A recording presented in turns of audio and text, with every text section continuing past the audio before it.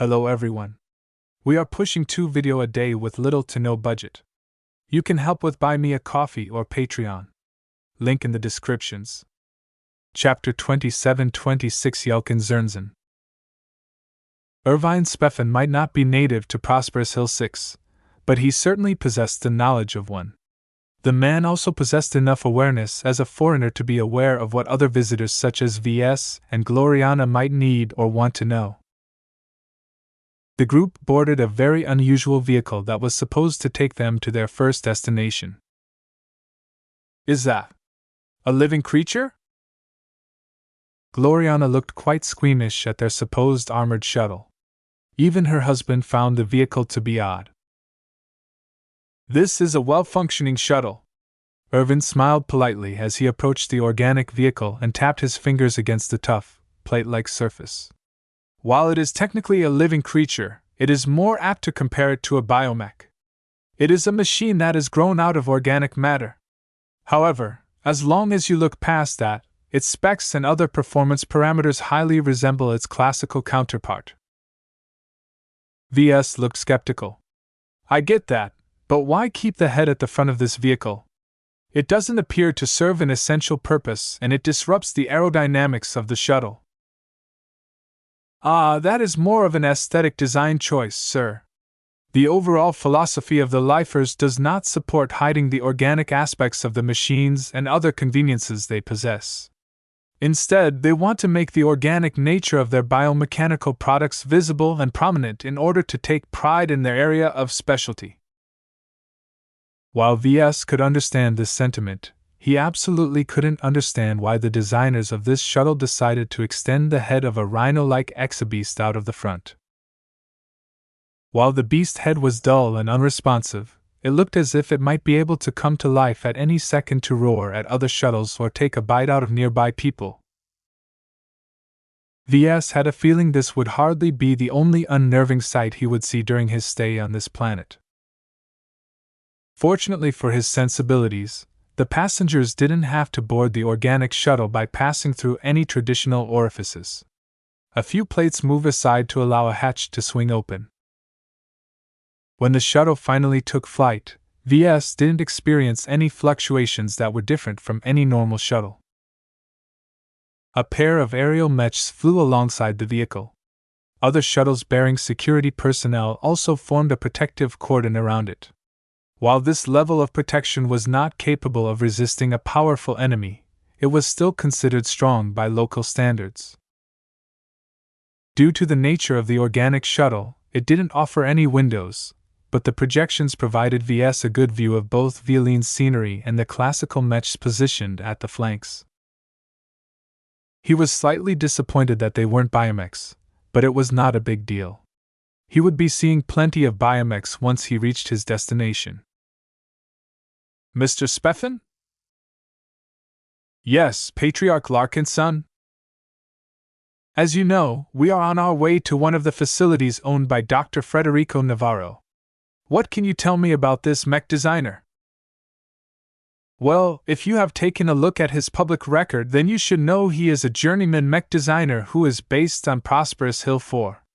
The complex we are heading to is primarily a service center and a warehouse for the mechs produced in the aforementioned planet. Dr. Navarro does brisk business in this star system as he and his mech company has settled into a niche of the biomech market. How prominent is he compared to his peers and competitors? He's not as famed as you in the markets you are participating in, Irvine immediately replied.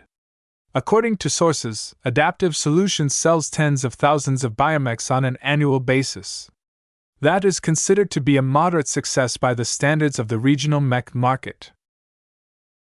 VS nodded in agreement. Not everyone was as abnormal as him. If his design philosophy was less flashy, then he would have felt grateful for being able to sell more than 10,000 mechs a year. Any ordinary journeyman would be proud of achieving this level of sales in a second-rate state. Competition was much stiffer here as they had to carve out a place in a market where mechs designed by masters already captured most of the share. Neither VS nor Gloriana looked down on Dr. Navarro because of the disparity of sales. While it was true that the couple had begun to design second-class mechs, their commercial business was based entirely on third-class mech models, which competed in a much less sophisticated market. Is he a rising star in these parts? Ves probed. This kind of information was hard to obtain from the galactic net. Rather than trying to judge whether the rumors, gossip, and biased reporting from various different sources were accurate, he felt it was better to get his answers from someone who didn't have any special relations with this particular biomech designer. It is hard for me to say as I am not a mech insider, but in my view the mech community thinks his growth is stalling. He advanced to journeyman fairly young, but ever since then, his products have only improved incrementally. While his newer mechs definitely perform better than his older products, he hasn't come up with anything new or drastic enough in the last decade. Ves had taken a look at Dr. Navarro's mech catalog. While he didn't understand the finer points of biomechs, the specs constantly trended upwards at a satisfactory rate. His mechs are getting better at a steady pace. I don't think he's stagnating, Gloriana voiced. That is true, but the biomech market highly favors change, ma'am. Each succession of a previous mech model must introduce a new eye-catching feature in order to distinguish themselves from the older generation. Customers pay far more attention to these additions than all of the dry numbers on a spec sheet, though they also need to be in order. This sounded familiar to Ves. So the buyers of biomechs highly value gimmicks, is that right? If Dr. Navarro is a savvy entrepreneur, then he should have added something novel to his mech designs no matter if it fits or not. Why hasn't he done that? Irvine looked clueless. I cannot say, sir. It may be that his adaptive mechs cannot randomly incorporate additional elements in their design. This is what Dr. Navarro has stated himself. It may also be redundant as the transformation aspect is already the most powerful feature of his mechs. That may be the case. The identity of the mech in question may already make additional features redundant. That was how Ves felt about some of his mechs. His main specialty was already valuable in itself, and he did not want to introduce anything that cluttered up a clean design. The shuttle didn't take long to reach its destination. The conversation stopped as the rhino-headed vehicle landed on the grounds of a large service complex. When the passengers moved out, Ves and Gloriana looked up at what appeared to be a massive metallic tree. Whoa! Ves let out. That's the biggest tree I've ever seen. It's not exactly a tree, but it comes close. Gloriana corrected him as she stared up at the magnificent structure as well. Meow? Lucky looked puzzlingly at the thick and smooth walls of the circular tree. The trunk was stupendously thick and broad, but it also reached several hundred meters into the air. The entire ground was shaded in mottled shadow as huge leaves eagerly absorbed the rays shining from above. While the entire complex looked organic, Lucky's nose was attracted by the materials that made up of it. There were plenty of exotics and other metals infused in the massive tree structure. Was it edible to him or not? The gem cat couldn't make up his mind. As they started to approach the tree complex, a distant figure emerged from the middle of the trunk. The tree then did something amazing. A part of its bark morphed into a long branch that slowly extended downwards until it touched the ground at an angle. The figure then proceeded to jump onto the smooth and concave surface and started to slide down along its length at an increasingly rapid pace. Who? The voice of a younger man hollered as he almost neared the ground. Just before he was about to crash, his body abruptly slowed until he retained just enough forward momentum to push his body to a standing position at the end. Ha! That never gets old!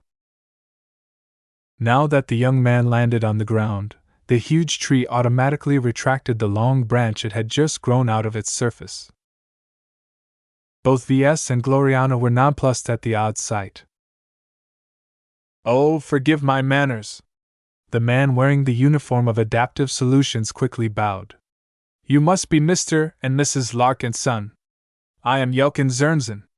Dr. Navarro welcomes you to his service complex. He is ready to receive you inside our main building. Okay. Please lead the way. The entire group began to follow the young man forward. What position do you hold in Dr. Navarro's organization? I'm his prospective apprentice, Yelkin answered. Before you ask, that means that I am not his disciple, but I will be if my study results are good enough. How old are you? 16. What? Both Ves and Gloriana were rather surprised at that. Usually, mech designers looking to take on disciples never went after people who were so young. They were too young and IMM.A.T.U.R.E to determine whether they met all of the requirements of a good apprentice. The main exceptions to this rule were whether the young apprentice was either a prodigy or had some kind of family relation. Ves ruled out the former because Dr. Navarro wasn't prestigious enough to attract valued talents. Are you related to him by any chance? Yelkin smiled back. Nope. People ask me that all the time, but it's not like that. My teacher thinks that I am compatible with his approach to mech design. I still have to prove myself for many years, though. I have to take a lot of advanced classes in order to get ready to attend the Violin University of Applied Biotechnology next semester. That's rather fast, Ves remarked. Why the hurry? Studying biomech design is tough. Very tough. We need to study how to design both classical mechs and pass all kinds of biology and biotech-related courses on top of that. After that, we are supposed to learn how to merge that together in order to design and grow our own biomechs. It can easily take a decade to learn all of this knowledge, and that's with the help of a nifty implant, so you can never start too early. That indeed sounded tough. Even Gloriana looked like she would likely struggle through all of the subjects she needed to learn. The considerably higher barrier to entry was one of several reasons why biomechs never fully caught on in human space. Are there many cases like yours in the LRA? Oh, sure. Yelkin nodded. I'm far from the youngest that got picked in advance by a respected biomech designer. There are some cases where our honored seniors and masters keep their eye on 10-year-olds.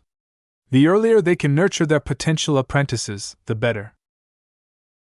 This sounded absurd to Ves. He bet that the only reason why the mech designers did not look at kids younger than 10 was because their genetic aptitude wasn't clear yet. This was practically as young as the mech designers could reasonably go to select their prospective apprentices. Ves still couldn't wrap his mind around this custom.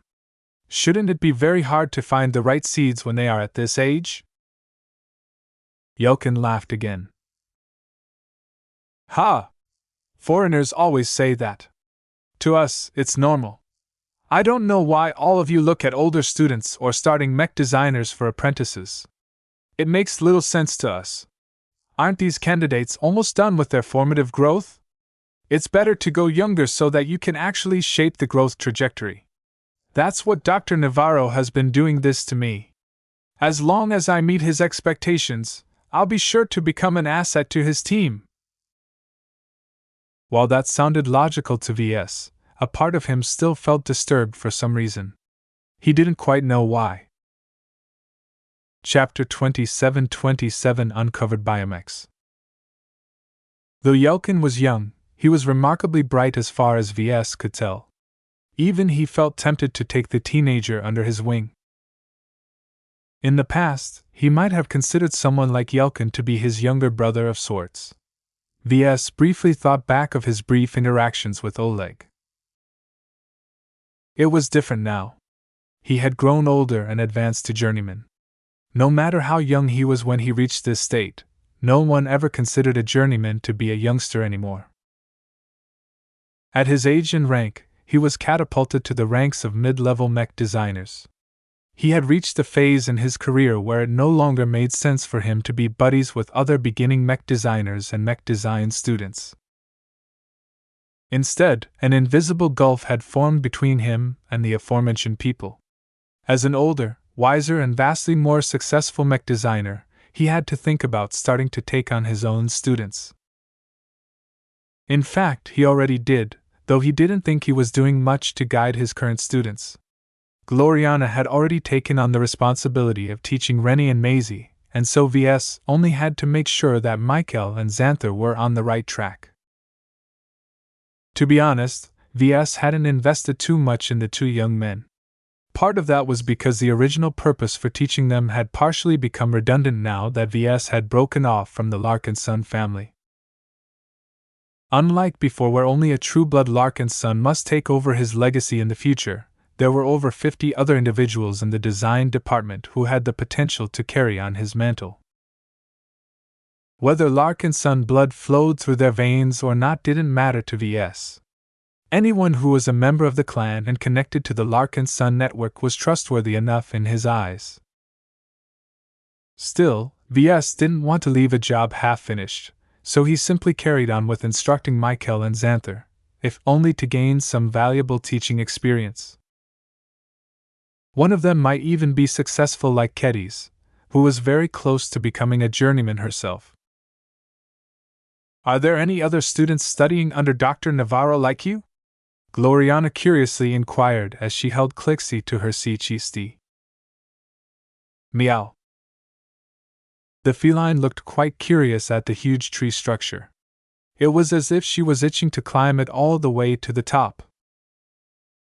"I'm the only one so far.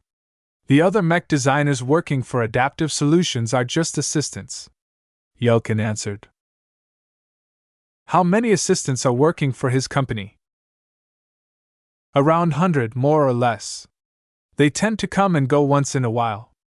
Some gain newer and better opportunities, while others are in the need of employment after they graduated with a degree in biomech design." Gloriana sent a sharp glance at Ves. Her message was very clear. If a journeyman mech designer who only sold tens of thousands of mechs a year was able to employ 100 assistants, why shouldn't they be able to do better? Ves minutely shook his head. It wasn't the same. Yelkin's story made it clear that the novices and apprentices who chose to work for Adaptive Solutions hardly developed any loyalty or commitment to their employer. They just wanted to earn their paychecks while gaining some valuable experience and learning resources along the way. Those kinds of mech designers weren't suitable to Ves. They weren't interested in signing on to the Larkinson clan on a permanent basis either. While there was nowhere to go right now for any assistant that quit working in the design department, it was best to hire loyal and obedient assistants right from the start. Ves needed people with the right mindset in order to make sure that the design teams operated smoothly without needing to play nanny. This was definitely going to be at least 5 times as hard if he began to recruit second-class mech designers. Even the most average second-class mech designers were quite full of themselves. Their overall quality was still leagues ahead of any third-class mech designer due to the stricter entry requirements and greater study load. He wasn't even sure if he'd be able to recruit enough assistant mech designers that were willing to play by his rules during his stay in Prosperous Hill. As Ves wondered about his recruitment issues, the group finally passed through a huge entrance. The interior of the tree-like structure looked similar to how it was outside. However, the atmosphere was different, both literally and figuratively. As a facility that was largely devoted to repair, maintain, or upgrade the products sold by Adaptive Solutions, it was not set up like a repair facility for classical mechs or machines. He did not encounter a boisterous hall where bots, production equipment, and crews of mech technicians handled a lot of metal parts. Instead, he came across strange pools filled with murky liquid. Biomechs with visible battle damage were partially submerged in each pool. Nobody attended to these organic machines. The only humans in the hall were a sparse amount of personnel who wore lab coats and checked the consoles installed next to every pool. Yelkin seemed to know what Ves and the rest were wondering about. He smiled at their puzzlement. "It doesn't look exciting, but this is how biomechs are repaired. I thought biomechs are able to regenerate to some extent.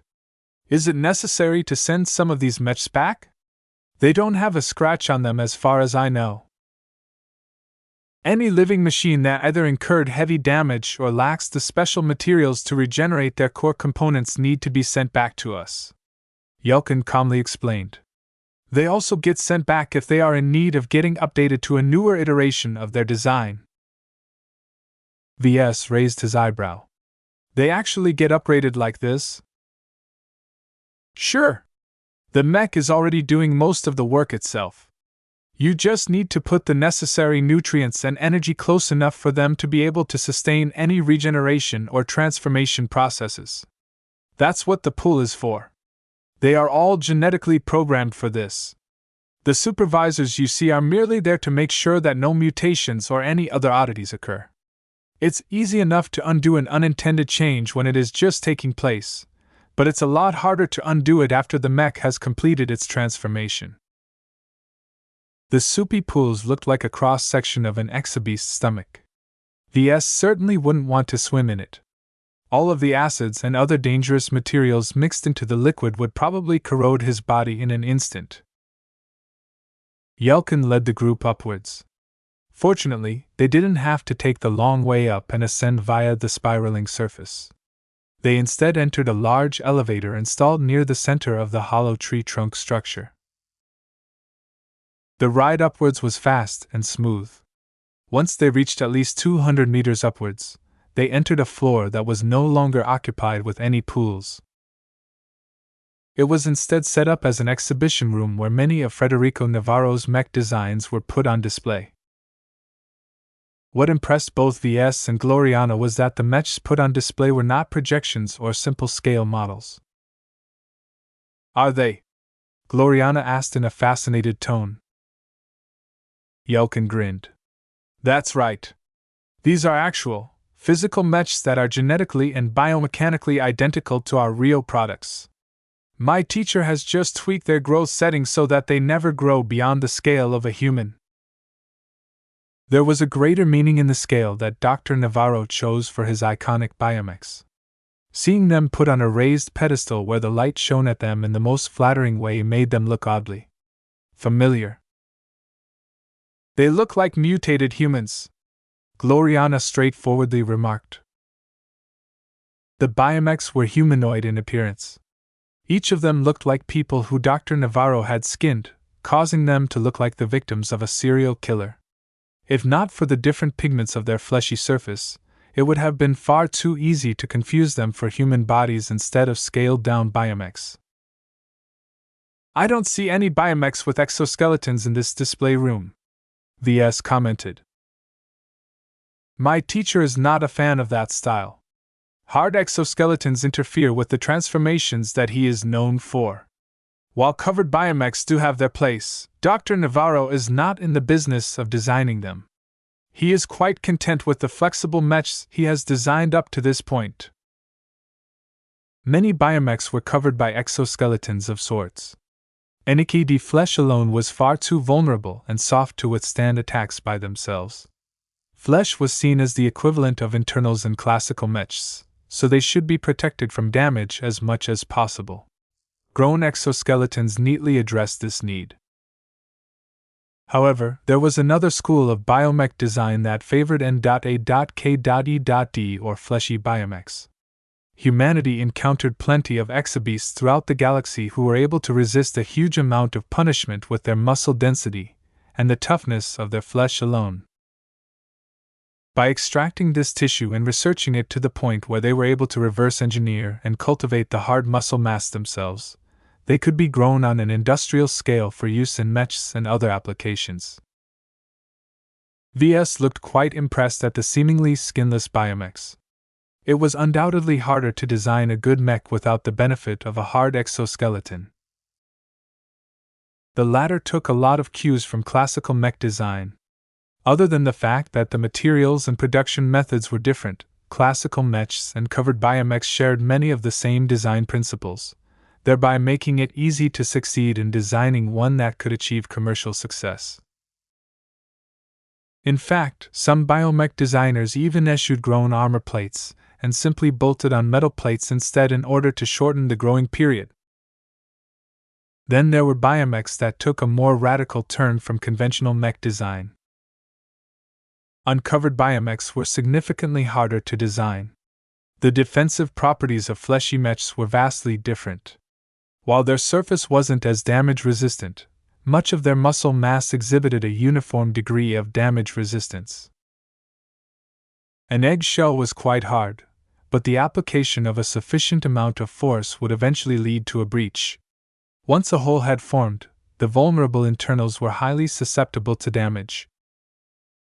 In contrast, a thick block of cheese offered pretty much the same level of resistance whether it was applied to the surface or deeper inside the biomachine. The reality was more complicated than that, but this was a convenient way to understand the resistance profile of a fleshy biomech. As long as the quality of the muscle mass of a biomech was high enough, its damage resistance could easily surpass that of a covered biomech or classical mech. After walking past a dozen interesting uncovered biomechs, Ves asked another question. Is it possible to pilot these mini-mechs? Of course, sir. We don't stick tiny mech pilots in them, but it is easy to insert a small transceiver in place of its usual cockpit. A mech pilot immersed inside a simulator pod can remotely connect to these display pieces and control them in the manner of an actual mech. That sounded interesting, but not entirely practical.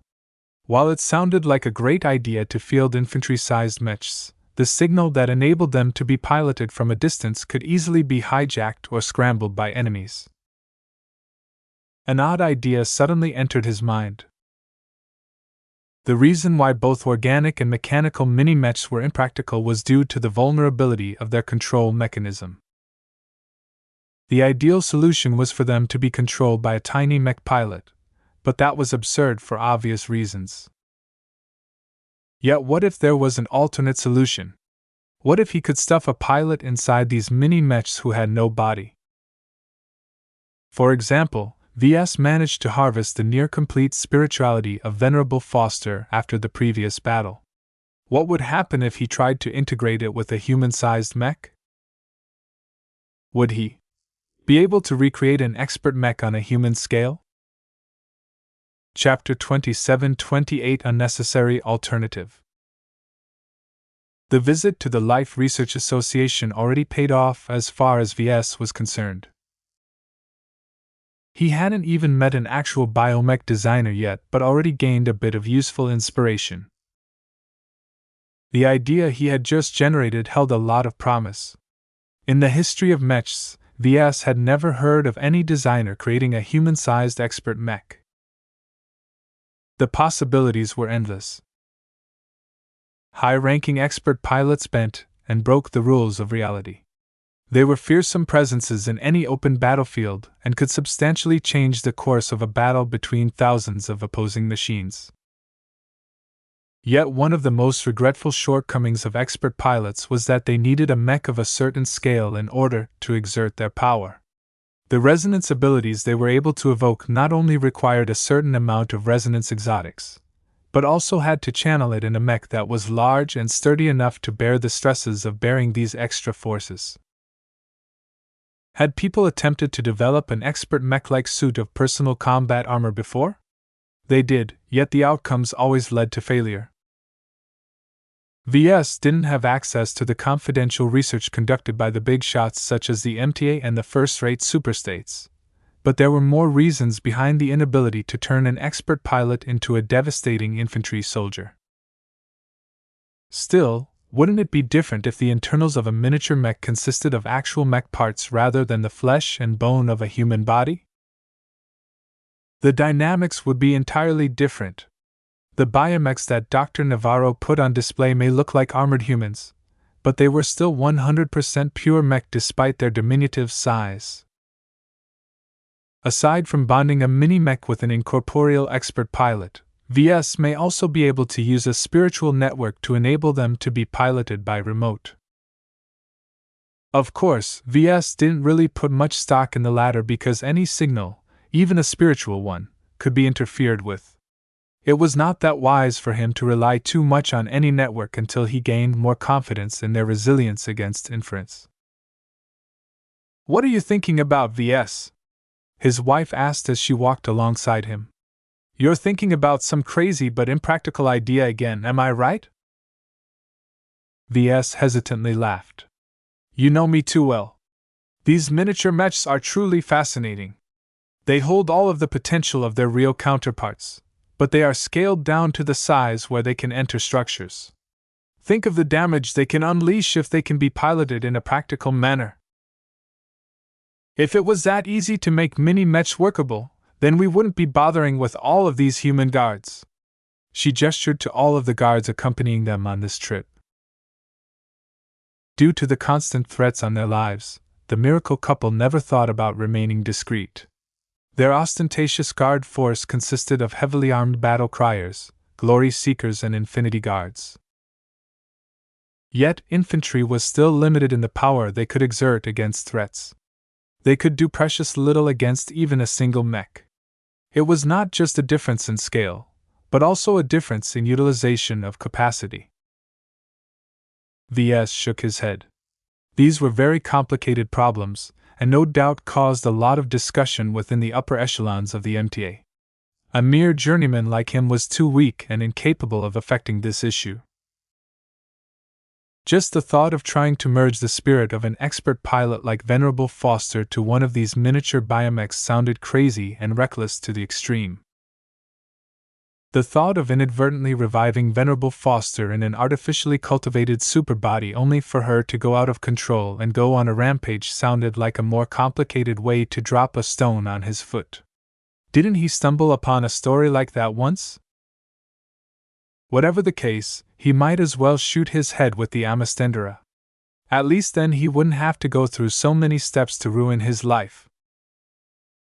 After passing through the long exhibition hall, they finally emerged on a large and expansive balcony. It was situated close to the top of the massive tree complex, so it provided an impressive and expansive view of the outskirts of Villain. VS spotted more tree-like structures and organic vehicles in the distance. The view of prosperous Hill 6 was truly something else. The integration of biotechnology in human society presented a much more profound shift in how a society functioned. What he had just glimpsed on this first day was only the tip of the iceberg.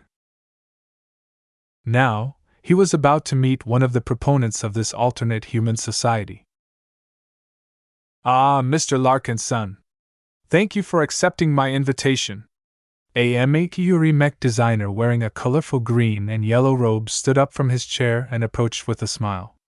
"I have heard that you have encountered quite some difficulties during your journey.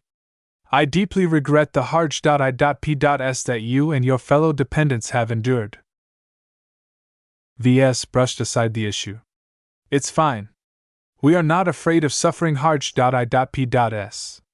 What doesn't kill us makes us stronger." Dr. Federico Navarro exuded a mature demeanor. He was already a journeyman for some time and possessed the confidence of one who was assured in his station of life. When VS cautiously probed the biomech designer with his spiritual senses, he encountered a mind that was solid and stable.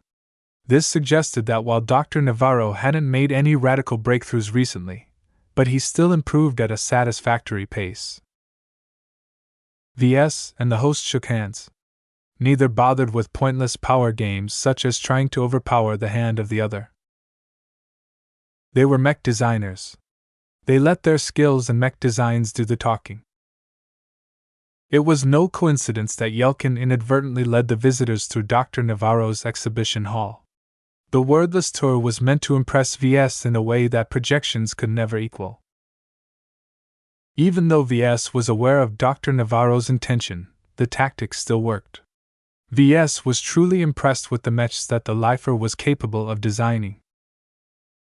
The only snag was that Ves didn't possess a foundation in biotechnology. He was unable to comprehend all of the intricacies and nuances of the products sold by Adaptive Solutions. After they went through the initial greetings, they all sat down. Both Ves and Gloriana sat together, while Yelkin personally served tea to the guests. Ves didn't really think it was necessary for the young student to do something like that. It was a pointless gesture, and one that did not make much logical sense. It was much more convenient for Dr. Navarro to call in a bot or whatever organic equivalent he possessed. If that was too inconvenient, then Ves could just grab the teapot himself and do the job himself, but that may be an artifact of his lower-class background. He was still unaccustomed to all of the rules that people in his station took for granted. Dr. Navarro's eyes gazed appreciatively at Clixie. "That's a lovely Rebarthan sentinel cat you have got there. Where did you obtain her, if I may ask?" "She's a gift from the MTA."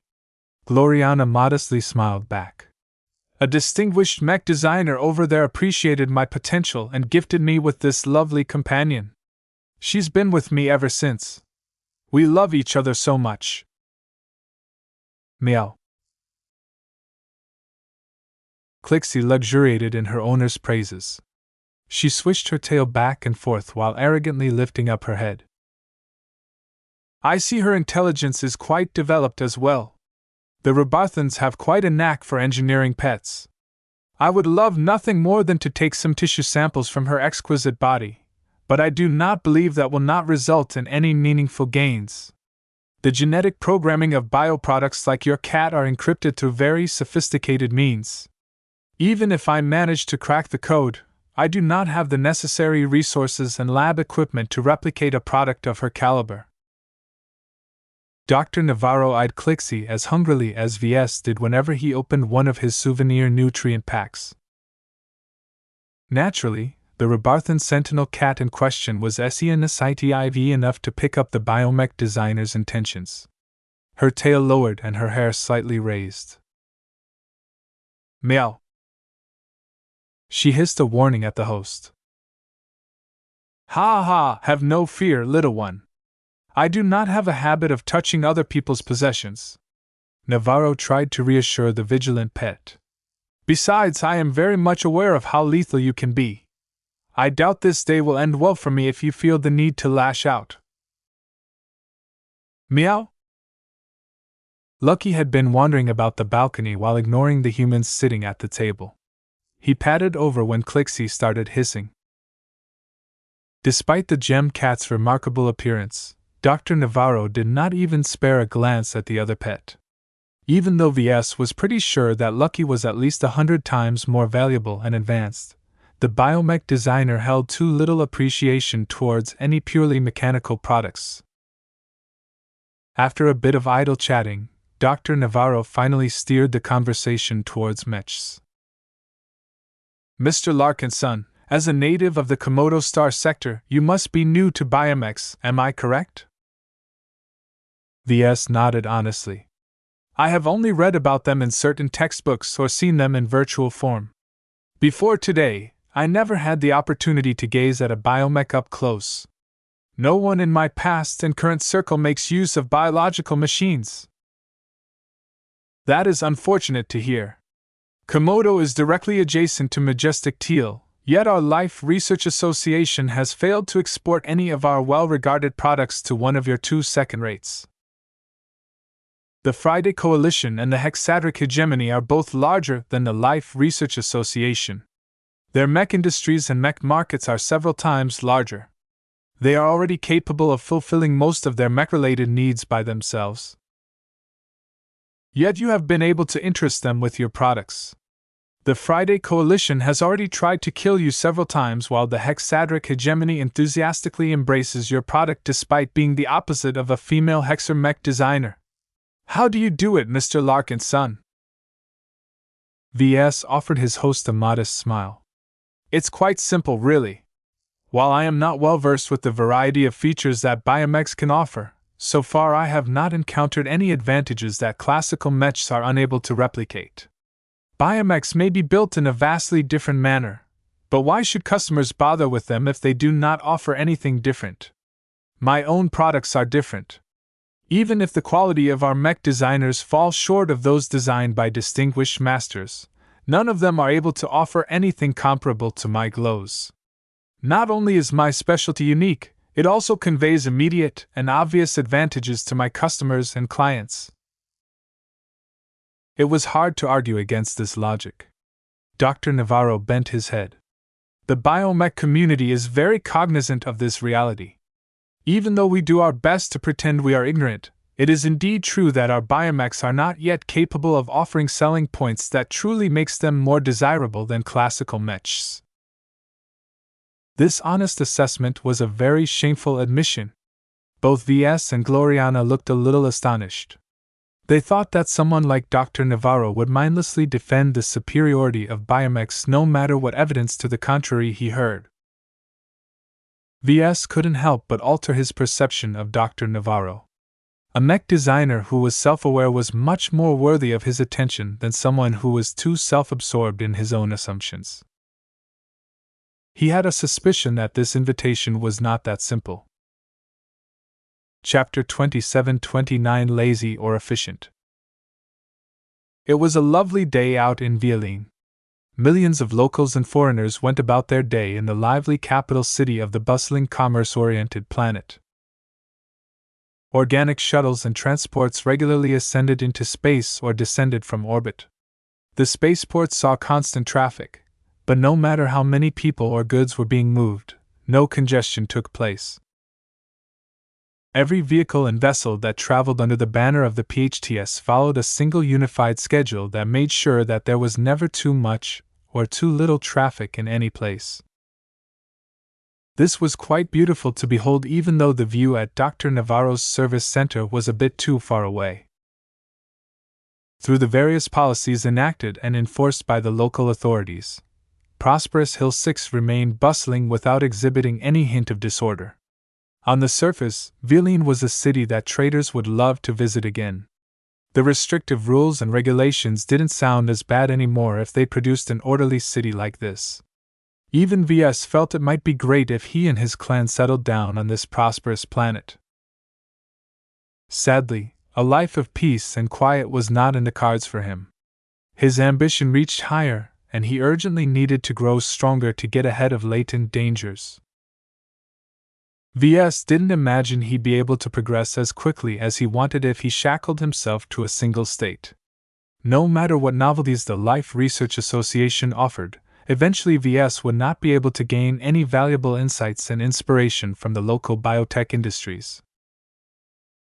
He was determined that constantly moving was the right way to go. There were countless states and regions in the cosmos that were dozens of times more interesting and unusual than the LRA. It would be rather pathetic of him to end his grand expedition just when he had stepped outside of his native star sector. This was hardly an endeavor worth celebrating. As Ves continued to admire the calming view, he went back to considering the issue that Dr. Navarro had introduced. One of the fundamental reasons why biomechs were unable to threaten the dominance of classical mechs was because they did not provide any substantial advantages. Sure, they did offer plenty of unique features, but that only made biomechs side grades at best. There was no specific property of biomechs that stood head and shoulders above any feature that normal mechs were able to offer. The only consolation to biomech enthusiasts like Dr. Navarro was that biomechs were still competitive enough to hold their own in the brutal mech market. If biomechs became the established standard in human space, then the infrastructure that is ubiquitous in our state would have been more common throughout the galaxy. The host calmly spoke, breaking the momentary silence. Ves followed up on that observation. If that happened, then the infrastructure for classical mechs wouldn't be as vast and common. The direct consequence is that it becomes more expensive and troublesome to produce, sell, field, maintain, repair, and dispose of purely mechanical mechs. On the flip side, biomechs are cheaper and easier to work with. No matter if you are a designer, producer, or user, if the entire galactic community is set up to make the most out of biomechs, then hardly anyone would want to make their lives more difficult by choosing the less popular alternative. That is indeed what many of us in the LRA think. Human civilization progressed and ascended to the stars by leveraging their growing mastery of the mechanical. This is a trend that has continued for many millennia. It is too hard for contrarians such as us to convince the rest of our fellow humans that biotechnological alternatives have their uses as well. Dr. Navarro sighed after he took a sip of his tea. His drink did not cool at all due to the organic warming mechanism embedded in the cup. It kept the tea at exactly the temperature that he enjoyed the most. It is exactly because mainstream humanity has depended upon and enjoyed so much success with their mechanical inventions that they are committed to classical mechs, Ves stated. If it ain't broke, don't fix it. While this expression sounds crude, it reflects the reality that continuing in our current direction is the path of least resistance.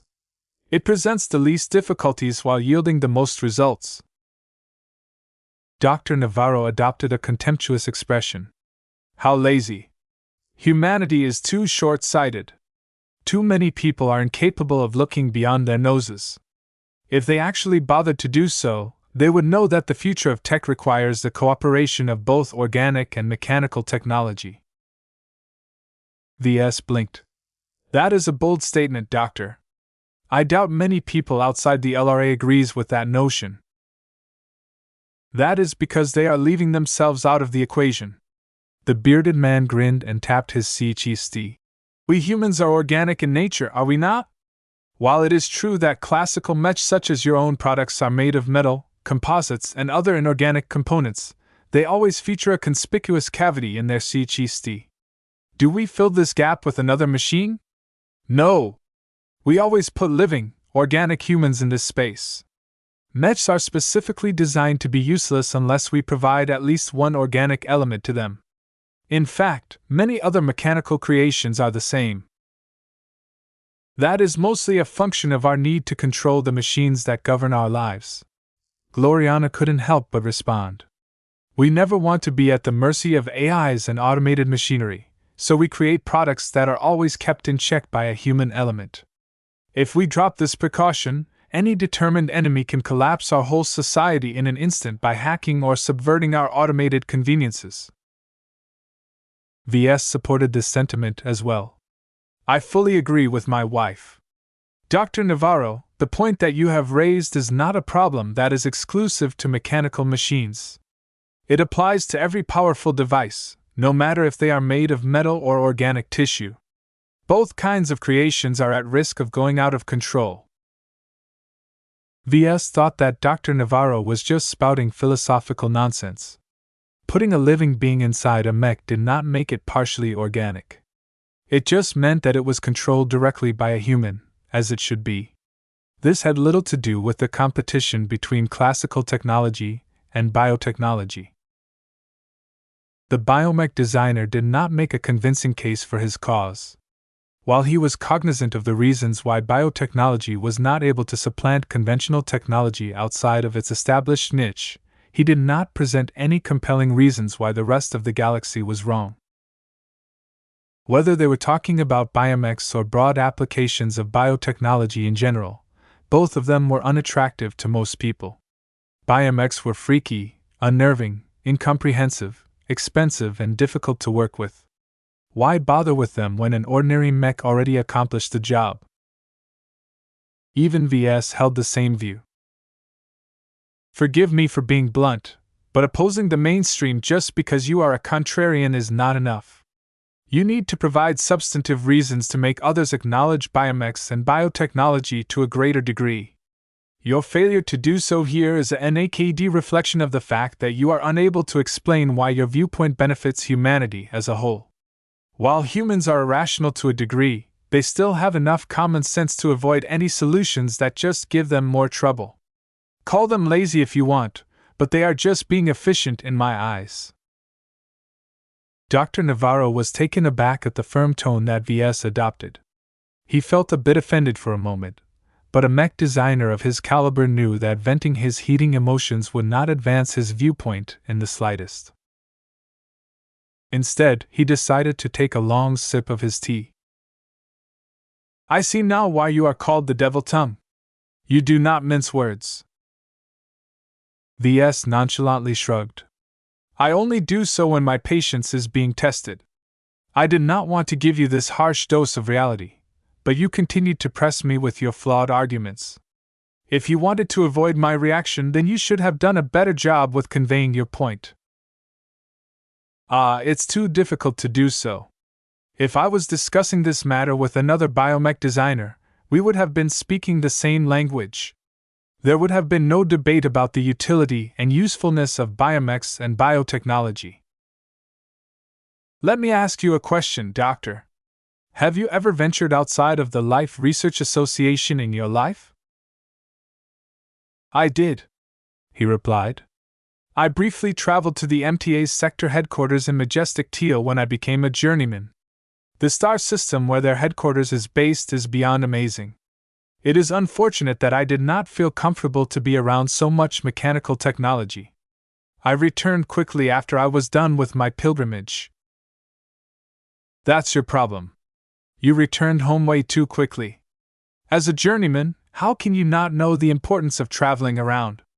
When I ended my visit to the sector headquarters in my home star sector, I took the opportunity to travel for an additional year before I returned home. I learned so much during my experiences.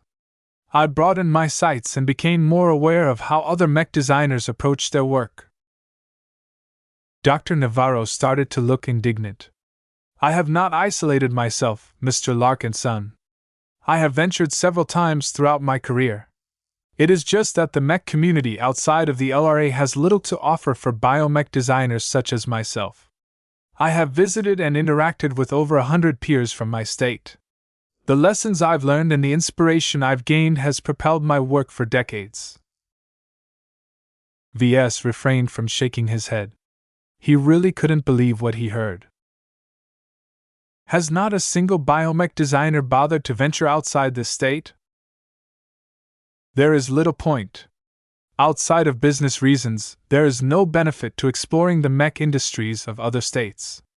Biomechs and classical mechs have too little in common.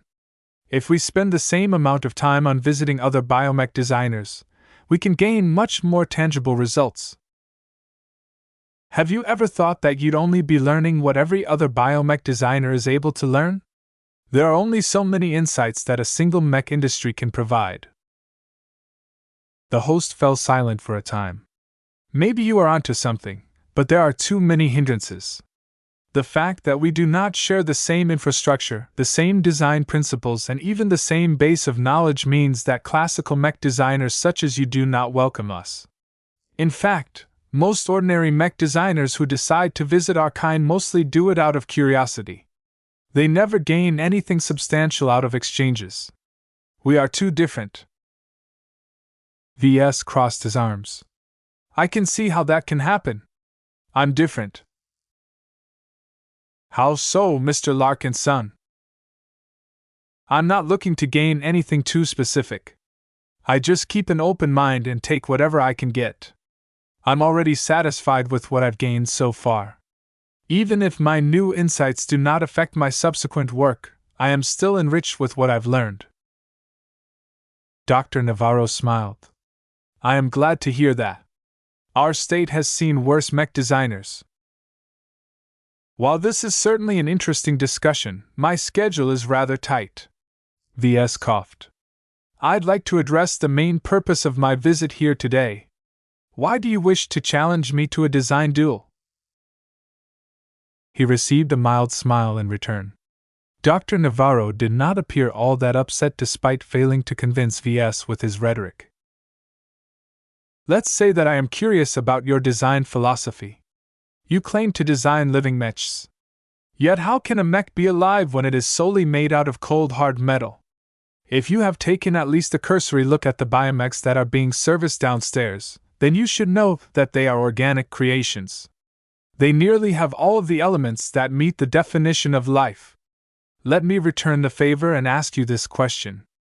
Are biomechs not more alive than your so-called living mechs? Chapter 2730 Definition of Life. I think we are adopting different definitions of life. Ves began. The question posed by Federico Navarro was a profound one that could not be answered with a single sentence. Fortunately, Ves had already received advance warning that Dr. Navarro wanted to challenge him on this point. As a mech designer whose domain was half dedicated to an aspect of life, how could he be caught flat-footed by a mere philosophical challenge? He openly claimed to design and sell living mechs. He did not consider any of it to be a lie. Even if other people did not agree with his assertion, it didn't matter too much to him. They would learn in time that his products possessed advantages that fit within the boundaries of life. His design philosophy never lied. If it was based around life, then Ves should be absolutely correct when he said that his mechs were all alive. The only issue was that he did not live in an absolute reality where a single truth was taken as objectively right. Different people clutched onto different truths due to their different perspectives. The issue became even more muddled when human ego and emotions entered the equation. Even Ves was not immune to this effect.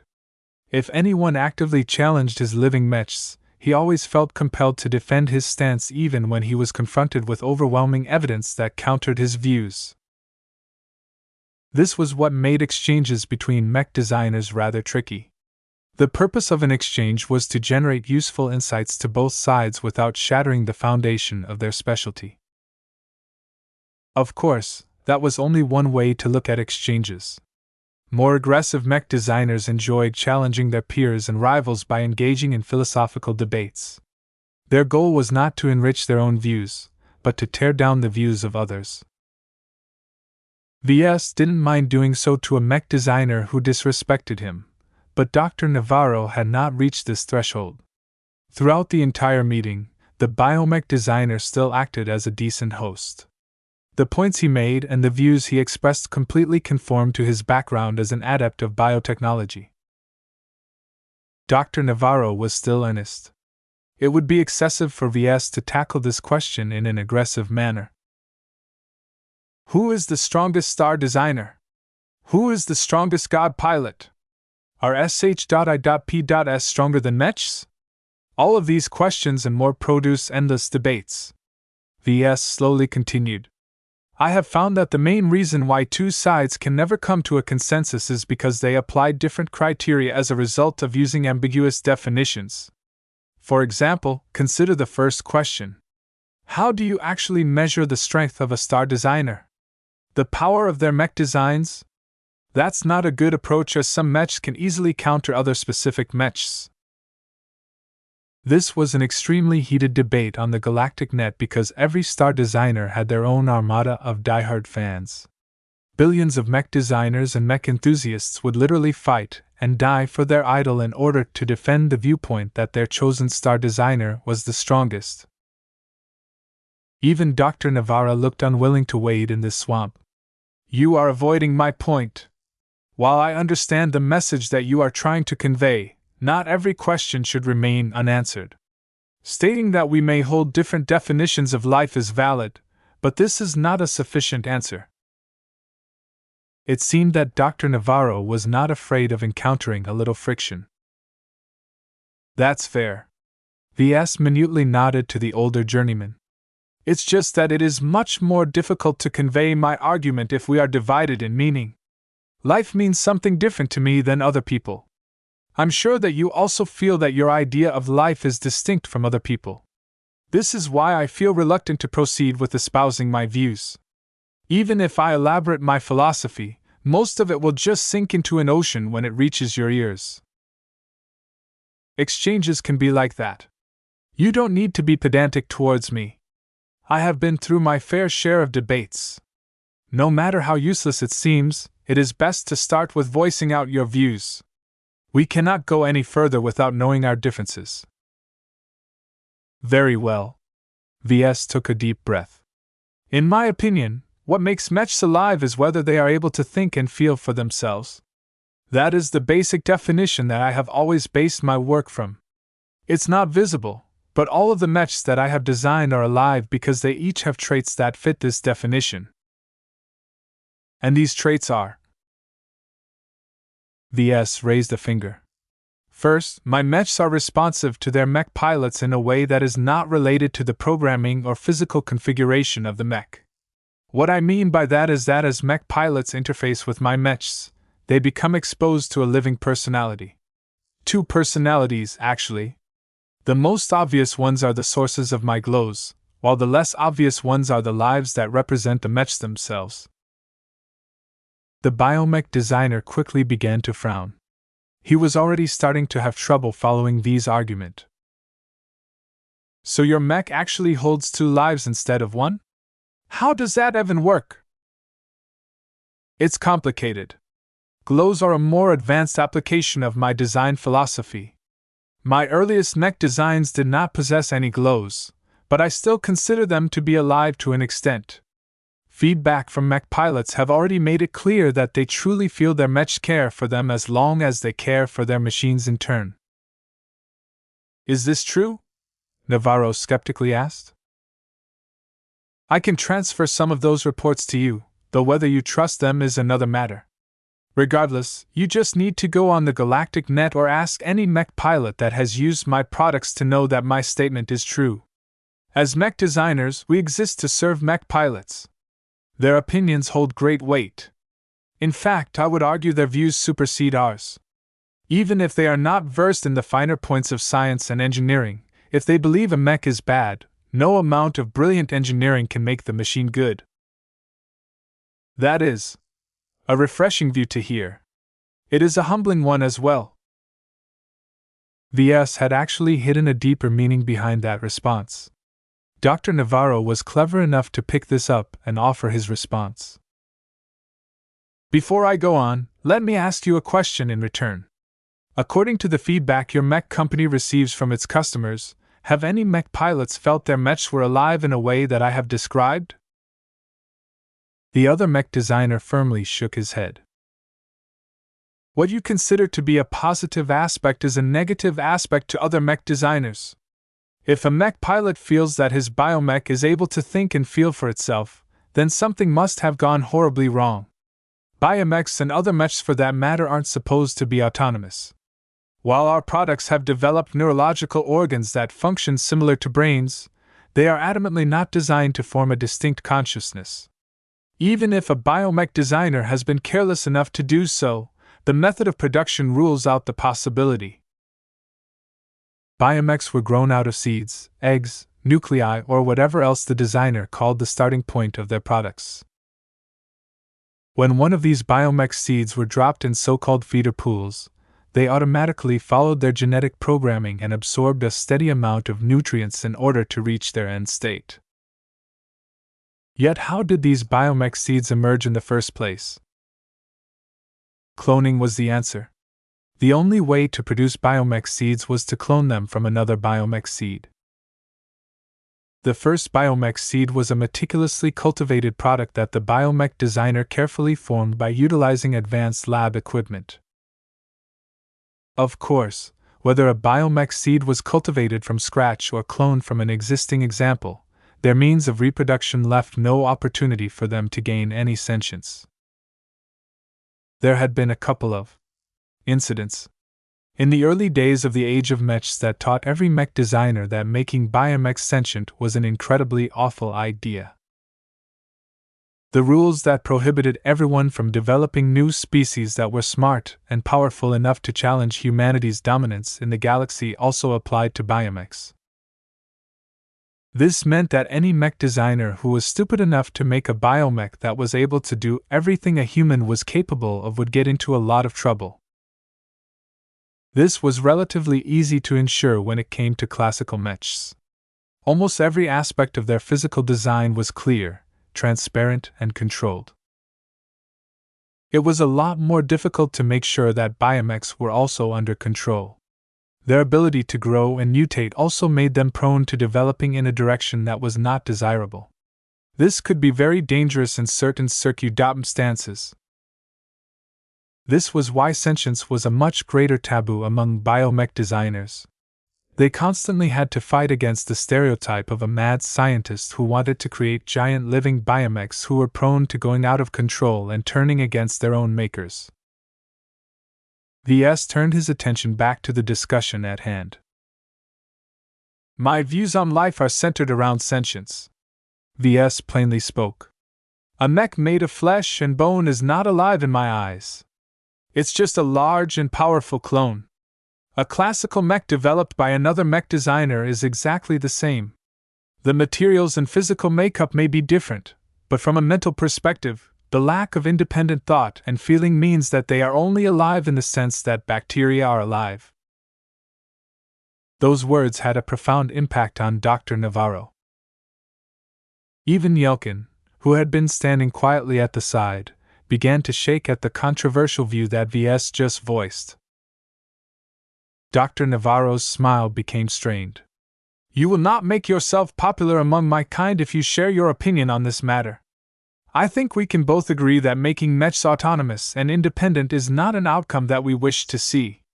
That said, if your design philosophy makes it possible to allow biomechs to develop a sentient mind, then I am afraid that you will instantly incur the ire of practically our entire biomech industry. I'm aware of that.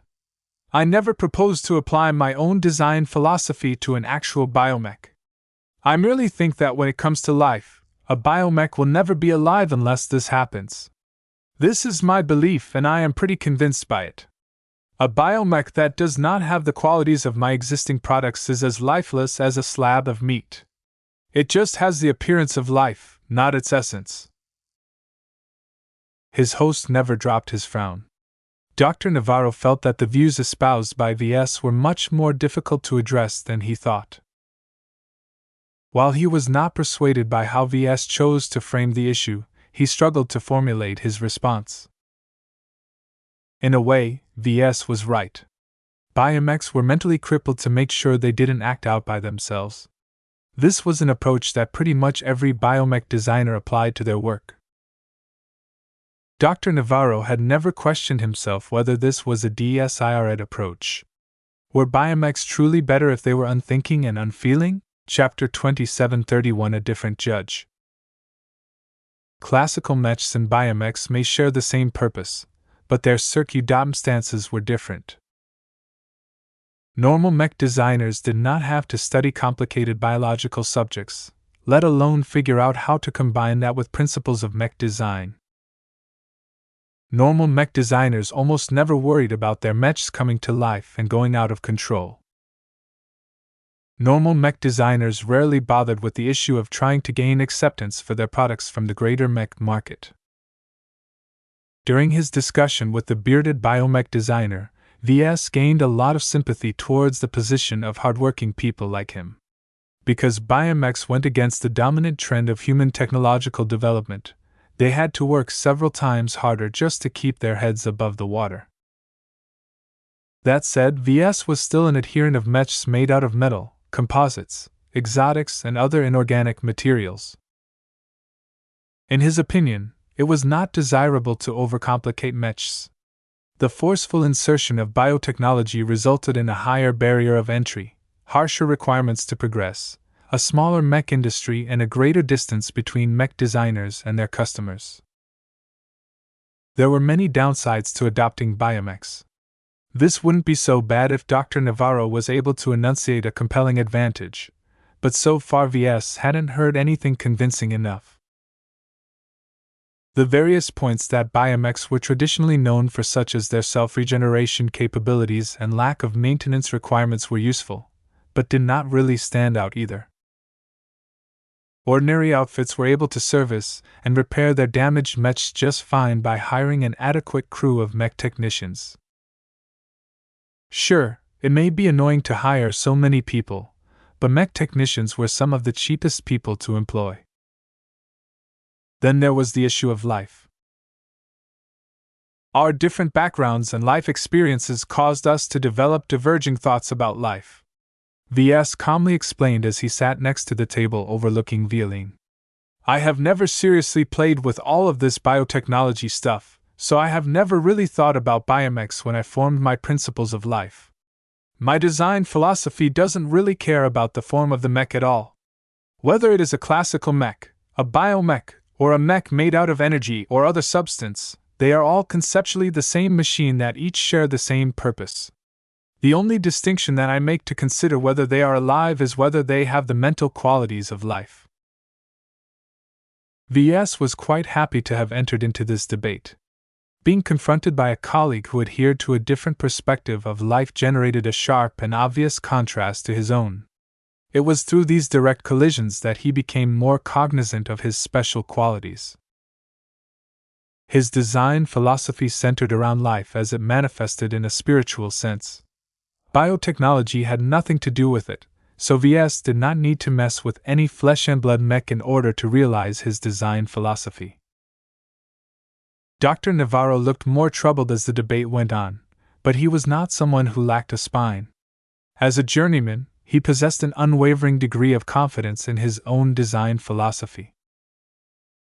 I can accept your proposition that we are separated by our different views of what constitutes life, but I do not ascribe to your ranking, the older journeyman retorted. A biomech may carry some inherent variations, but they are all under control. A mech that changes and mutates out of its own will is not desirable. Neither the MTA nor the public wishes to see mechs that they constantly need to be on guard against. If your living mechs are truly alive in a mental sense, then they should be capable of forming their own opinions on their users and owners. It may be nice if the mechs are content with their situations, but what if they aren't? What if your mechs turn against your customers? Can you handle the consequences of such a devastating event?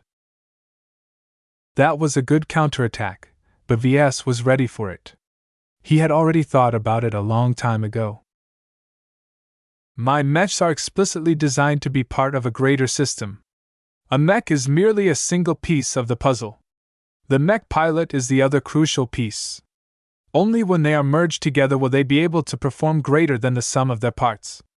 That is what my work is really all about.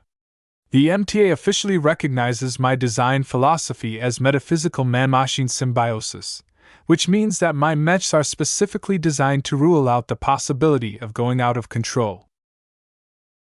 That was not necessarily true, but Ves didn't need to point that out. As far as his public works were concerned, they were all incapable of acting independently or able to inflict real harm on their mech pilots.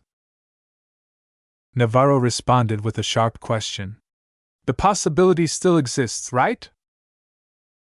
Ves smiled back in response. I could say the same for your works, otherwise you biomech designers wouldn't implement so many precautions. After exchanging a few more minor points, the debate slowly drew to an end. They both held their final statements where they reiterated their true thoughts. Dr. Navarro took a deep breath as he gazed up at the top of his giant tree complex. Your views on life are truly compelling, but they are incompatible with the biomech industry. He spoke. The mechs that you design are a latent threat to the mech market, in my opinion. You may think that your self-thinking and self-feeling machines will serve humanity as you intended to, but the leeway that you have given to them will ultimately come to bite you back. The more mechs you produce, the greater the odds that a catastrophic development might occur where a mech may turn into a man-hating monster. This risk does not exist in biomechs because none of them ever allow for the possibility of developing independent thought. Only the mech pilot is required to provide this aspect. Nothing else. The living mechs in the doctor's views were biological products that were just as dull as ordinary mechs. Dr. Navarro sounded as if this was good instead of bad. The biomech industry's taboo on sentient or uncontrolled war machines was so strong that he could not bring himself to accept the views of his guests. The consequences were too undesirable. While Ves was aware of this restriction, it did not change his own views in the slightest. He long divested his approach to mechs from the taboos espoused by the MTA. He only paid attention to the stances of the reigning authorities when the chances of getting caught were too great. Of course, Ves didn't consider himself to be an extremist in the mech industry. His mech designs mostly fit in the boundaries that the MTA considered safe. His goal wasn't to tear down the existing mech paradigms, Instead, he wanted to supplement them so that the mechs in the galaxy became even better once they gained the qualifications to be treated as partners rather than tools. He sighed. I don't think you are all wrong or misguided. Not really. Ves said his own piece. I just think it is rather boastful to claim that you are the true designers of living mechs when your products are simply unthinking machines in another form. The way I see it, your biomechs only possess one aspect of life, but it isn't one I value. My mechs, despite being made of metal and other processed materials, each possess their own thoughts and emotions. I'm not the only one who prefers mechs that are alive in this fashion. I have tens of millions of satisfied customers throughout the star CLU.S.Ter who swear by my products due to the benefits that my unique design philosophy can bring. Are you able to do the same? Biomechs failed to achieve acceptance in the mainstream mech markets. While there were certain regions such as the Life Research Association where the local conditions allowed them to become dominant, that was the exception rather than the rule. Even if the great advantages of classical mechs were taken into account, it was undeniable that the LMC continued to expand its business operations at an explosive rate. Ves was considerably younger than Federico Navarro, but the Living Mech Corporation was already 100 times greater than Adaptive Solutions. Perhaps the export volume of the LRA's entire biomech industry is greater than the sales volume of my own mechs, but I am only a single mech designer. Ves added. On an individual basis, I seriously doubt that any of you except for your masters are able to equal me in this regard. Even if I am wrong, the comparison is unfair to begin with. I am just a journeyman whose design philosophy hasn't reached its full potential, yet a rapidly growing group of customers swear by my products. The market has spoken, Navarro. My vision of living mechs has the potential to become the new standard, while your version of living mech simply doesn't bring enough value. Dr. Navarro looked as if Ves had punched him in the face. This was a brutal argument, and one that was grounded in reality. Biomechs already existed for centuries, but they hardly made any progress in breaking through the mainstream mech market. In contrast, LMC mechs only existed for a decade or so and only truly became more ubiquitous in the last couple of years. Yet the meteoric growth in sales and popularity far exceeded that of any single biomech designer from the LRA such as Dr. Navarro and other journeymen of his generation. This was a naked crush. Ves ultimately gained the upper hand of this debate not by proving that his definition of life was superior, but by appointing the mech market as the ultimate decider. As mech designers, people like Ves and Dr. Navarro was taught to serve their customers. No matter what bright ideas they had, if the market didn't accept them, then they held little practical value. This was something that was very hard to argue against. The mech market is flawed, Dr. Navarro retorted, though his spine had grown a lot slacker. Laymen don't understand the technical aspects of our mech designs. Biomechs are much more brilliant than they can ever understand. Trying to translate the different benefits of biomechs to the public has always been one of our shortcomings. I've also mentioned earlier that it doesn't help that the dominant infrastructure is not set up to facilitate the use of biomechs. These factors result in significantly lower sales in areas outside of our home market. I believe that if we truly compete fairly against each other, our biomechs will gain greater appreciation from our target audience. Ves smirked. Are you willing to put that to the test? The other journeyman frowned. What do you propose? In the end, talk is talk. If we truly want to prove who is right, we should proceed with a design duel. I just think we should adopt a different format in order to see whether your claim that your biomechs will earn more appreciation than my LMC mechs. Dr. Navarro looked uncomfortable with where this was going. He had lost the initiative despite being the host of this meeting. That was a serious failure on his part. Ves did not allow the other mech designer to block his suggestion. Let's do it like this. Instead of holding a traditional design duel, we should adapt our existing works. My design department is already in the final stages of completing some mech designs. Let's agree to convene in a month and pit our mechs against each other. What is the point of this, Mr. Larkinson? The tally of wins or losses aren't important. What we should look at instead is the opinions of the mech pilots selected to use our products in the dueling arena. We'll give them the opportunity to pilot both our products. After they are done with their duels, we should ask them which one they prefer the most. Does this sound fair to you, Doctor? This. Ves grinned wider. I'll even give you a handicap.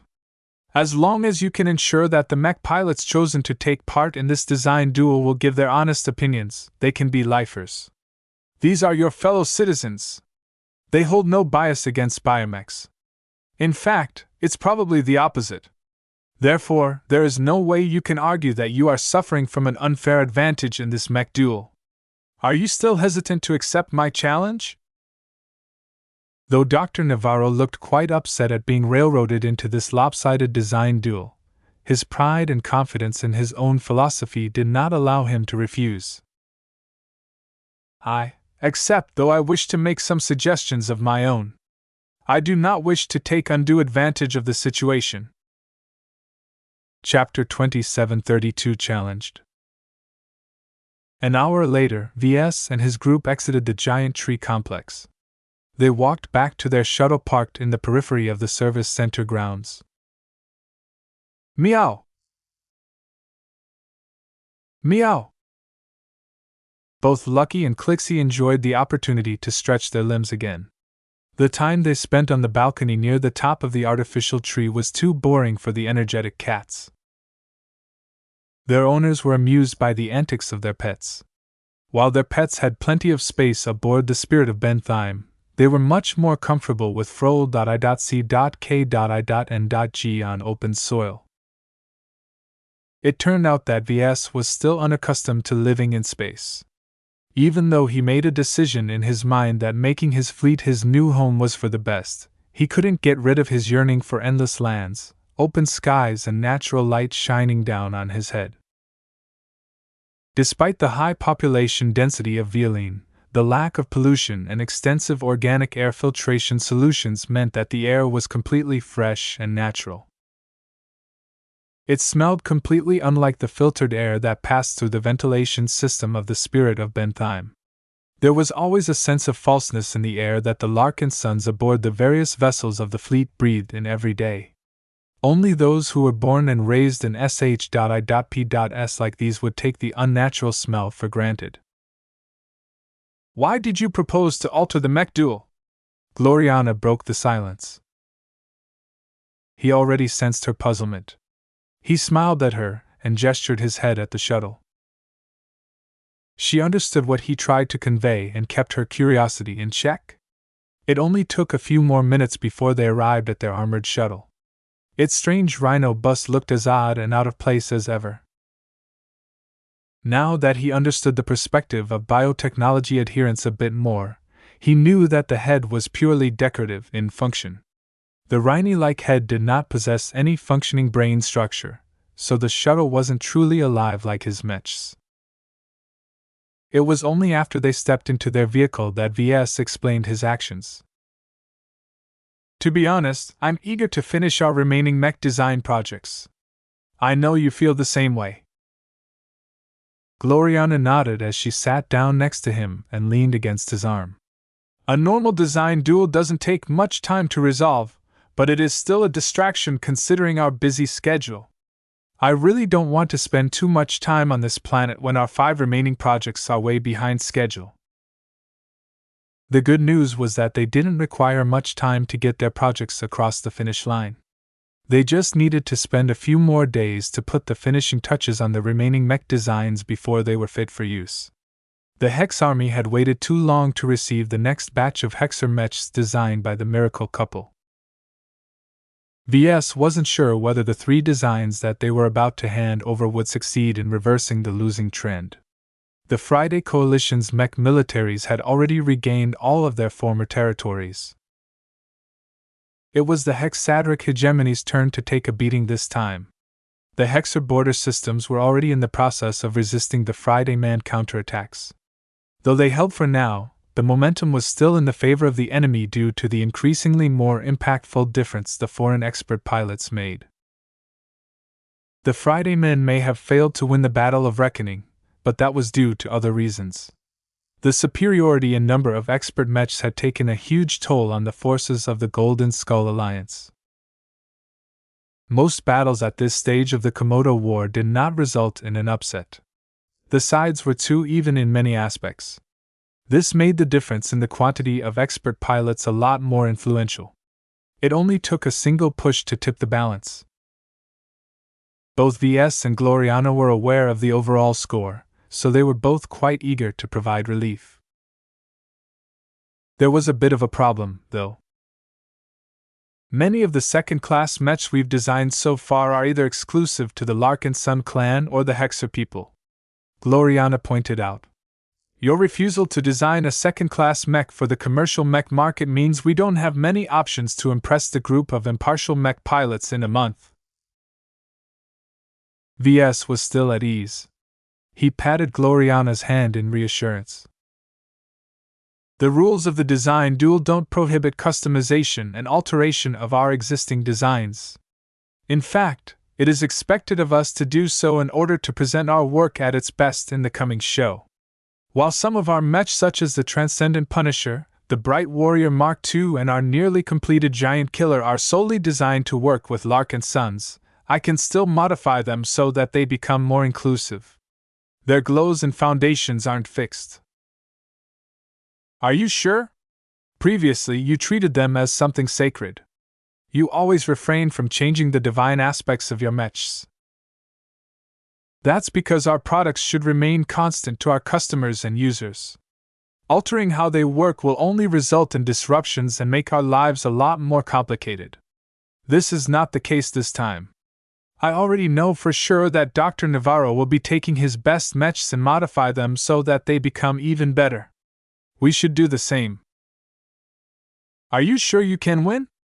Gloriana asked another question. This was not a straightforward matter. You can never be sure about duels, Ves carefully stated. The fact that my mechs are very good at winning over mech pilots is an obvious point in my favor. Dr. Navarro knows that, so he wouldn't have accepted my proposal if I left it at that. I had to win him over by allowing our mechs to be utilized by domestic mech pilots. That's a considerable handicap, Ves. The Lifer mech pilots have all been trained to pilot biomechs. Their national pride also compels them to favor biological machines over classical machines. You can't expect fairness from them. Even if they have some experience with piloting inorganic mechs, they will likely feel out of place. Ves shrugged. That is a valid concern, but Dr. Navarro is a decent fellow. He represents the LRA's biomech industry in this design duel. Since the entire spectacle will be broadcasted to the public, the duel has to appear fair to the both of us. If one side holds a considerable advance, then the validity of the outcome will always be in doubt. This was why he didn't fear the consequences of his proposal at all. Even though Ves and Dr. Navarro still agreed to make use of local mech pilots, they would both make sure the individuals in question issued their judgment on an impartial basis. The design duel eventually boiled down to a set of challenges. Would Ves, the foreigner who exclusively designed classical mechs, be able to win over the local mech pilots with his unique interpretation of life? Dr. Navarro had to overcome his own challenge. Would his biomechs be able to retain the allegiance of Lifer mech pilots when they had a taste of mechs that were rapidly trending in popularity? Both of them had to overcome different problems, but that made the duel even more interesting. Ves felt very competitive at the moment. He wondered if he would truly be able to open up the LRA's mech market if he managed to win this design duel. At least Ves was supposed to gain greater access to goods and services in the LRA if he won this duel. That was his primary motivation to participate in this spectacle. What particularly attracted him was the right to approach and hire excellent biotech experts. These highly prized surgeons, doctors, exobiologists, geneticists, and so on studied at the foremost learning institutions of the LRA. Their knowledge and foundation were qualitatively superior to any other biotech expert in the star CLU.S.ter. These people were one of the LRA's most attractive expert products. While the LRA educated in excess of biotech researchers, the state still had to impose restrictions in order to avoid a brain drain. Only a select number of people and organizations were allowed to recruit these prized personnel. What is your strategy, Ves? The duel consists of 10 matches where each mech pilot is able to experience both of our products. Who wins or loses is not a determining factor. What truly matters is that the mech pilot enjoys my products more. I need to do my best to win over at least 6 out of 10 mech pilots. In order to avoid dragging on the design duel, every mech pilot only had a single opportunity to pilot a biomech and another opportunity to pilot an LMC mech. This was far from enough to conduct a valid academic study on which products the local mech pilots preferred more, but that was not necessary. For example, the mechs that were dueling each other had to be within the same price category. They also had to be standard mechs, which meant that Ves wouldn't be able to employ any of his prime mechs or expert mechs if he had any. The mechs did not have to be identical to their existing models, but they had to be recognizable enough to represent the work of their designers. An additional rule was that mechs designed in collaboration with others were also allowed. In fact, this rule was necessary because pretty much all of his recent mech were designed in partnership with Gloriana and lately Juliet as well.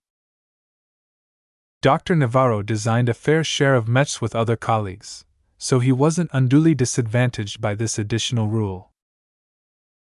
I'm thinking about adapting a Transcendent Punisher, a Bright Warrior Mark I version B, a Ferocious Piranha Mark I version B, a Valkyrie Redeemer, and a Giant Killer. Gloriana frowned. All of them barring the Ferocious Piranha are exclusive mechs. It feels wrong to open them up to outsiders. The Valkyrie Redeemer is especially problematic. We can't allow a public version of this mech to fall into the hands of others. If the Friday Coalition is able to field a variant of the Valkyrie Redeemer that doesn't explicitly reject them, then we'll be in big trouble. You don't need to be worried about that. Ves chuckled. I will employ plenty of precautions to make sure that the mechs that I will modify will not break the exclusivity of the designs in question. The glows of all of my mechs come from their respective design spirits. I can ask these spirits to make the mechs friendlier, which means I can also ask them to do the opposite. He did not worry about this issue at all. He instead concerned himself on how to make the piloting experience as pleasant as possible when his mechs were piloted by people outside of his initial target audience. Non-Larkinsons were never meant to pilot his clan-exclusive mechs such as the Bright Warrior. The Transcendent Punisher was even trickier as Ylvain was quite a picky design spirit. For all of his tolerance, Ylvain had always tried to push away mech pilots who did not respect the tenets of his faith. Not only that, he also had to modify the spiritual foundations of the exclusive mechs so that they did not instinctively reject outsiders either. This was going to take a lot of spiritual engineering to pull off successfully. I have a lot of work in store, he muttered. Chapter 2733 Quinlist. Ves and Gloriana traveled to a large base situated in another area at the edge of Violene proper. Just like back in the Synnax system, the Larkinsons decided to rent a large base on the surface of Prosperous Hill 6 in order to facilitate their operations in the star system. From recruitment to procuring supplies, a lot of work had to be done over the next couple of months in order to get the grand expedition back on track. Not only that, but the base also provided ample opportunities for Larkinsons to go on leave. Hardly any clansmen wanted to remain stuck on their sh.i.p.s that were parked in some dark quadrant in the outer system when there was a very pleasant planet next door. The only difference from last time was that the Larkinson clan's allies also decided to join the party. For security and other reasons, the members of the alliance each agreed to share a single base. Naturally, they did not mix everything together, but divided it up into 3 different sections. Fortunately, the Villain area offered a lot of land and real estate for rent. The Golden Skull Alliance was hardly the only organization in the star system that sought to establish a short-term presence on the surface of the trading planet. The local rulers even established several districts that were specifically set up to accommodate these needs. The Gentle Lotus base was one of 20 different lots in one of those districts. It happened to be the largest plot of land that was available for rent at the moment. At least half of the other lots in the district were already rented by various other foreign fleets and organizations. No locals lived in this area, so if the foreigners ever came to blows, no one native to the planet was liable to get hurt. As the armored shuttle and its escorts approached Gentle Lotus, Ves took a glance at the progress of the buildup. Gentle Lotus only featured a single pre-built base structure at the start. This structure may have been sufficient to meet the needs of a modest trade fleet, but it was incapable of hosting tens of thousands of people. For this reason, the Larkinsons, Glory Seekers and Crossers immediately shipped a bunch of prefab modular structure components and began to piece the giant building blocks together. It didn't matter if the structures looked rather basic. They only had to last a short amount of time before the expeditionary fleet was ready to depart. As Ves and the rest emerged out of their shuttle again, they all beheld the state of the construction effort. Gloriana frowned. "It's taking longer than I thought to set up the prefab buildings." "You can't blame our people. Both our personnel and our assets are at the mercy of the PHTS. Nothing gets down on the surface without securing passage on a PHTS ship. The demand for in-system transit is consistently high, so we aren't able to hog as much transportation capacity as we wish. Everything related to intersystem transport constantly had to go through a very narrow pipeline. This caused considerable delays for everything. Though Ves felt just as irked as Gloriana about the situation, it wasn't as if he was able to do anything about it. The damn lifers never bothered to scale up their transportation fleet as trade and commerce activity kept rising in Prosperous Hill. They entered one of the prefab structures that the Larkinsons assembled first. The BARE metal walls and floors didn't even feature any markings or decorations. The bots that were supposed to beautify the interior had yet to be shipped to the surface. The pair separated at this moment. Gloriana proceeded to the section that had been set up as a temporary design lab. Juliet and the assistant mech designers had already reached the surface as well. While it made little difference to work on the projects on land, it saved Ves and Gloriana the trouble of needing to travel back and forth. Performing their work on land also made it more convenient to test the final prototypes under atmospheric conditions. Since at least some of the Mech designs were purely land-bound designs, Ves and Gloriana had no choice but to outsource the prototype testing to a specialized testing company based in the hegemony. Establishing this relationship made it convenient to test the design department's non-Mech prototypes with the testing company as well. Yet no matter how much data the Hexers produced, it was all second-hand. They didn't know LMC Mechs as well as the Larkinsons, and there were certain aspects that were very troublesome to verify in practice due to incompatible glows. In short, Ves and Gloriana believed it was better to perform the final round of prototype testing themselves. Their extensive knowledge and familiarity in their own work allowed them to conduct much more pertinent tests. While Gloriana went off to check on the preparations for the upcoming tests, Ves moved up a couple of floors until he reached the room that would become his office for the foreseeable future. Lucky and Clixie had already snuck out in order to explore the surrounding grounds. Both of them wanted to make the most out of their time outside a confining ship. As Ves settled on his foldable office chair, he decided to call in Majorville. The senior mech officer was right next door. It took less than a minute for the former Vandal officer to enter the office. You called? I did. Please take a seat. Once the older man made himself comfortable, Ves began to ask a few routine questions. How many mech pilots do you plan to recruit? That is still under debate, Vo replied.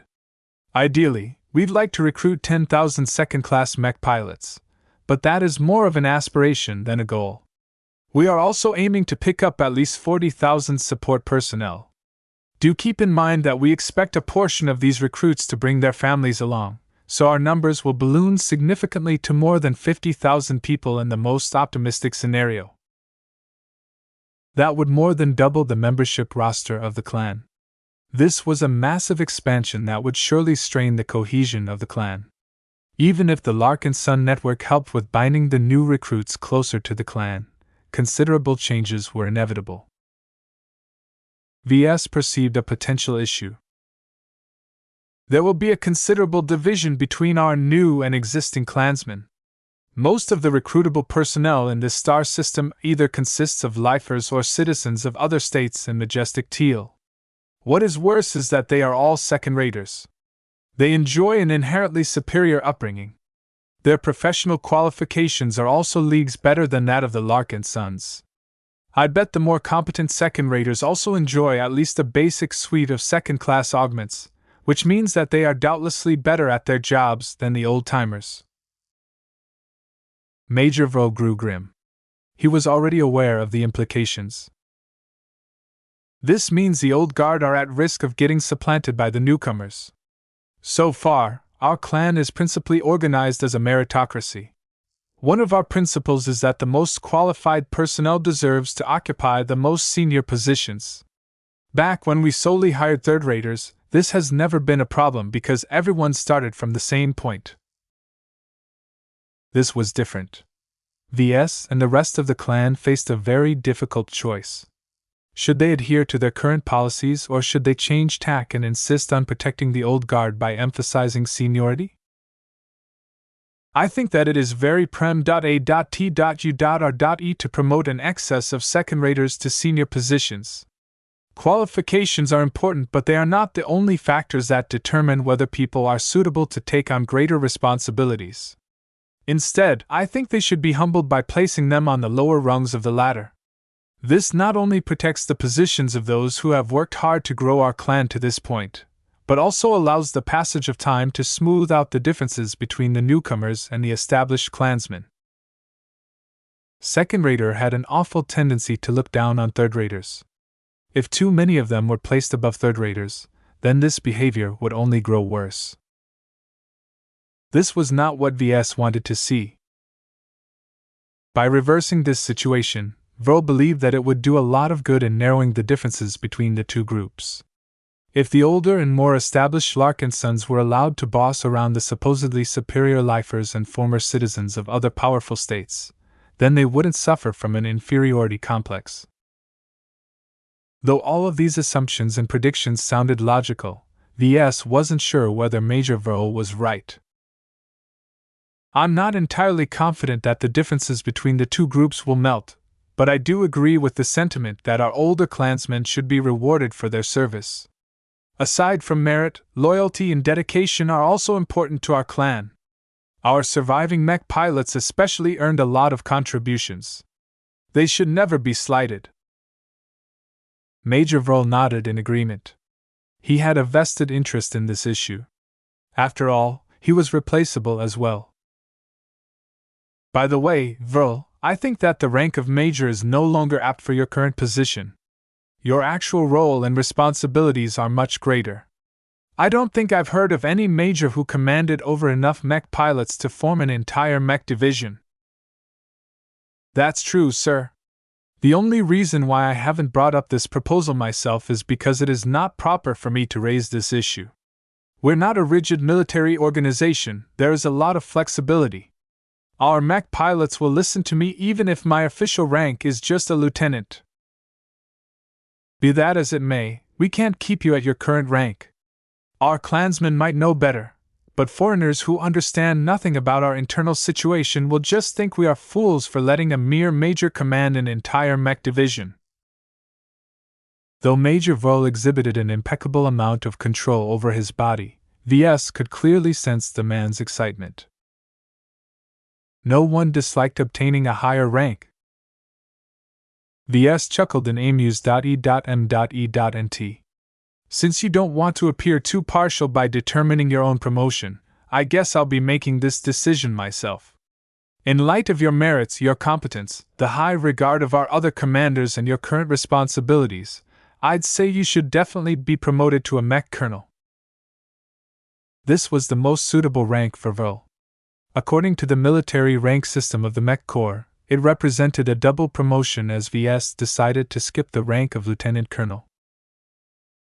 Yet Ves wasn't finished. I'm not stopping at colonel.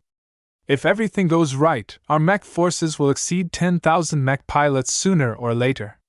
Rather than revisit this conversation in a couple of months, I think it's better to settle the issue in advance.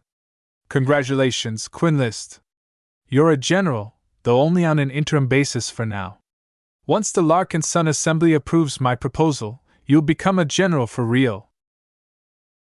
He didn't think the Larkinson Assembly would vote down the proposal to promote Verl to this rank. While it was true that the Larkinson clan suffered a lot of casualties when he was in charge, the losses weren't his fault. He had done his best to manage all of the mech forces and coordinate them in battle. There was no one else in the clan who was more qualified to lead the military wing of the Larkinson clan than Verl. Thank you, Ves.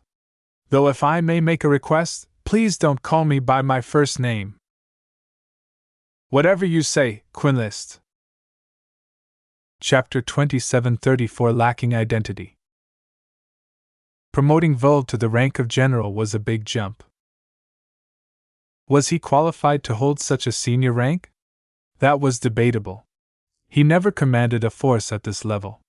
Due to his heavy workload, he never had the time to shore up his inadequate theoretical foundation either, so he was not a genius in command. What he did have was everyone's trust. He showed enough competence so far to earn the appreciation of both Trueblood Larkinsons and every other soldier in the clan. He excelled at shaping morale, and he inspired confidence in his own leadership. Everyone recognized his authority, though not everyone agreed with his policies. That was enough as far as Ves was concerned. While he could have shopped around for some retired colonels or generals in majestic teal, the truly good ones were never easily for hire. Ves would be forced to pick between one of several desperate or faulty candidates who might make a mess out of the military wing of the Larkinson clan. Rather than gamble on the unknown and potentially ruin the most essential guarantee of safety for Ves, he would rather settle with the familiar and continue to rely on Quinlist Verl. Ves had to admit that his familiarity and personal relationship played a decisive factor in this consideration. He felt rather dirty about it because he knew that Verl might not be up to the task. Of course, that might change over time. There were plenty of learning sources available to the hastily promoted general. Verl had access to an expansive budget, so he shouldn't be shy in taking some of that money in order to invest in himself. The military bureau that Verl was in charge of largely played a background role for now. It merely fiddled with unifying logistics and establishing a common set of rules and regulations and so on. While these activities were important, the military of the Larkinson clan was still decentralized. The mech commanders had the real say in how their forces were supposed to run. While Vol had the authority to impose his own decisions, in practice he almost never did so. Every mech commander was already doing a fine job in managing their troops, so there was no reason for Verl to spoil his relations.I.P.S with the influential leaders. Even so, Ves didn't want his mech forces to grow too far apart. By letting them stay in their own silos, their trust and cooperation with the other mech forces would never be optimal. This was quite a delicate issue, as Ves didn't want to go too far in the other way either. If the military bureau dictated more rules, the differences between the avatars, sentinels, vandals, and so on might blur. Each of them would start to lose their distinct strengths and specialties. Ves liked it if his soldiers possessed a lot of personality.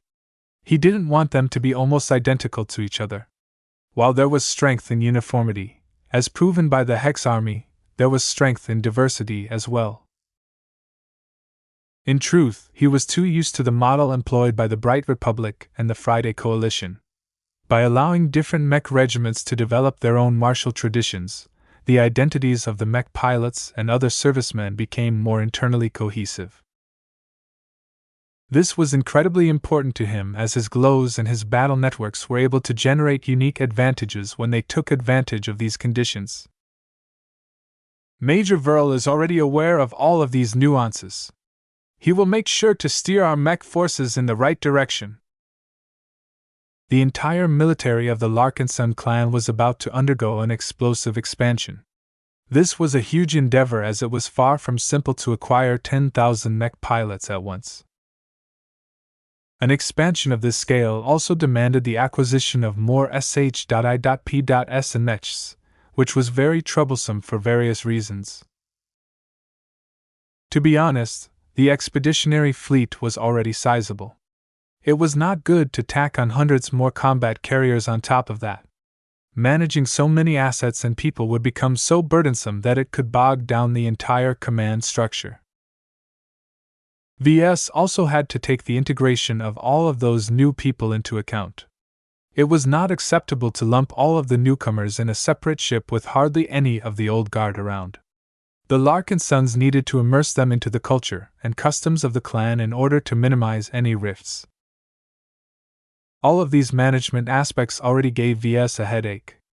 It might be possible that the Larkinson clan might take it slow on expanding its fleet and mech roster in order to buy more time to indoctrinate the new recruits. It's actually quite common to maintain a modest surplus of mech pilots. Mech pilots were simultaneously scarce but cheap compared to mechs. It cost a lot more to acquire a single mech than an accompanying mech pilot. However, in dangerous places such as frontiers, hazardous regions, or remote star systems, it was impossible for mech forces to replenish the mech pilots who had lost their lives. At least mechs could be patched up to an extent after they incurred damage. Mech technicians were even capable of bringing wrecks back to working condition. Yet not even the best doctors in the clan could bring a dead person back to life. It would be nice to have some spares around, Ves muttered. If the Golden Skull Alliance had a bunch of free mech pilots at its disposal, then it might not have been necessary to hire a mercenary force as powerful as the 14th Fleet of the Star Striders. While the Infinity Guards provided him with a lot of reassurance, it would have been better if he didn't have to rely on external protection in the first place. This time, we lucked out because we were ambushed in a developed star sector that is neutral towards us. We might not be as lucky next time. The Red Ocean was significantly less developed, and there were many zones where hardly any colonies were around. Even if his expeditionary fleet was close to a settlement, it was questionable whether the Larkinsons were allowed to recruit mech pilots and other key personnel. The population of humans in the new frontier is much smaller, Ves reminded himself. I'll have to take that into account and make sure to enter the Red Ocean with as many recruits as possible. It was very difficult to bring a lot of sh.i.p.s, mechs, and other assets into the dwarf galaxy. Yet it shouldn't be a problem to bring 1 million people along if he wanted to. A lot of capital sh.i.p.s could temporarily be transformed into passenger vessels that could transport lots of people like cattle. While the journey wouldn't be pleasant, it was worth it if Ves truly wanted to make sure that the Larkinsons wouldn't be suffering any manpower problems when his expedition began in earnest. Ves noted down his thoughts and decided to discuss these critical points in his next meeting with the leaders of the clan. In the next couple of hours, Ves stayed in his office and began to meet with more people. One of the more notable visitors was Commander Melker. He looked a bit subdued despite the pleasant environment. The Battle of Reckoning had gutted his mech force. While not a lot of support personnel had died, it was a different story when it came to his mech pilots. The avatars entered the battle with more than 800 mechs. Only a fraction of that was left, and a lot of the fallen mechs failed to protect their precious pilots against the lethal blows of the Friday Man elites. Though Melker didn't blame VS for spending too little on the stopgap mechs for his mech forces, it was undeniable that this crucial decision indirectly led to hundreds of unnecessary deaths. The relations between VS and Melker became a bit less warm after that. Even now, Melker maintained an overly stiff posture towards his cousin. "You called, sir?" "Please take a seat," VS gruffly said. As he did so, an uncomfortable silence unfolded. It seemed that Melker wasn't in the mood for any small talk at this time. VS sighed. "The avatars must recover." "I know." "Have you formulated a recruitment strategy?" "We did." Melker nodded. "We already established a recruitment methodology back when we were based in the Synapse system. We've improved our methods and expanded our infrastructure in order to get ready to recruit second-class mech pilots and other personnel. The people we intend to attract this time are a lot more demanding than the third-raters we've picked up before, so it won't be easy to meet our quota." "Do you anticipate any problems with regards to this issue?" The Avatar commander hesitated a bit. He eventually decided to voice one of his concerns. "The last battle pretty much exposed our greatest weakness. Can you guess what I am referring to, sir?" VS frowned.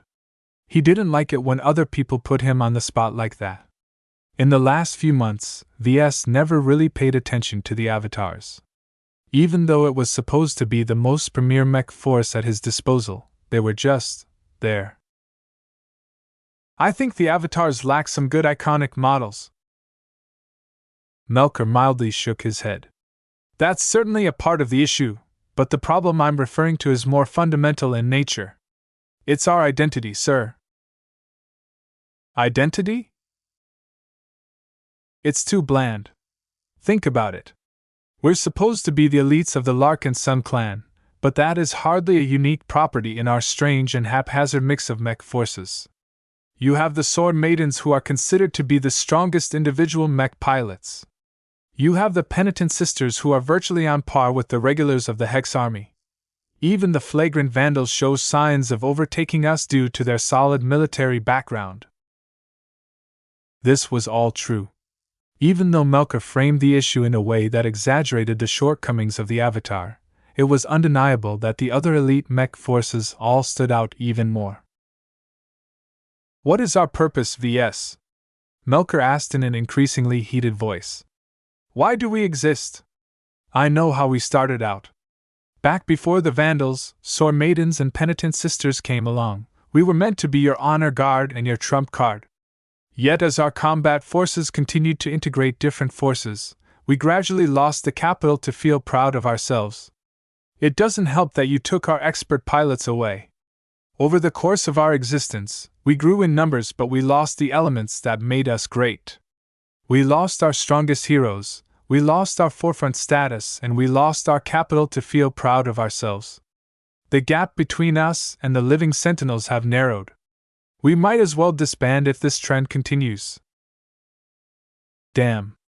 VS knew that the avatars had fallen in a trough at this point, but Melker painted a bleak picture of the future of his troops.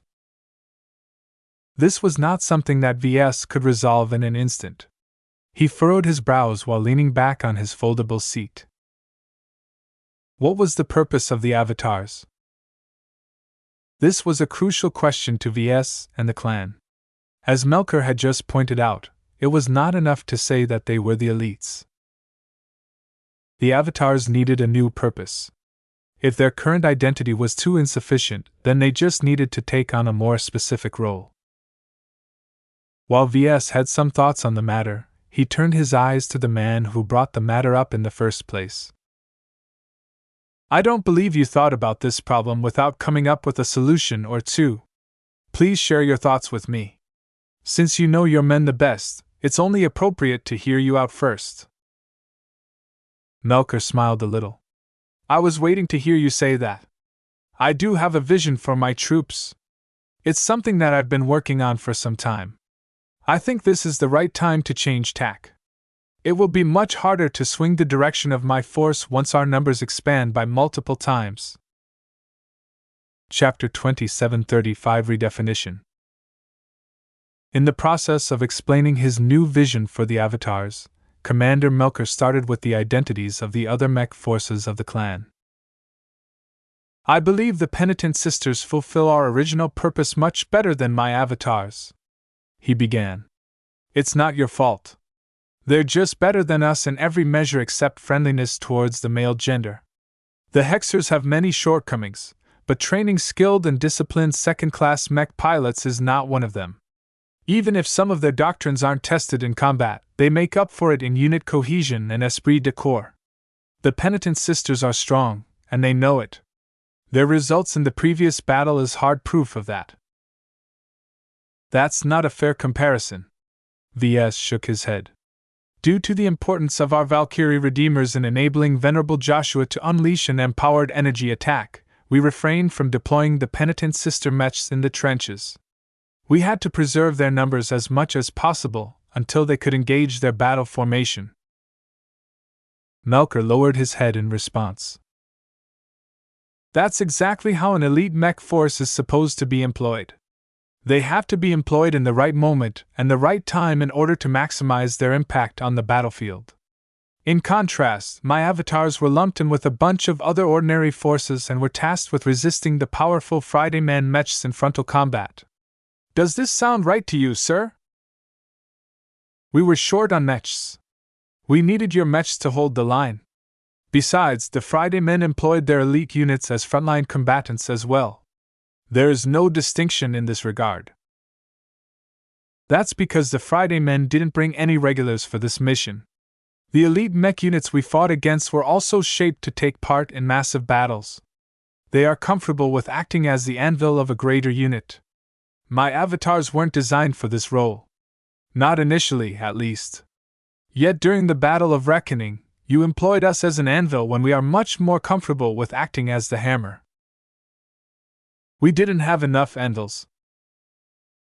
Melker took a deep breath. I get that, sir. I don't fault you for putting our avatars in the place where we were most needed. When you are short on anvils, you look for substitutes among the hammers that are not as good or vital in their current purpose. Obviously, my men scored worse in this aspect, so we had to fight like living sentinels. Obviously, Melker was highly ambivalent about this turn of events.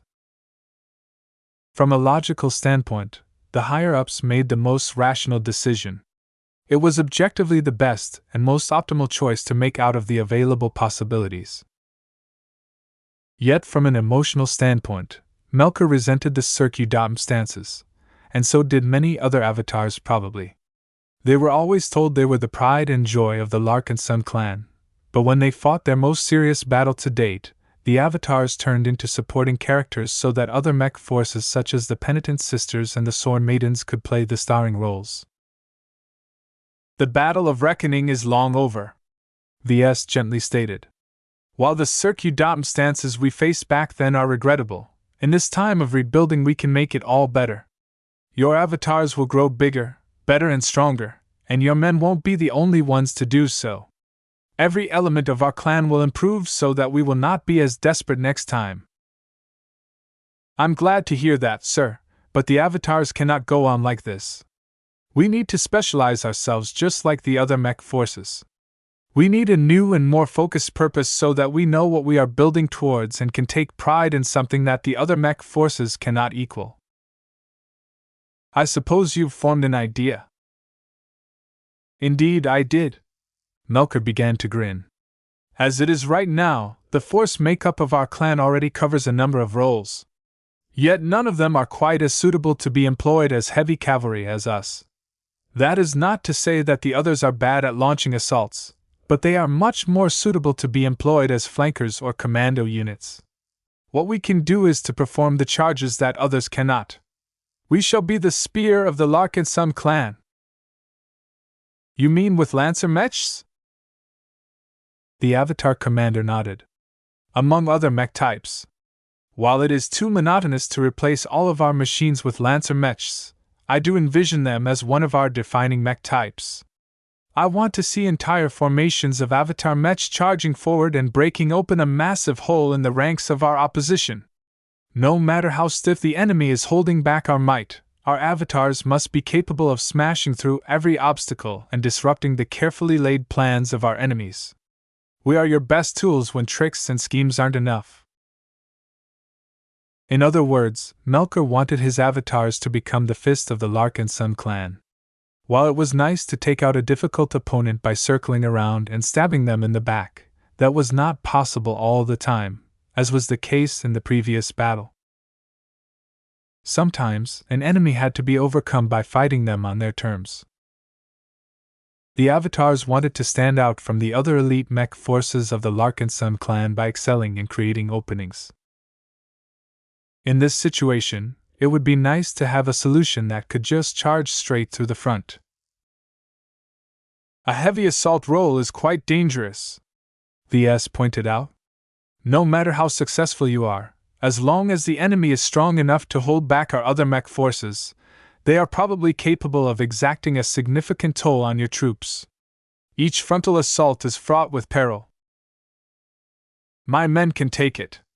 As long as this is our main purpose, we will work hard to meet everyone's expectations. Of course, we also need the right mechs. We won't be able to breach through any enemy formation without mechs that are tough enough to drive a wedge into the enemy ranks. The Avatar commander looked expectantly at Ves. For his part, Ves was quite willing to address this need. The problem was that this wasn't the only priority on his mind. I'll take care of it, though my upcoming design schedule is already packed. Our expert pilots urgently require expert mechs in order to match opposing expert mechs. The Battle of Reckoning would have proceeded a lot more favorably if Venerable Joshua and so on were piloting real expert mechs instead of the knockoffs I developed in haste. Though Commander Melker had heard this response enough times to get used to it, his patience was wearing thin. I've tolerated your delays over and over again, but real lives are at stake, sir. The longer it takes for you to design quality mech designs, the more we have to wait to reach our full potential. If it takes longer than a year for you to equip us with quality assault mechs, then give me a bag of money so that I can purchase the machines we need from the mech market. Ves leaned forward from his chair. Let's not be hasty, Melker. Our Bright Warrior version B is just complete. While it isn't a dedicated assault mech, its Lancer mech configuration is still potent. Didn't you tell us that the new Bright Warrior is supposed to be the new starter mech of our clan, sir? I prefer to call it a universal mech. It's a mech that straddles the middle ground in order to maximize its compatibility with different mech pilots. Even though that means that its configurations aren't as colorful as specialized mechs, they are still fit for their respective purposes. Their performance does not fall short to comparable commercial mechs while still possessing all of the traits of living mechs that our mech pilots know and love. Ves called up some projections and explained in clear and simple terms how good the new Bright Warrior performed compared to its closest competitors on the mech market. In truth, the Bright Warrior incorporated a lot of compromises in its design that noticeably diminished its overall performance. The differences were rather minor. It was easy enough for Ves to gloss over them and focus on all of the good points of his latest completed mech design. His sales pitch partially won Melker over. I guess we can give the Bright Warrior a try, if only for a couple of years, he reluctantly responded. It's not a long-term solution, though. While this mech is indeed better than a solution from the market, the defensive properties of this machine are not quite up to my expectation. Its mobility is above average. All of its configurations are a little faster than usual. Miss Juliet Stamaros has done a great job at maximizing the mobility parameters of this design. That was true. A heavy cavalry unit had to possess at least a certain measure of mobility to perform their assaults. The avatars didn't need too much of it, though. If all of that speed and agility came at the cost of defense or offense, then the gains weren't worth the losses. Ves and Melker spent a few minutes envisioning how the new Bright Warrior would be able to facilitate the proposed transition. I do have to admit that most of our mech pilots probably won't be ready to pilot an advanced Lancer mech straight away, Melker conceded. In that sense, starting off with a less demanding mech like the new Bright Warrior is a good choice. Even if its configurations aren't as powerful as I wish, their skill floors won't be as high either. They make for fine tools to transition into better mechs down the road. What's even better is that unlike the crappy budget mechs we utilized before, this model can actually withstand the rigors of high-intensity combat. The Bright Warrior model potentially possessed other advantages as well, though Ves didn't want to bring them up right now. What the avatars mainly needed was a solid mech to regain their footing and transition to an assault role. It was not a permanent solution, though. In time, the avatars needed a more fitting solution. Once I've addressed the needs of our expert pilots, I'll work on the mechs you need, Ves promised to Melker. A new Lancer mech is definitely on the cards, and I might design some additional mechs that are suitable for assaults as well. In fact, I can also squeeze in some time to work on your long-awaited custom mech during our stay in this star system. I can adapt a Bright Warrior version B to suit your piloting style, just like how I've shaped the Bright Beam Prime to complement Venerable Stark's marksmanship. Contrary to these expectations, Melker did not show much enthusiasm for this suggestion. I'm quite impressed at the Bright Beam Prime, but I would like to be able to shoot more than 3 times per engagement, sir. I don't want my custom mech to be based around the Bright Warrior either. I'd like to receive a mech that is adapted from a more dedicated rifleman mech. Melker had waited so long for his custom mech that he might as well wait a little longer. He wanted the wait to be worth it. He knew that Ves was capable of designing much more excellent ranged mechs. That reminds me. Ves suddenly jerked his head. My giant killer design is almost ready. While it's a cannoneer mech that is exclusive to Penitent Sisters, I can modify one so that you don't need to be Hexer to pilot it. Are you open to this offer? Cannoneer mechs were basically slower and more hard-hitting versions of rifleman mechs. While their differences were quite significant, they also shared plenty of similarities. Melker thought about it for a moment, but eventually shook his head. Thank you for the offer, but I think it's best for me to stick with a regular Bright Warrior for now. I need to use the same model that the rest of my men are relying on to be aware of their plight. That's a noble sentiment. I do what I must. Melker may not be as prominent of a leader as the likes of Commander Casella Ingvar or Commander Cinnabar, but he was dependable in his own way. Ves liked that about him.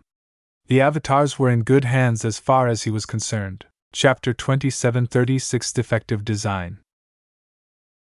At the end of their private discussion, Ves and Melker came to a new understanding. The opinions they shared and the decisions they made would profoundly change the Larkinson clan's first elite mech force. Commander Melker insisted on transforming the avatars of myth into the spear of the Larkinson clan. In order to facilitate this transformation, he intended to increase the intake of offensive melee mech pilots and reduce the emphasis on ranged specialists. Even though Melker was a rifleman mech specialist himself, he did not mind the change. There was still a place for ranged mechs in the avatars.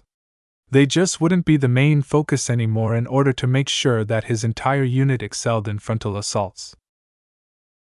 Melker loosened up after Ves supported his plans and promised to facilitate the transition. He loosened his shoulders and relaxed his posture. Thank you, Ves, he said in a more personal tone. My men and I truly need these changes. It's been hard on you, Melker. Responsibility is never an easy burden to bear. It gets even harder when something awful happened under your watch. The various battles the Larkinsons had fought since the founding of the clan repeatedly traumatized the clansmen. While the harsh experiences hardened them into battle-worn soldiers, they also incurred other damage. Commander Melker was no different. His burden was greater, so he took a greater share of the mental damage than others. It was hard for people who cared about the well-being of their underlings to remain unmoved by the significant number of the deaths that had taken place. Different people coped with the problem in different ways. Some just bore their pain silently. Others turned to alcohol or stimulants. Then there were people like Ves who simply shoved his guilt aside and tried his best to wipe it out from his mind. It was too bad that not everyone was like Ves. Melker looked like he could use a hug or a pat on the back. You don't need to look so glum, Melker. Are your avatars complaining about your leadership? No. I've been spared from suffering the same fate as Commander Magdalena, though sometimes I feel I should.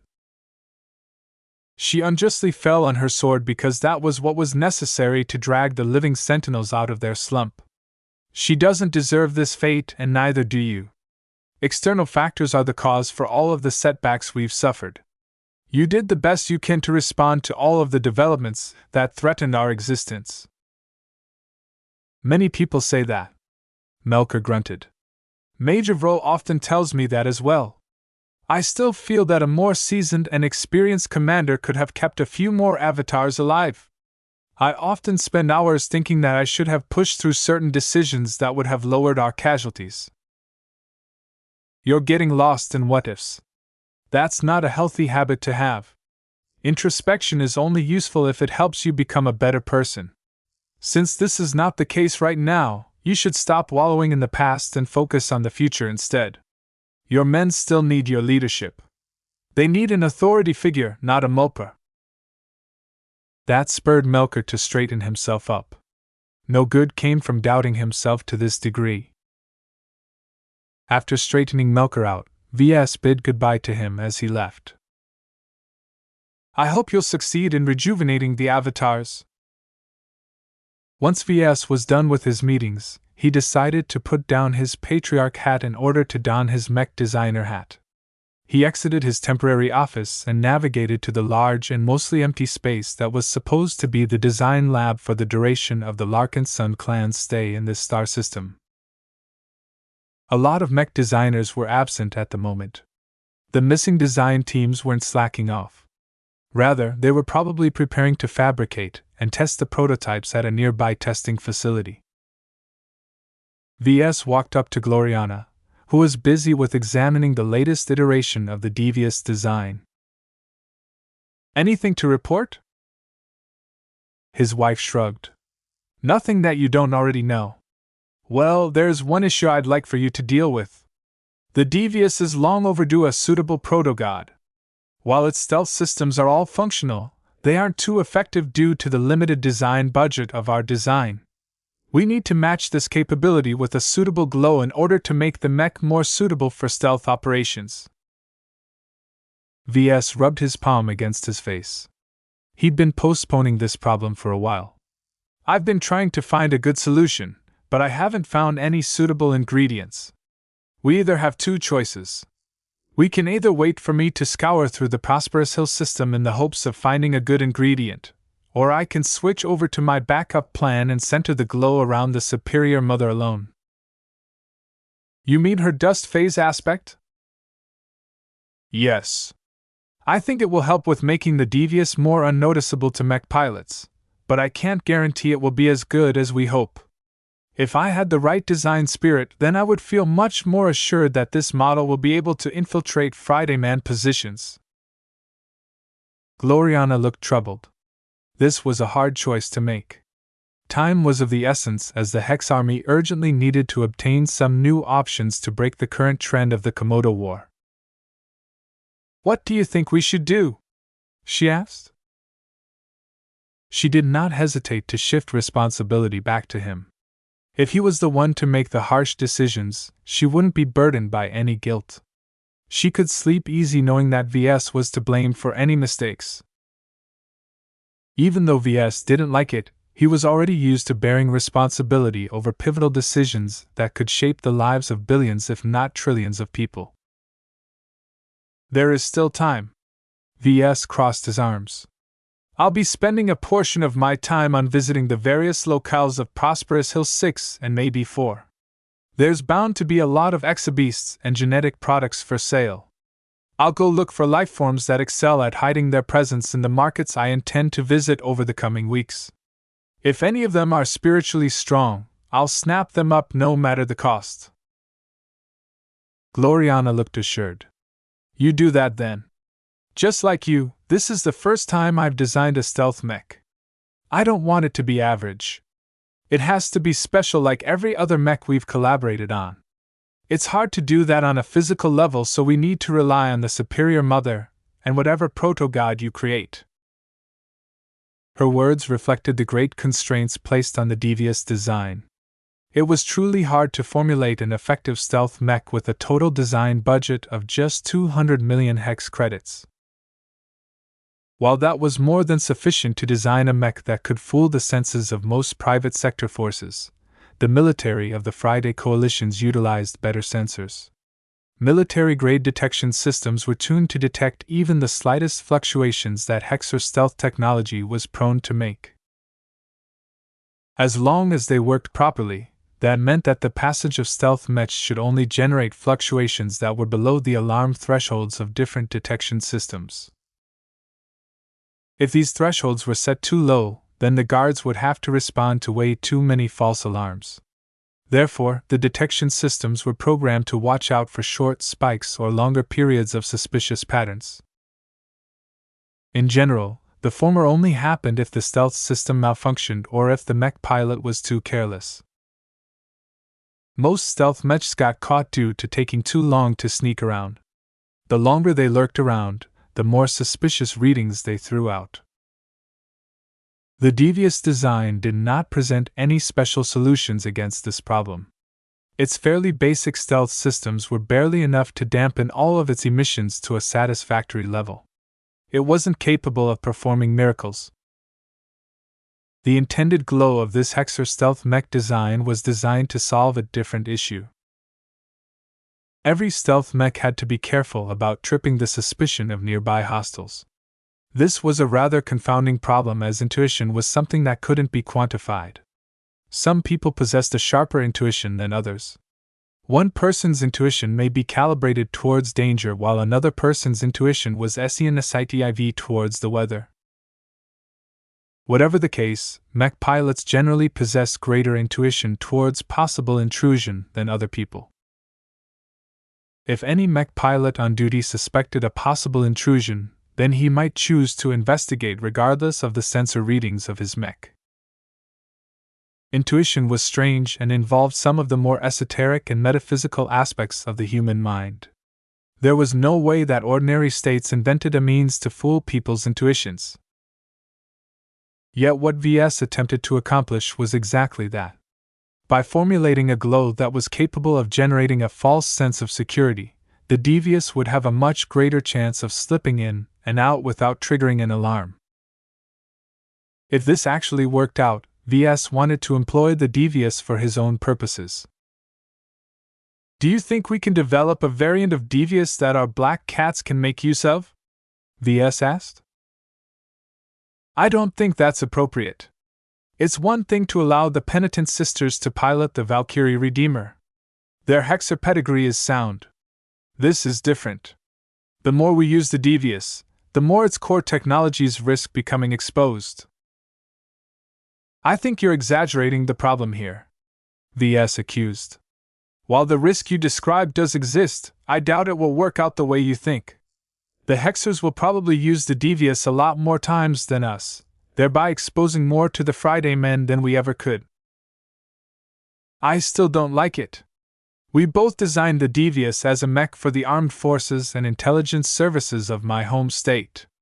It feels wrong to twist it so that we can abuse its powers for its own use. Besides, we can do better. The Devious is too cheap for the likes of us.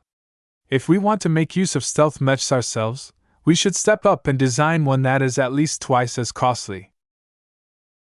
I agree with you, but we don't necessarily have to go back to the drawing board and design a new mech from scratch. We can save a lot of time and effort by developing a more expensive and effective variant of our Devious design. Let's not get ahead of ourselves, VS. We should wait until we have completed this project and witness its effectiveness. We can form subsequent plans once we have solid data on its performance. Gloriana adopted a much more serious demeanor as she looked at the projected design schematics of one of their most ambitious projects.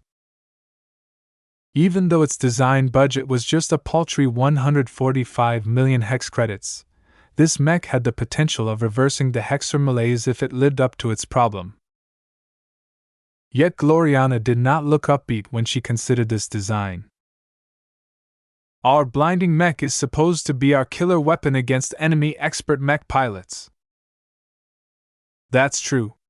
VS slowly nodded. Then why doesn't IT work?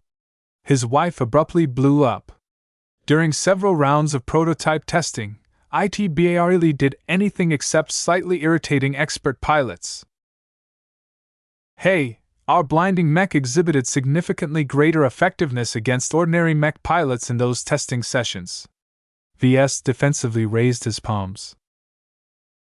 Who cares about that? You promised this mech would help the hegemony win the Komodo War, but all I see is a defective design that does nothing more than shine an invisible flashlight in someone's eyes. It's useless. I'm working on it, honey. I'll find a way to fix this problem. Chapter 2737 Per Mech. Patriarch VS. The observation room of a private testing facility became a lot more boisterous after VS, Lucky, and his usual entourage of guards stepped inside. The members of the design team monitoring the current testing session all looked up from their consoles and stood up to convey their respect. VS casually waved his hand. Proceed with your work. Don't stop on my account. Who is in charge at the moment? That would be me, sir. Catherine Evanson remained standing.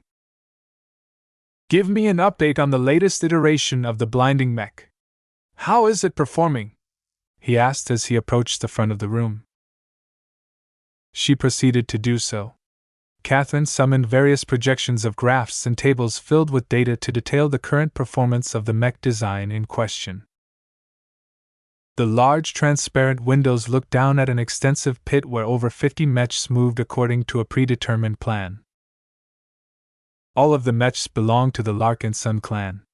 An entire mech company's worth of prototypes moved in formation. Each of those late-stage prototypes carried the thick and ungainly form of the blinding mech. Its utilitarian, masculine appearance lacked the elegance of female hexer mech models.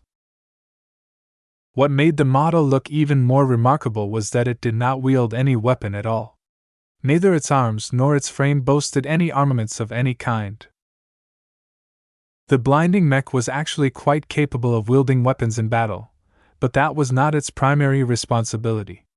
Its performance with either melee weapons or ranged weapons was rather poor due to budget constraints. Auxiliary mechs didn't necessarily need to be armed. Their primary purpose was to support other friendly units in battle. If they were forced to carry the battle, then something must have gone horribly wrong. The materials needed to fabricate the mech consisted of ubiquitous low-grade exotics and ordinary metals. The bulk of the blinding mech was deceptive, as an ordinary knight mech of the Hex Army could easily withstand several times more damage. Even the mech pilot was supposed to be disposable. VS already received word that the Hexadric hegemony were in the process of conscripting hapless male potentates, whose genetic aptitudes were too low to qualify for regular military service. It would have been great if the Hexers were on the winning side, but since the opposite was the case, the state could no longer afford to squander its resources. Boys had to be put to work no matter the cost. Being aware of this reality hadn't made it easy for Ves to design this mech. Yet it was the only way he could think of to counter the unfair advantage the Friday Coalition held. As the Battle of Reckoning had brutally emphasized, it was incredibly costly to resist an opponent who brought additional expert mechs. Ves did not wish to see the hexadric hegemony collapse. The state was the superior mother's greatest backer at the moment. Gloriana would also become hysterical if the Hexer people became homeless all of a sudden. He also did not wish to let the Friday Coalition enjoy the satisfaction of winning an existential war. The Friday men targeted him several times, and a lot of good clansmen had died due to their aggression. The bad blood between him and the Coalition ran very deep. There was no way Ves was going to allow something as inconsequential as his conscience get in the way of his revenge. In order to fulfill this greater goal, Ves simply shut out his complaints and diligently designed the blinding mech without adding any additional frills, which was exactly what the Hex army sought. The blinding mech was not like the Blessed Squire. While the latter was also a male Hexer mech, its design was a lot more noble and benign towards its mech pilot. The blinding mech could only put up a shield and pray that an armed Hexer mech came to the rescue. The Blessed Squire was able to tank quite a decent amount of damage, which was pretty different from the good boy that it was originally meant to supplant. The blinding mech was a fake defensive mech. It possessed the bulk but not the defensive capabilities to withstand aggression from hostile military-grade mechs. The Blessed Squire was designed to be deployed as an individual mech supporting a larger unit of mechs. In turn, the other mechs would automatically do their best to coddle and protect the supportive Knight mech so that its valuable glow would be preserved. The blinding mech was supposed to be deployed in mass formations numbering hundreds of identical copies or more. This was all necessary because a single mech was not enough to achieve the desirable effect. This last point was the most disturbing aspect about this mech design. No good would come from grouping so many flimsy, slow, and pathetically armed mechs together. If even a single Friday Man mech company entered their midst, then a massacre would quickly ensue. Ves could only hope that the Hexer military commanders weren't heartless enough to deploy so many blinding mechs without providing adequate protection to them. With a production cost of 145 million hex credits a copy, it still cost billions of valuable hex credits if entire squads got trashed at once. While Ves looked down at the blinding mech exposing the luminar crystals embedded on the surface of their uncovered tower shields, Catherine finally concluded her report. As it stands, a mech company of blinding mechs has only proven to be marginally effective at debilitating ordinary mech pilots, but has not been able to hinder any expert pilot. I do have to mention that these are only preliminary results that are subject to several caveats and limitations. Ves glanced at the former Sentinel noble. Tell me about the caveats. As you can see right now, we have only been able to fabricate 40 copies of the current iteration of the blinding mech. While we have never fabricated so many prototypes of any single mech design before, this is still a sparse amount when you consider how it is meant to be fielded. That's true. How long will it take for additional blinding mechs to be shipped to this testing facility? I'm afraid it will take at least 3 more days, sir. Due to confidentiality requirements, it is irresponsible to outsource the production of the prototypes to any mech company in the Prosperous Hill system. It is prudent to produce the needed mechs from the spirit of Bentheim herself, but... Ves grimaced. The spirit of Bentheim's main priority is to mass-produce as many bright warrior IBs as possible. Her production halls have recently been configured to optimize the fabrication of the new standard mech of the clan as much as possible. Temporarily switching over to fabricate 100 blinding mech prototypes won't go smoothly. Correct, sir. It doesn't help that we have to ship raw materials and finished mechs back and forth from the outer system to Prosperous Hill 6 by relying on a single transportation service. The PHTS has proven to be a severe bottleneck that imposes considerable delays. There wasn't much they could do about this problem, so Ves mentally shrugged and accepted that it would take time for more blinding mechs to arrive. Still, even if the testing facility became host to over 3 mech companies of blinding mechs, he doubted whether the results would become any different. This was why he dropped by the testing facility. Only Ves was able to troubleshoot the mech design when its spiritual aspects failed to deliver on their promises. "Miss Evanson, I'd like to witness some of the basic tests in person," Ves commanded as he got down to business. "Please suspend the current testing program and deploy the test mechs according to my direct instructions." It will only take another hour to complete the schedule." "Don't bother. We've already collected enough data on the blinding mech's physical performance characteristics. Even if a few parameters differ from the previous iteration, no one cares about a few percentage points worth of deviations." The blinding mech revolved completely around its ability to repel enemy expert pilots. Everything else was secondary. Ves saw no point in fiddling with its physical configuration at this late stage. It took a few minutes for the test mechs to suspend the current test and reset them so that they were ready to act according to instruction. "Which group of mech pilots are helping us with the prototypes?" Ves suddenly asked. "Commander Ingvar dispatched some of her living Sentinels mech pilots to us. We originally approached the Penitent Sisters, but they do not have any males among their mech pilot roster." It wasn't a big deal in this case. The blinding mech's design spirit was the ILU.S.Trias-1. Ves refrained from adding the superior mother to the mix because she wouldn't be able to contribute to the performance of the mech in any meaningful way. In fact, Ves was afraid that her strong presence might interfere with the ILU.S.Trias-1's role. "Let's start with pitting a single blinding mech against a single regular mech." Once the upper layer shifted out of the way, the shield exposed an entire grid of flat luminar crystals. There were even more luminar crystals hidden inside the frame of the blinding mech. They didn't really serve any obvious purpose as far as other mech designers were concerned, but Ves thought differently. Luminar crystals interacted with the ILU.S.Trias-1 in interesting ways, so there was nothing wrong with adding more to a mech. "Begin with blinding the opposing mech." The blinding mech in question activated its main function. The blinding attack was actually a combined attack. As Ves switched to his spiritual vision, he could see that the mech pilot mentally activated the blinding mech's triggered ability. The design spirit became stimulated, causing it to interact with the luminar crystals embedded in the shield in a mysterious fashion.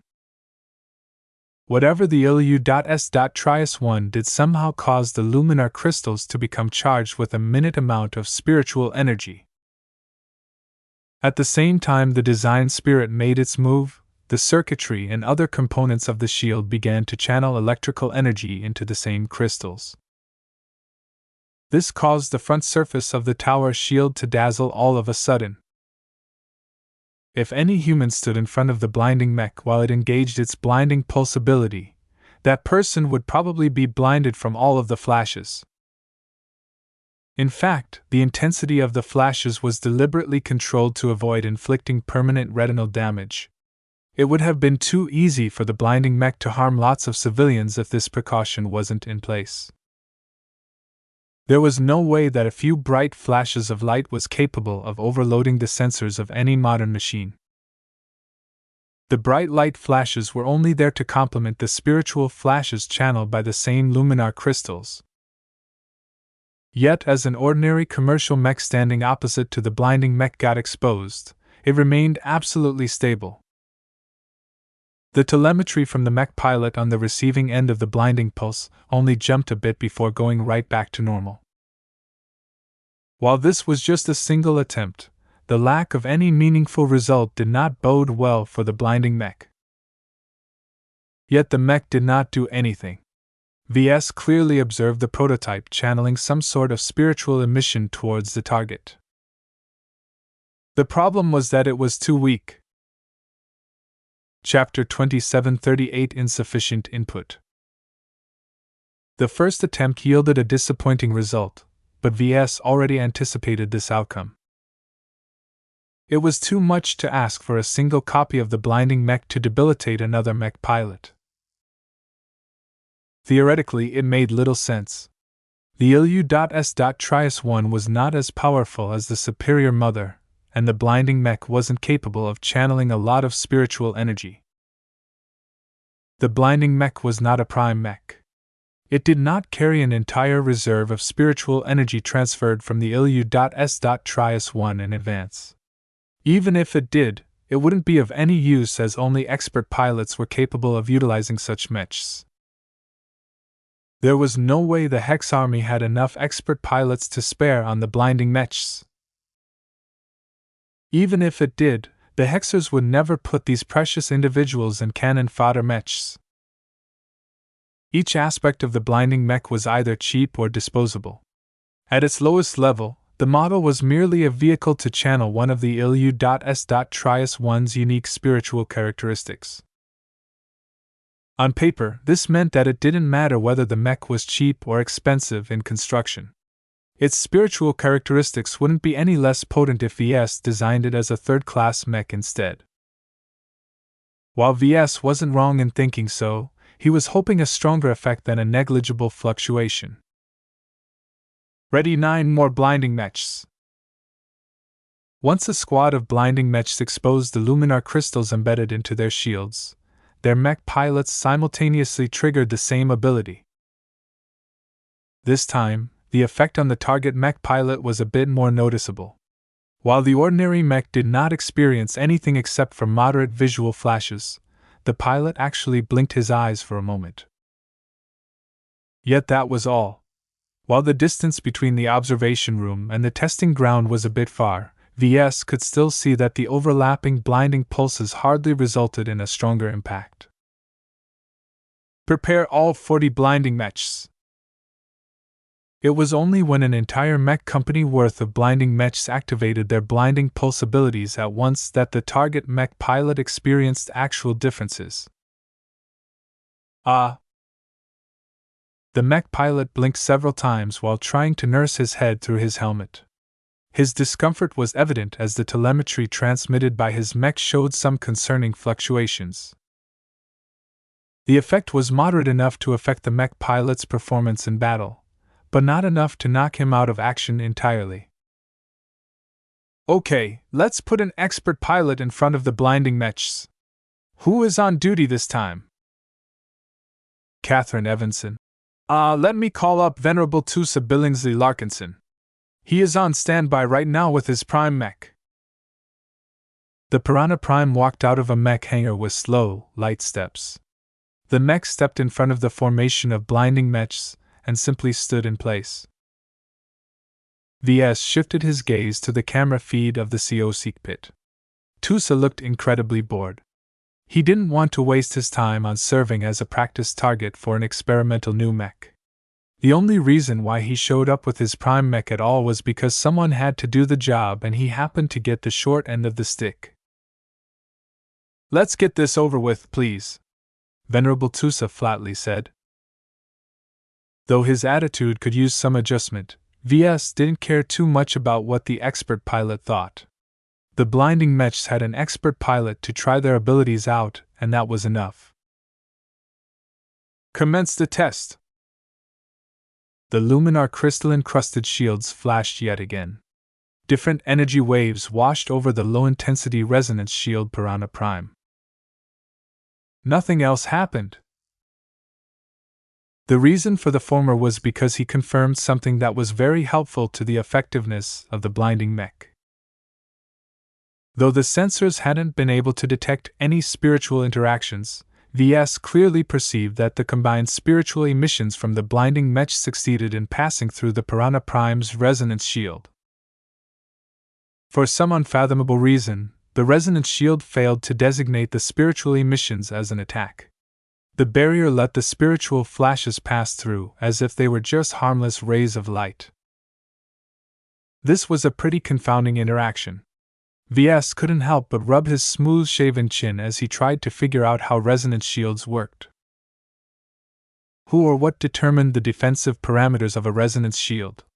Were all of them the same, or did they only block attacks the expert pilot deemed harmful? For now, it seemed that the latter was true. Ves never programmed anything related to resonance shields when he developed his prime mechs. They only emerged when expert pilots interfaced with his primer mechs. This indirectly suggested that a lot of spiritual manifestations were rooted in the mech pilot rather than the mech. The former had to be strong, but the latter didn't necessarily have to be the best.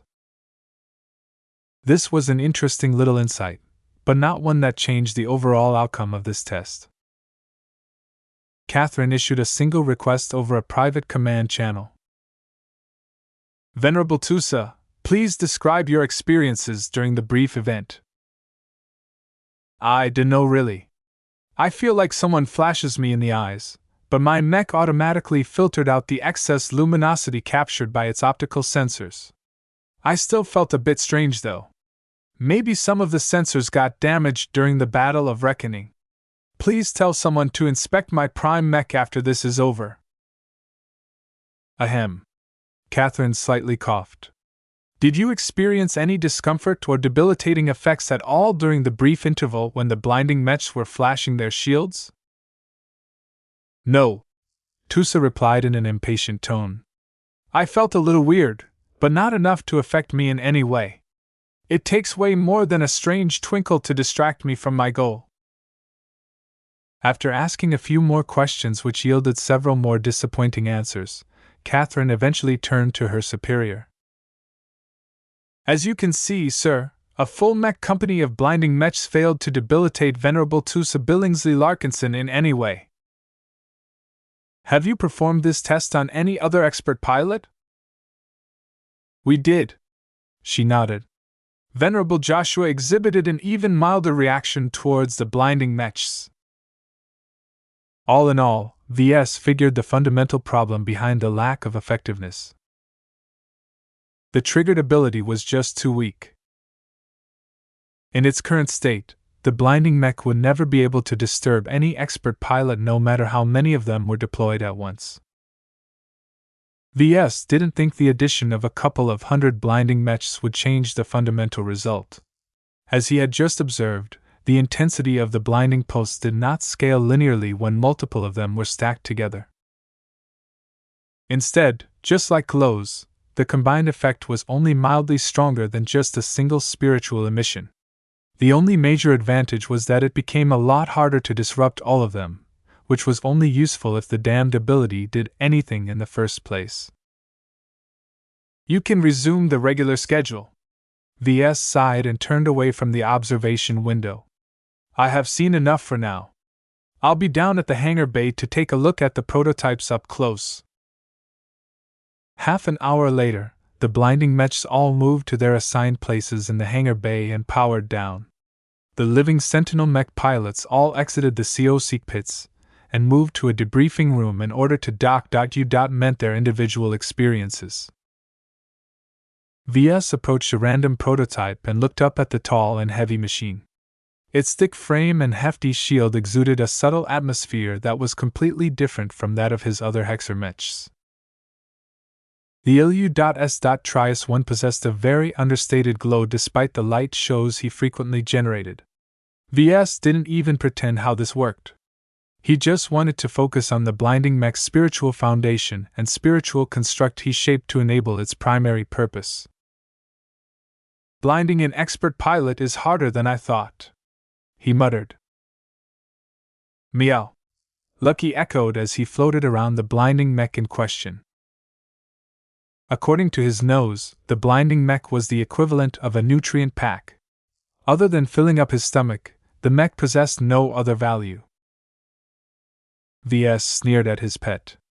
I remember a time where you wouldn't hesitate to eat junk exotics that are primarily used to make third-class mechs. Even if the blinding mech is a budget model, it's still a second-class machine. Meow. Lucky arrogantly huffed while distancing himself from what he considered to be a disgusting meal. Not even a gem cat valued the blinding mech. Ves was quite depressed by all of the bad news surrounding this project. The mech design was an ambitious experiment, but right now VS didn't see any way of getting it to work. As VS experienced many times throughout his mech design career, the simplest problems were also the hardest ones to solve. There's a lack of power. It was impossible to effect change without supplying energy. If there wasn't energy to fuel a reaction, then the effect would always disappoint no matter what it was supposed to achieve. It was like pitting his unending regalia suit against a mech. Even though his combat armor largely consisted of near-indestructible unending alloy that was worth as much as entire starch.I.P.S, any ordinary mech could easily defeat it by stepping onto the suit. In this example, the difference in scale resulted in a massive difference in power that simply couldn't be surmounted by the weaker side. The blinding mech was not as small as a personal suit, but from a spiritual perspective it might as well be. It was just an ordinary mech paired with an ordinary mech pilot. This combination didn't even come close enough to matching the spiritual strength of an expert pilot. We might need 1,000 blinding mechs to achieve an effective result against a single expert pilot, and only against a weaker one. This was too unreasonable.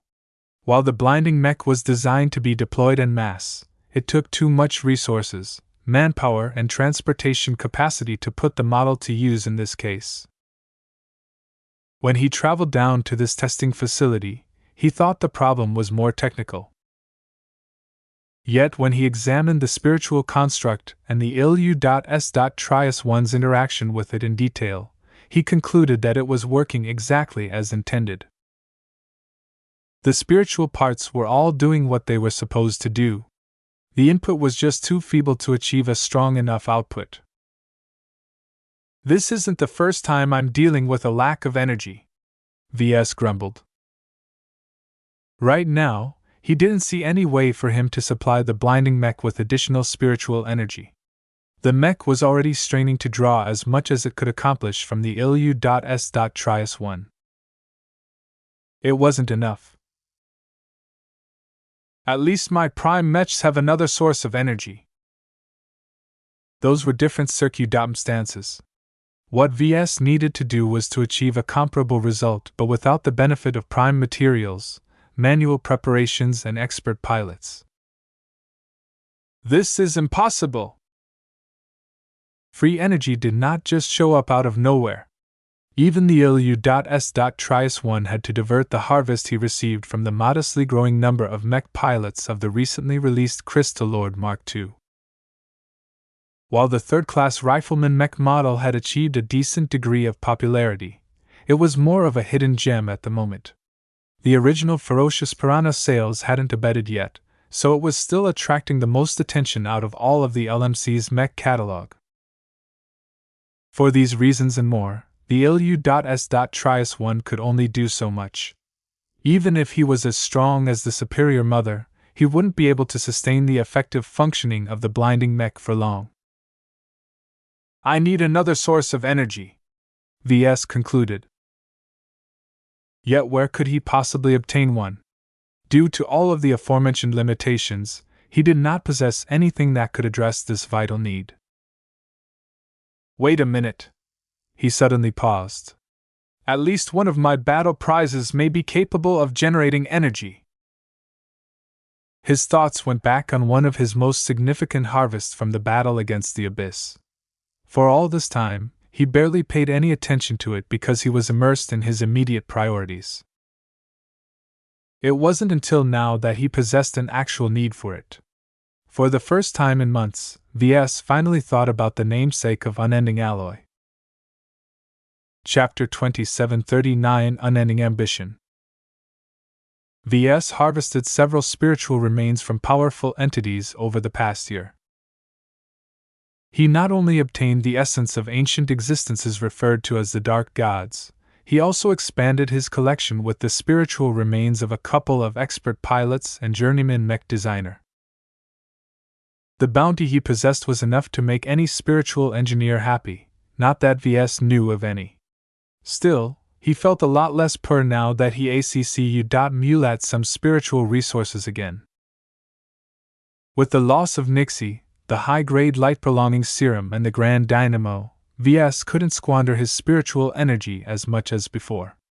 This was part of the reason why he hadn't touched the spiritual fragment of the Unending One and other spiritual treasures. He didn't dare to do anything with them without a solid plan in mind. The value of the spiritual fragment of the Unending One was an estimate to him. Not only did it possess a huge amount of potential, there was only one of its kind in existence. Ves very much doubted that he'd be able to encounter another eons-old spiritual entity with a powerful devouring attribute over the course of his travels. Though he felt tempted to use the spiritual fragment of the Unending One as an ingredient in several different experimental products, he didn't want to risk the chance of ruining the result. This time might be different. Ves possessed a real need for an energy source to solve a pressing need. The blinding mech was like a bot without an energy cell. Only after stuffing a compatible energy source inside would it be able to work as advertised. Yet this wasn't the only possible application of the Unending One. I have needs as well. He long held ambitions to develop a homegrown version of the Grand Dynamo that once supplied him with an abundance of spiritual energy. While he had no hopes of replicating the sheer amount of useful functions of the original spiritual energy generator, he theorized that he might be able to leverage the Unending One's intrinsic properties to achieve a similar result, if at a much lesser degree of effectiveness. In fact, he had so many other possible uses of the spiritual fragment of the Unending One that he simply couldn't choose. The need for energy was universal. No one said no to extra energy. Ves believed he would come up with even more energy-hungry applications that required him to supply an additional energy source. This was why he developed a plan to farm the fragment of the Unending One. Even though his mother killed the Dark God, he knew that spiritual existences had an annoying tendency to restore elements of their old selves if they were fed with lots of energy. Prophet Ilvain was a very good example of that. Ves never went through with his plan for this reason. If he wanted to grow the spiritual fragment of Unending One like a fruit tree and continually harvest additional fragments from it, then he had to make it stronger. It's too dangerous. Dark gods used to be incredibly dangerous due to multiple reasons. Not only did they possess an abundant amount of spiritual energy when they were alive, they also possessed a wealth of knowledge and experience in manipulating it all. They were so much better than him in manipulating spiritual energy that he only had to make a single mistake for them to make a comeback. The safest way to process them is to remove the possibility of letting them grow back to their old selves, Ves concluded. That was what he effectively did with the spiritual fragment of the so-called Blinding One. By forcefully merging it with one of his oldest design spirits, it effectively turned into a giant upgrade potion to the crystal leader. The change was so profound that he turned into a much greater design spirit. This was why he called him the Ilu.S. One these days. Should I do something similar with the Unending One? Ves asked himself. He wasn't sure whether something like that could even work. The Unending One was far more dangerous than his other spiritual fragments. The closest comparable entity to the Unending One was his own mother. When Ves happened to have harvested a tiny spiritual remnant from Cynthia, he ignorantly used it as an ingredient to create the superior mother. This was all the opening it needed. To his alarm, the creation process completely went off the rails as his mother's tiny spiritual fragment swallowed every other spiritual element around it and grew to enormous proportions. While the results eventually worked out for Ves, that was only because the source of the hijacking incident was friendly towards him. The superior mother turned out to be an even greater boon than he ever thought possible after it fused with Cynthia. I can't expect a friendly reception if I try to do the same with the Unending One. It might be possible to avoid this outcome if he sterilized the fragment of the unending one of all of its weird and hostile influences. Yet Ves knew very well that his method of filtering and cutting out undesirable spiritual attributes was very crude. If Ves missed just a tiny portion of the original unending one, the former dark god would definitely find a way to come back from the dead. Ah! This is too frustrating! Meow? Lucky, on the other hand, looked puzzled at what Ves was doing now. What was the big deal? You don't understand, buddy. The mech designer looked helplessly at the blinding one. If he attempted to insert any element of the unending one in it, then there was a possible chance that it might mutate into an unholy clone of the most powerful dark god that Ves had ever fought against. Should he just shelve this plan and find another solution? No. I can't keep avoiding this issue. The fragment of the unending one was an incredibly valuable resource, but it did not help him at all when it was just lying around in his vault. There were many other potential benefits of harnessing the power of the unending one. In the short term, he might be able to power up his prime mechs even further. Even if he didn't foresee any possibility of them needing to go into action, it was still nice to have that reassurance in the back of his mind. While not all of his mechs depended heavily on their spiritual properties, it never hurt to supply them with more spiritual energy. I also have a personal interest in harnessing the unending one. He concentrated his mind and began to inspect his own mind. His spirituality had steadily grown, and that showed in subtle ways. His design seed became a little more intense, and the quantity of loose spiritual energy floating in his mind had increased. There was little to complain about the natural growth of his spirituality. He had the feeling he was growing just as fast, if not faster, than any other journeyman in his position. In fact, Gloriana also grew at a similar pace, but Ves had a feeling that was due to all of the progress she made whenever they succeeded in making another masterwork mech. Juliet's spirituality grew at a significantly slower pace. She was probably a more representative example of how quickly journeymen progressed. Yet, what if Ves had a way of growing faster? He wasn't just thinking about adding another spiritual dynamo in his mind. In fact, he found it rather boring. Other than supplying him with an excess of loose spiritual energy, an isolated energy generator didn't really do anything to facilitate his personal growth. The other issue is that spiritual dynamos and spiritual energy generators are external objects, he muttered. This was why he developed an ambitious plan. In the darkest depths of his mind, he cooked up an incredibly bold and crazy-sounding premise. What if I absorbed the fragment of the unending one? This was not a trivial suggestion. Even the tiniest purified fragment of the unending one was still dangerous. Yet if Ves had a way of mitigating or neutralizing the risks, he might be able to internalize the powers of the tentacled whale for himself. He just needed to look at the ILU.S.Trias-1 to see an example of a successful absorption. Even though the massively strengthened design spirit exhibited an increasing amount of powers of the blinding one, the ILU.S.Trias-1 was nothing like the dark god in terms of personality. If Ves was able to pull off the same merger, wouldn't he be able to become a much more potent mech designer and spiritual engineer? Still, there was one major consequence that immediately caused him to stop in his tracks. Assuming he was able to control all of the potential ways the merger process could go wrong, absorbing the unending one would definitely alter his mix of spiritual attributes. To put it in a more simpler way, his domain would change into something else. Right now, his primary spiritual attributes were equally divided between mechs and life. He considered this the best balance to progress his current design philosophy. What if it changed? What if he inserted a third spiritual attribute that didn't originally belong? Ves could think of two possible outcomes.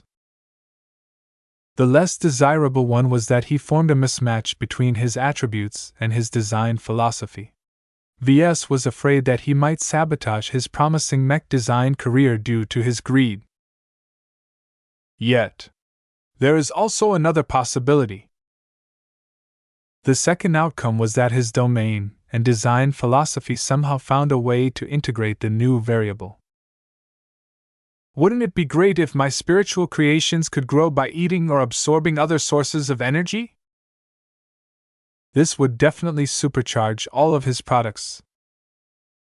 As long as he was able to control the side effects, Ves foresaw endless benefits if he succeeded in integrating a portion of the unending one in his own spirit. He just couldn't bring himself to pull the trigger. The chance of catastrophic failure was too great. His inability to control every variable or predict every possible procedure meant that this amounted to a high-risk gamble where his very life would be at stake. Maybe I should take a step back. Maybe I should test it out on another mech designer first. Ves Larkinson. He just recalled he killed a perfectly functional journeyman mech designer not too long ago. Even though he did it to satisfy his revenge and earn brownie points with Gloriana, it didn't change the fact that he threw away a valuable test subject. He would just have to find a way to get his hands on another journeyman. I'll probably get one sooner or later. He crossed his arms. I make so many enemies these days that it's a statistical certainty that I'll piss off a journeyman. For now, there was no reason to rush this ambitious plan. He needed to get back to solving his more immediate problem with supplying the blinding mech with an energy source. Countless questions flooded his mind. How should he make use of the fragment of the unending one? How should he integrate the prepared energy source to the spiritual foundation of the blinding one? How would he be able to prevent the blinding mech from absorbing energy from its own mech pilot? All of these issues required an extensive amount of thought and consideration. He might also have to perform a few risky experiments in order to verify his new ideas. Luckily, I'm in a star system that is a regional center for biotech research. He grinned. I might be able to obtain something that can help me realize my plans. Chapter 2740 Human Detection Systems. It took some time for Ves to regain his composure. Although there was no harm in dreaming big, every ambition introduced a lot of risks. The greater the ambition, the greater the potential setbacks. Normally, Ves would shove his ambitious ideas to the back of his mind because he was already preoccupied with other priorities. He was reluctant to do so this time. I already have the spiritual fragment of the unending one for months, and it's just collecting dust in my vault. When will I ever get to do something with this prize? It's too valuable to keep it in storage. He also had a bunch of other spoils of war that he needed to make use of somehow. Most notably, it would be very helpful for him to study the remains of the Charlemagne, the Jeanne d'Arc and the Scara for his upcoming expert mech design projects.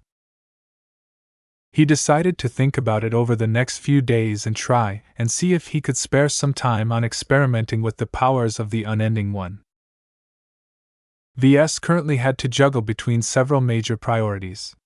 He had to prepare for his upcoming design duel, complete his 5 remaining mech design projects, stay informed about the attempt to exchange the Orleans for another capital ship, and supervise the mass recruitment effort of his clan.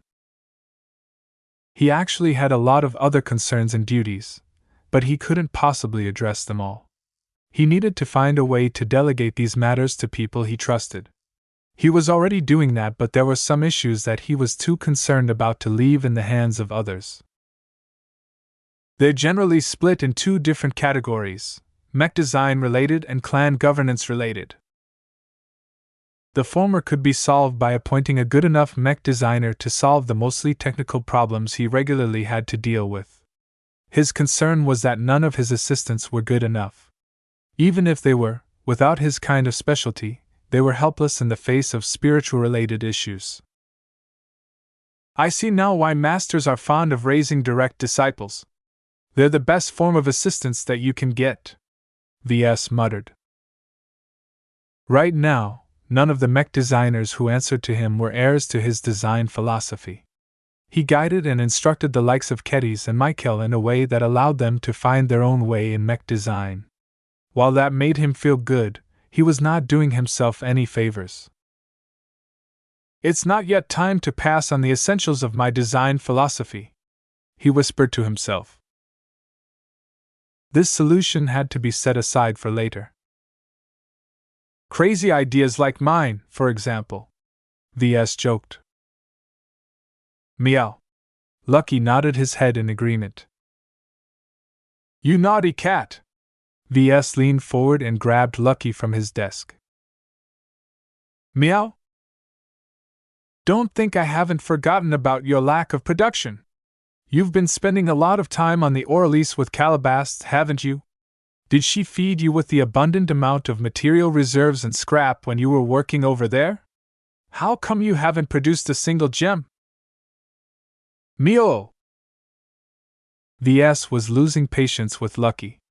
What was the point of having a gem cat if no gems showed up? The little bugger was getting lazy. You know, I think I have a sliver of beastone in my pockets. I prepared it just for you. Let me retrieve it so that I can.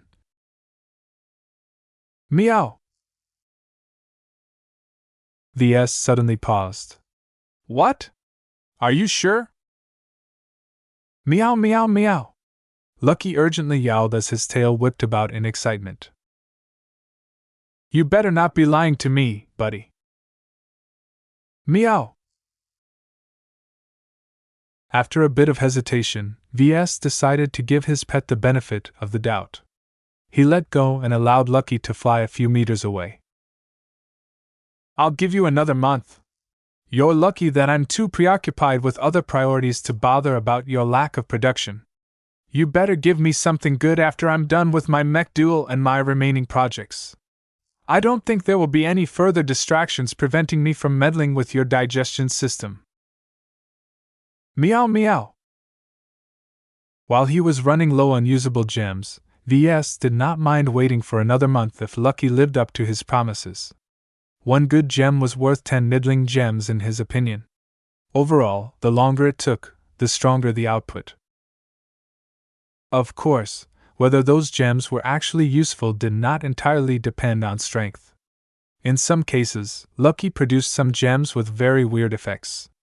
It was a struggle for Ves to find a good use for them when they didn't do anything straightforward such as increasing the defense of a mech. At least he no longer underestimated these useless gems as much. For a long time, he disregarded the Whipping Boy gem, only to find it was shockingly effective in battle when paired with a mech that already had a suppressive effect such as the Valkyrie Prime. He prepared to formulate a suitable glow for the Devious in case he wasn't able to obtain a compatible design spirit from the local environment. It was easy enough to implement a glow that was based on the Superior Mother's dust phase of existence. The Devious had already been designed to embody the dust phase of existence since the mech had been conceived. The effect of this glow was rather effective in lowering people's guards. During the initial tests, Devious mechs and stealth snuck around the testing ground that was modeled after a typical base and managed to evade the suspicion of the mock guards by 15%. This was quite a drastic jump. Gloriana became a bit more mollified when she witnessed the disposable Hexer stealth mech in action with its new glow. Our mech design's performance is truly better. Its success rate against the circumstances the prototypes are facing make it seem as if the Devious is a stealth mech that is twice as expensive. Ves shook his head as he studied the data. I think you should be careful about drawing any conclusions from these initial results. Just like how the Friday Coalition adapted to the introduction of the Blessed Squire and the Valkyrie Redeemer, the state will definitely find a number of ways to hinder the Devious from raiding their rear positions. LMC mechs in the Komodo War were way too high profile these days. Ordinary new Hexer-Mech models did not catch much attention because their impact on the war was rather modest. The Friday men were justified to direct so much attention on the products of the miracle couple. The glows of the two aforementioned mechs radically changed the dynamics of the battlefield. Even if the mechs themselves weren't too strong or noteworthy, their spiritual traits were simply too impactful. The annoying part about all of this was that Ves didn't think the glows of his subsequent 3 Hexer-Mech designs were all that revolutionary. Sure, the Devious might gain a glow that lowered the vigilance of people around it, but so what? The root of any stealth mech was its stealth systems, and if those weren't all that good, the automated sensor systems would definitely ring an alarm regardless of what kind of fancy glow was active. Therefore, the application of the Devious would always be limited. The Hexers fielded much better stealth mechs that could infiltrate much more tightly guarded places. Still, even a cheap stealth mech had its place. The Devious was not that complicated to pilot, so any average mech pilot could employ it to perform risky battlefield infiltrations. If the Hexers were willing to deploy a large number of stealth mechs, they could easily frustrate the Friday Man supply lines, thereby slowing their forward progress. As the Devious began to perform repeat infiltrations against the same group of helpers, the latter became a lot more vigilant. Now that they became aware of the effects of the stealth mech, the clansmen assigned to play the role of base guards did not lose their vigilance as easily.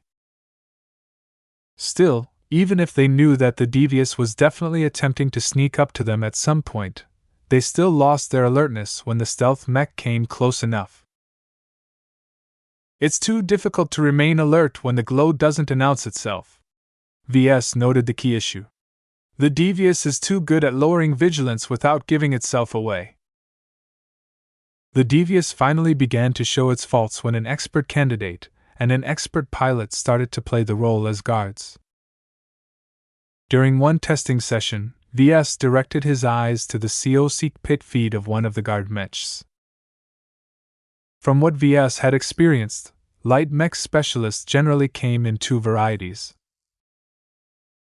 The most dominant group consisted of flighty and impatient individuals such as Venerable Tusa Billingsley Larkinson. They loved to pilot fast mechs because they could reach their destinations faster and outpace everyone else. While their combat instincts were exceptionally sharp in order to allow them to pull off their risky attack runs, their inability to stay calm meant they made for poor guards. Someone like Trinity Larkinson belonged to another group of light mech specialists. While she was almost just as capable of dancing on the edge of the knife with a light mech as other battle enthusiasts, she was much more capable of sitting still in order to observe her surroundings. "Over there!" Her mech abruptly raised its rifle and fired a harmless laser at the corner of a structure that was about 200 meters away. The laser seemingly passed through empty air and struck another distant structure, but the observers of the test knew better. The Devious that had just turned around the corner disengaged its active stealth. Trinity had managed to catch the mech barely a second after it slowly rounded the corner. "Why did it get found out so fast?" Gloriana frowned. "Expert candidates possess greater intuition than ordinary mech pilots," Ves explained. "I think they may be sharp enough to notice that an external influence is attempting to alter their perception." The results were even worse when the Devious attempted to sneak past an expert pilot. Even a rather sloppy individual like Venerable Rosa Orphan succeeded in detecting the presence of an invisible stealth mech a kilometer away. "This is ridiculous." Expert pilots were very sharp individuals, and not just due to their intuition alone. Their elevated mental capacities allowed them to merge with their mechs to a much greater extent. They became much more attuned with the senses of their machines. They were also capable of leveraging a greater proportion of a mech's computing power to process much more data. All of this meant that expert pilots were much more capable of picking up and analyzing suspicious patterns in sensor data than regular mech pilots. Expert pilots made for excellent base guards, This setback substantially reduced the utility of the devious model. The Friday Man Coalition fielded a lot of expert pilots. Even if they were off duty at a base somewhere, their sharp intuition might cause them to detect something amiss even if they were enjoying a meal in a mess hall. The glow of the mech might do more harm than good in this case. While ordinary mech pilots weren't able to detect the shifts of their own minds, expert pilots were much more aware of their changes. They were definitely capable of sensing an external influence acting on their minds. Well, that's why this model is cheap. Gloriana eventually shrugged. If an expert pilot happens to catch it, then the hegemony can afford the loss. Ves wasn't happy with this outcome. He believed he could do better. While the superior mother was a capable all-rounder, in the end she was not the best choice to augment a stealth mech. If he wanted to achieve a better result, he just had to find a suitable ingredient to form a design spirit that excelled at hiding presences. Chapter 2741 Heavy Firepower. Not every mech design project was as convoluted and difficult as the devious design. The other two Hexer mech designs yielded much more straightforward results during the tests. For example, the new communications mech codenamed Cherub completely matched the expectations of its designers. It was just a simple unarmed auxiliary light mech that didn't carry much except for a decent set of sensor, communication, and ECM systems. They weren't very good, honestly. There was only so much quality that VS could afford for a mech with a design budget of 55 million hex credits. If this was all, the Hex Army would never adopt the Cherub. Affordable or not, its performance parameters were too poor to counteract all of the difficulties on the battlefield. The inability to transmit signals under heavy jamming was an outright failure for a communications mech designed for the battlefield. Yet neither VS nor Gloriana showed any dissatisfaction with this simplistic mech design. They watched on as the Cherub succeeded in transmitting complete data packages over various distances under extremely heavy interference. In order to simulate the toughest possible environment the Cherub model might encounter, VS rented some special signal interference devices the size of shuttles. When multiple of them activated all at once, the entire testing area became filled with an abundance of disruptive energy waves that visibly discomfited any human inside. However, whether it was short-range communications or long-range communications, different Cherub mechs always succeeded in exchanging messages back and forth. The mech was even capable of transmitting messages even when there was a source of spiritual instability nearby. Glows and force of wills hardly affected the integrity of the signals being transmitted. This was because the communication signals largely passed through a subnetwork of the superior mother. The exact mechanics behind this phenomenon was actually a bit more complicated than it sounded. VS had to put careful thought in how he designed the subnetwork and how to keep the Cherubs connected even in the face of several circumstances. He even made sure to encrypt the transmission so that a spiritually sensitive entity wouldn't be able to decipher any intercepted messages in a short amount of time. The only shortcoming that disappointed VS was the relatively low bandwidth of the communication network. The limited bandwidth that our Cherubs have access to will largely confine the transmissions to highly compressed footage or data logs. Any information was better than no information at all. Even a few pages worth of material was enough to increase the response times of crucial reinforcements, or provide more warning time to units that were about to be attacked. VS looked satisfied at the results. The Cherub is not a flashy mech, but one that can serve a very useful purpose. That's the case with most auxiliary mechs, Gloriana affirmed. She was quite happy with the results as well, even though she didn't feel challenged enough when she worked on this project. If the Hex Army isn't able to counter enemy expert mechs directly, then we can at least provide it with a better means of staying in touch with different units. Better communications will lead to better and more timely commands. Hopefully, that will prevent some needless casualties and deliver some much-needed victories. While the cherubs could definitely change the course of a lot of battles, there was only so much influence an auxiliary mech could exert. In massive conflicts like the Komodo War, clever stratagems and brilliant plans could only do so much to affect the overall trend.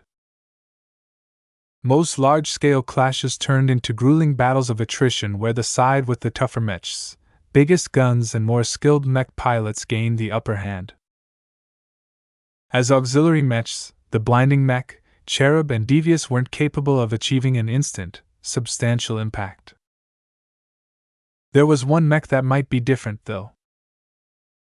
When Ves and Gloriana moved to a different part of the testing facility, they witnessed a handful of thick and sturdy ranged mechs lining up while bringing their massive cannons to bear. As a cannoneer mech, the giant killer had to be able to carry larger caliber weapons that introduced a lot of heft. It took a lot of strength for the cannoneer mechs to carry their massive Samheim Gauss cannons on land. The few times it attempted to engage its flight system and lift up in the air, the results weren't pretty. The giant killer flew so slowly and ungainly that any decent ranged or aerial mech was capable of defeating it with ease. Gloriana looked disgusted. "This mech is awful in the air. I think it is best to remove the flight system or limit its flight capabilities for repositioning purposes only," Ves concluded. It was too easy to take down the giant killers when these sluggish mechs attempted to fight in the air. They flew like flying pigs. Even if their elevation granted them a favorable angle against their targets, it simply wasn't worth it to expose them in such an easy fashion. At least on land the cannoneer mechs could take cover and hide its presence behind natural or artificial terrain features. Still, the fact that the mech was designed to accommodate multiple environments meant that it didn't really perform that well on land either. As the giant killer prototypes showed what they were capable of in the testing grounds, Ves felt they were merely serviceable. While they didn't perform too badly on land, there were better alternatives on the markets. True land-bound cannoneer mechs are faster, more energy efficient, and possess a higher damage capacity, Gloriana pointed out. Maybe we shouldn't have bothered to make it land-capable to begin with. If we need heavy artillery, the Transcendent Punisher is actually a superior option in most aspects.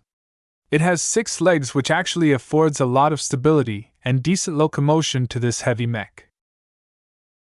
The giant killer is still lighter in absolute terms. That makes it marginally more useful in terrain which imposes limits on how much mass it can bear.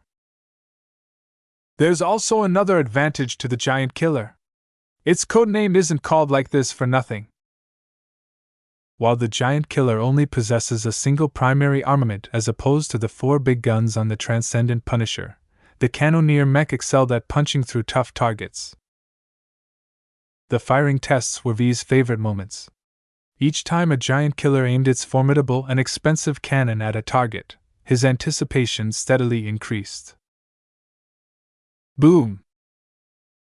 The immense Gauss cannon discharged a fat projectile at a speed that was enough to ignite a huge swathe of air wherever it passed. It was as if the giant killer unleashed a huge ray of fire instead of a solid round.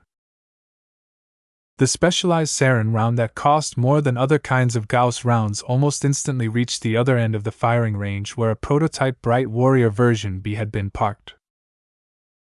The force of the collision was so great that the Bright Warrior tipped over. Even though the mech could have remained upright if a mech pilot was there to help the machine maintain its balance, it was still incredible that a cannoneer mech was able to lay a single opposing mech flat. Incredible, Gloriana sighed. She wasn't very enthusiastic about this project at first, but now that she saw how much damage the giant killer could inflict with a single attack, she quickly changed her tune. The Transcendent Punisher isn't capable of penetrating through so much armor with a single salvo.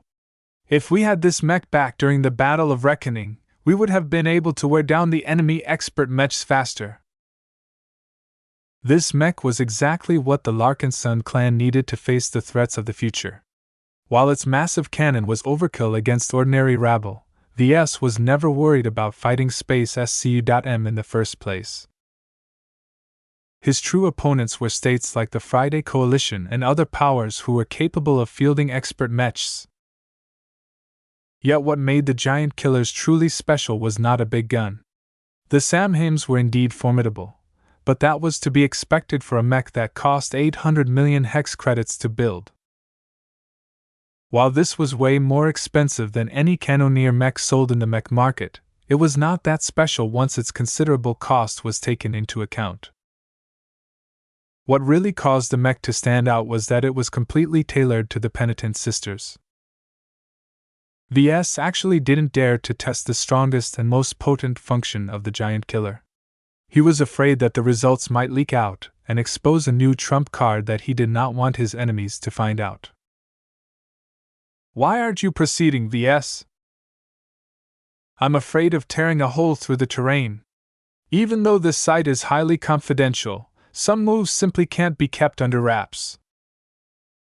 He was willing to wait until they resumed their grand expedition and reached a quiet star system to witness the giant killers at their peak. As long as the giant killers and their mech pilots connected to the Superior Mother's battle network, they would be capable of unleashing an augmented physical attack that could potentially punch through any armor. Perhaps not even unending armor would be able to remain unscathed if it was on the receiving end of this potent battle formation. When Gloriana recalled how the Valkyrie Redeemers wiped out the entire crew of the Orlis, she tried to imagine how much more damage the giant killers could do. Unlike the Marauder mechs, the Cannoneer mechs were dedicated ranged mechs to begin with. Their ability to project damage at range was much greater. Ves? Yes, honey? Why? Why don't we repurpose the giant killer for the Hex army as well? It's a Hexer mech design, right? While we are at it, can't we enable the Hexers from my home state to engage in battle formations? You already did so with the Glory Seekers, so I don't see any reason why you can't extend that to the rest of the Hex army. Absolutely not. Ves put his foot down. I already explained to you why that's unacceptable. Battle networks only have a limited capacity due to their greater focus. They should primarily be reserved for our own use. They are also incredibly energy intensive. The Superior Mother would never be able to maintain a frequent rate of activation. While he didn't want the hegemony to lose the war, he was still unwilling to share his best products and innovations to others. Battle formations were still rough and IMM.A.T.U.R.E in his opinion. It was very irresponsible to share them to the Hexers. If they were being used too often, his enemies would quickly be able to figure out their strengths and weaknesses, thereby making it much harder to wipe them out in the future. At least now there was a lot of mystique surrounding the capabilities of the Larkinson clan. Any enemy had to think twice about attacking the Larkinsons due to their inability to figure out how to protect their own sh.I.P.S from getting cleared of all life in a single blow. After Gloriana failed to persuade Ves to share his battle networks, she reluctantly took a step back and made a more modest request. What if we just hand over the giant killer design by itself? I'm sure you can tweak it so that it's compatible with all Hexers instead of just the Penitent Sisters. You'll be able to fulfill an extra quota in advance while the Hex army obtains another mech that may possibly be able to synergize well with the blinding mech. Ves hesitated when he thought about her proposal. Doesn't sound too bad, but it's not a good idea. The giant killer is designed for short, intensive engagements. The Komodo War features too many drawn-out battles where endurance and efficiency are much more important. Besides, without battle formations, the giant killer probably performs worse than comparable ranged mechs fielded by the Hex army. There is no other reason for the Hex army to field the giant killer other than to obtain another mech that can project a glow. It's better than nothing, though. I think we should really consider this option.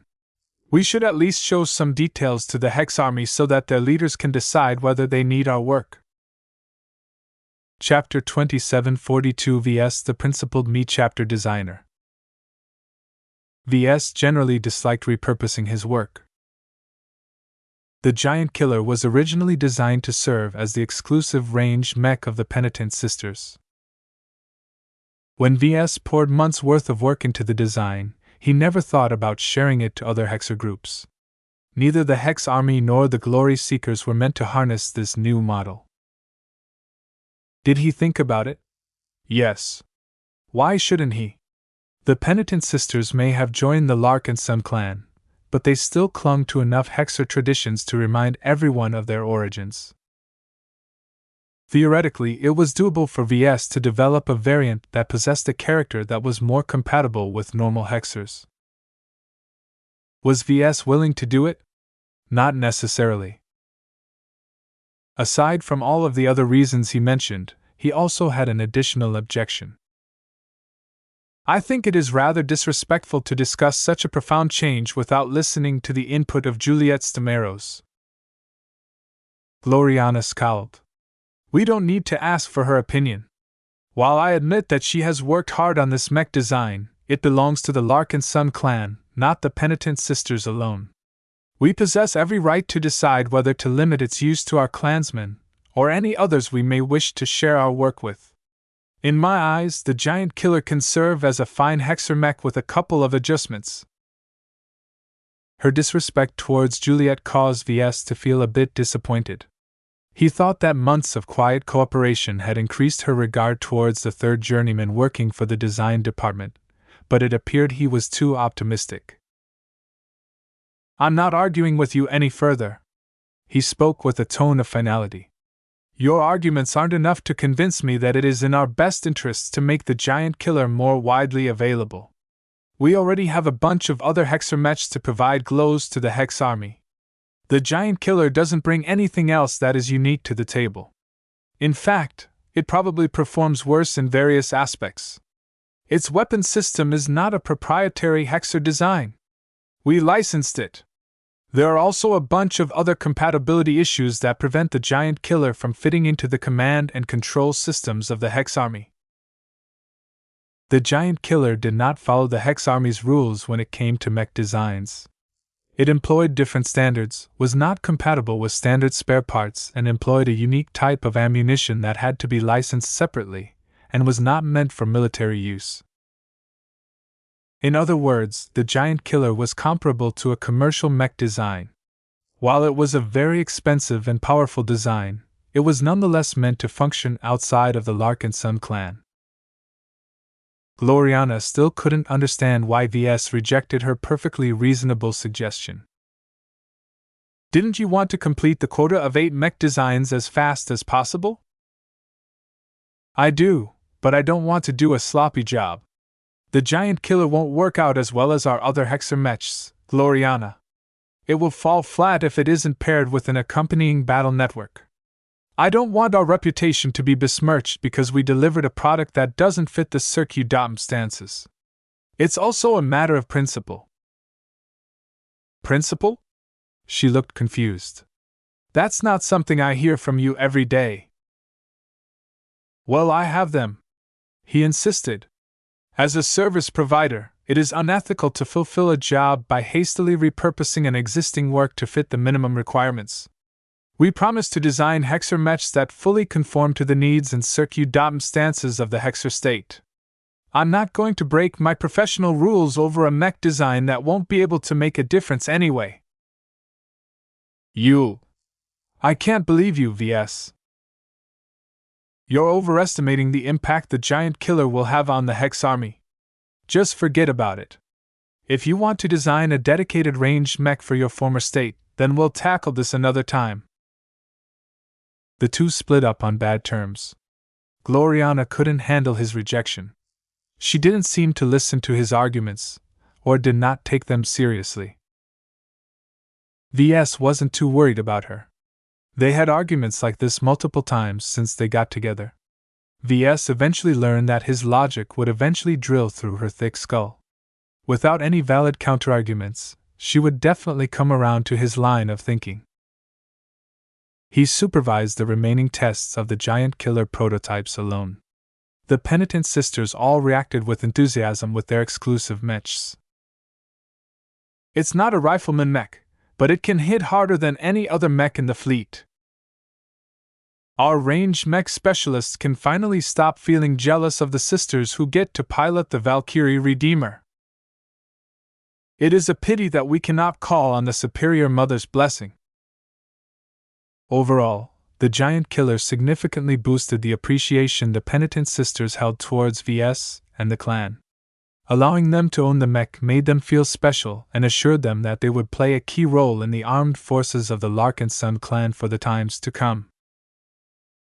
The addition of the giant killer to their mech roster was a strong indicator that Ves did not harbor any thoughts of disbanding them and forcing their members to join the other mech forces. After making sure that the giant killer design was working as intended, Ves attended a final testing session. The light skirmishers zipping around in the air while using their glows to terrorize the poor targets made for an inspiring sight. The ferocious Piranha Mark I version B model had already proven its chops during the Battle of Reckoning. While the early prototypes back then performed quite rough, continued refinement addressed much of the faults and inefficiencies that Gloriana previously noticed. Different from the giant killer, the new ferocious Piranha retained most of its combat effectiveness in the air. Its low mass and high thrust power allowed the light skirmisher to resist the pull of gravity with much less effort. If the giant killer was a rock, then the ferocious Piranha was the equivalent of a leaf. It was much easier for the latter to keep itself aloft. It's a bit bad on land, though. This was to be expected. The ferocious Piranha IB may be a second-class mech, but it still did not offer a lot of capacity to accommodate everything on his wish list.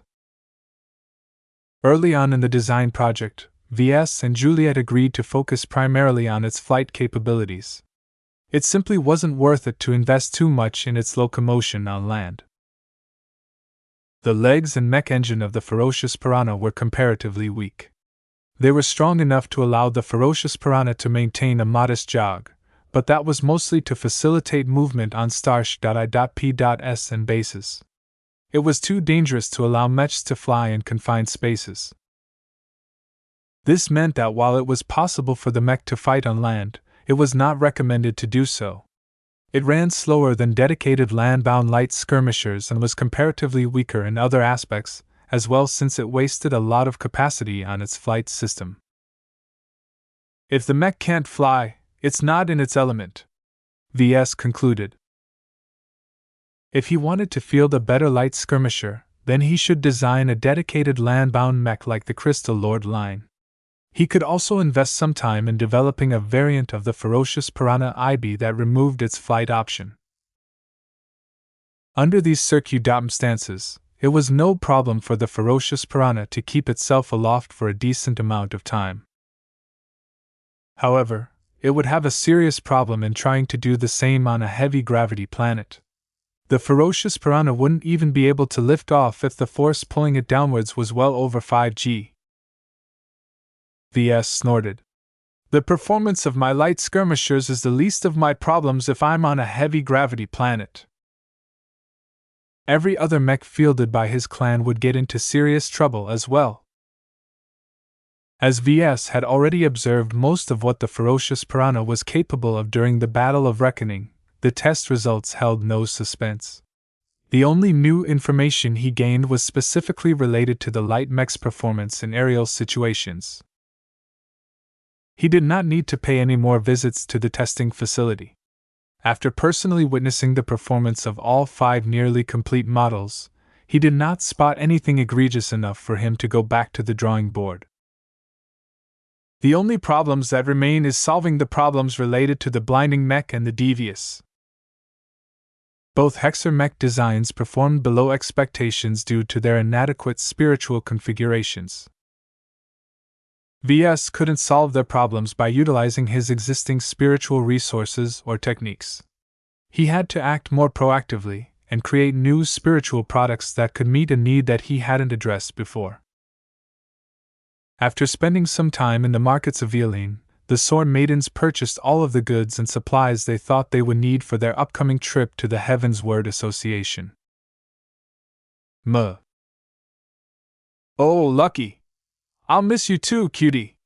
Keddies giggled as she picked up the cat and snuggled against him for a moment. Ves felt rather worried about letting her go off on her own, but he tried his best to suppress the urge to stop their departure. There were too many reasons why they should attend the Greater Omandry Festival. He did not want to deprive these tragic women of their opportunity to rise up after a long period of rapid decline. Besides, the Soar Maidens used to be pirates. They could take care of themselves, mercenary escort or not. Majestic Teal was not comparable to the Frontier or the Nixian Gap either. As long as the Soar Maidens stuck to the main trading routes, they shouldn't encounter any trouble. Once Keddies finished kissing Lucky's head, she tossed him over her head. Meow! Both Ves and Keddies ignored Lucky's complaint. I'll miss you, Ves said in a softer voice. Me too. I think it's for the best, though. I need to get out of your shadow in order to fully find my own way. I hope you'll be able to return as a journeyman. You never know, Ves. She shrugged. While I'm eager to catch up to you, I've learned that it doesn't help if I'm anxious. I'll just go forward and see where that takes me. If I am meant to break through while I am out, then I'll be happy for that. If I return while I am still an apprentice, then I'll just continue to grind until I succeed. That's a good mindset to take, but don't forget about your ambitions. You need to have enough drive in order to push yourself past your limits. Becoming a journeyman is the true start of any mech designer. You must completely dedicate yourself to this profession if you want to start designing real mechs. Keddies took in his words for a moment and nodded. I'll keep that in mind. Ves briefly talked to Commander Sendra and Venerable Dice before waving all of the Soar Maidens goodbye. They all boarded their shuttles and flew back to orbit. There, they boarded another transit vessel that took them back to their combat carriers. After settling into the vessels which had already been loaded with mechs and supplies, the Soar Maidens detached from the main fleet and began their first solo adventure. Chapter 2743 New State. Colonel Ariadne Woden did not think much of her assignment at first. As a proud branch member of the Woden dynasty, she dedicated her life to serve in the armed forces of the hegemony. There was a time when she was a young and brash mech officer. She eagerly piloted mechs and enjoyed taking charge of other women. Those days were behind her. While she sharpened herself in battle, the Hex army remained stubbornly in place. While she took part in plenty of practice sessions and interdivisional war games, the falseness of it all grated on her. The hundreds of thousands of mechs she blew up consisted of virtual bits. The opponents she fought against were other Hexers. This was not what she wanted out of her mech piloting career. She yearned to take the fight against the Coalition, smash its glorious mech armies and drive the hegemony's stake right through its heart. Yet too much time passed without anything taking place. The hegemony was still in its centuries-long process of building up its troops, material reserves, and infrastructure. The matriarchs in charge of these top-level decisions lived for centuries, and they possessed at least that much patience. While there was no doubt that the matriarchs wanted to satisfy their grudge against the Fridaymen once and for all, the time was not yet right, apparently. So it came to be that Ariadne Woden ACCU. Mulat more training without gaining too much actual experience. It frustrated her. It frustrated her fellow Hexer soldiers. They served diligently and obeyed the commands they were given, yet that didn't result in anything. As decades of continued service went by, her rank steadily rose higher, but the acuity of her body and mind was starting to fade. She spent her prime years as a mech pilot wasting away her golden years. Even with an early application of life-prolonging treatment, the deterioration of her reflexes and her mental evolution meant she was unable to compete with younger, faster, and more vigorous mech pilots. To be honest, the difference wasn't too big. With the treatments she enjoyed and the augments she possessed, she could still put up a good fight. Her greater experience and polished skills could even keep up with many of the young stars in the Hex army. It was just that it became harder and harder to do so. She had to rely more and more on her wits in order to compensate for her slowing mental reflexes. This was an unstoppable trend. No matter how much she kept her body in shape, her mind grew more sluggish and complicated with age. A younger mech pilot didn't have to think in order to perform a rapid reaction. Their instincts and lack of greater considerations meant that they fought without any burdens. This was not so for Ariadne. She not only became burdened by a multitude of choices and considerations, she was also responsible for commanding her subordinates, thereby filling up her mind even further with distracting thoughts. At some point, it became clear that she was much more suitable to command troops than piloting a mech in the field. Her rising qualifications in the former eventually got her promoted out of the COC pit. While she could still pilot a mech if she had to, it was a waste of her prodigious command ability if she did so. She knew it. Her superiors knew it. Putting her behind a desk was the most rational choice to make. Intellectually, she accepted her fate. Emotionally, she resented the fact she missed her opportunity to earn glory in battle. As much as she wished to concentrate on her duties, her regrets and resentments hampered her ability to serve in the Hex army. She eventually decided to take a step back and retire from the military. She chose to return to the scimitar system and take up a senior position in the household troops of her dynasty. At least there she was able to exert greater power. She was just a cog in an immensely huge machine back when she was in the Hex army. Taking over a unit of the Woden warriors granted her much greater leeway in implementing her vision. It was then that the Komodo War broke out. What a great irony! Just years after she retired, the Council of Matriarchs finally lost their patience and decided to strike at their archenemies. The war that decided the future of the Komodo War had broken out. Every Hexer soldier had to answer the call and fight against the evil and immoral Friday men. Though Colonel Ariadne inwardly regretted her decision to retire from the Hex army, she quickly consoled herself. The Woden warriors were also strong. While they weren't quite on par with a true Hexer mech unit, they came close enough to put up a good fight against ordinary Friday man mech units. Every Woden warrior knew that there was a great possibility that they would be called to the front lines. Yet just as the Woden warriors fully mobilized, Matriarch Ziafna Woden handed Colonel Ariadne a different assignment. She was not going to the front lines? She had to pay babysitter to a foreign boy and Constance's spoiled daughter? Suffice to say, she had difficulty accepting such a sudden long-term assignment. While the Glory Seekers sounded like a fine unit, she had no intentions of running away from the Komodo Star sector. She also possessed a demeanor that was less prone to come into conflict against foreigners like Gloriana's husband and the various other misguided boys she might encounter during her travels. Sometimes, being too smart, competent, and reasonable was not good. Colonel Ariadne grudgingly accepted her new mission. The Woden dynasty needed her as the head of the Glory Seekers.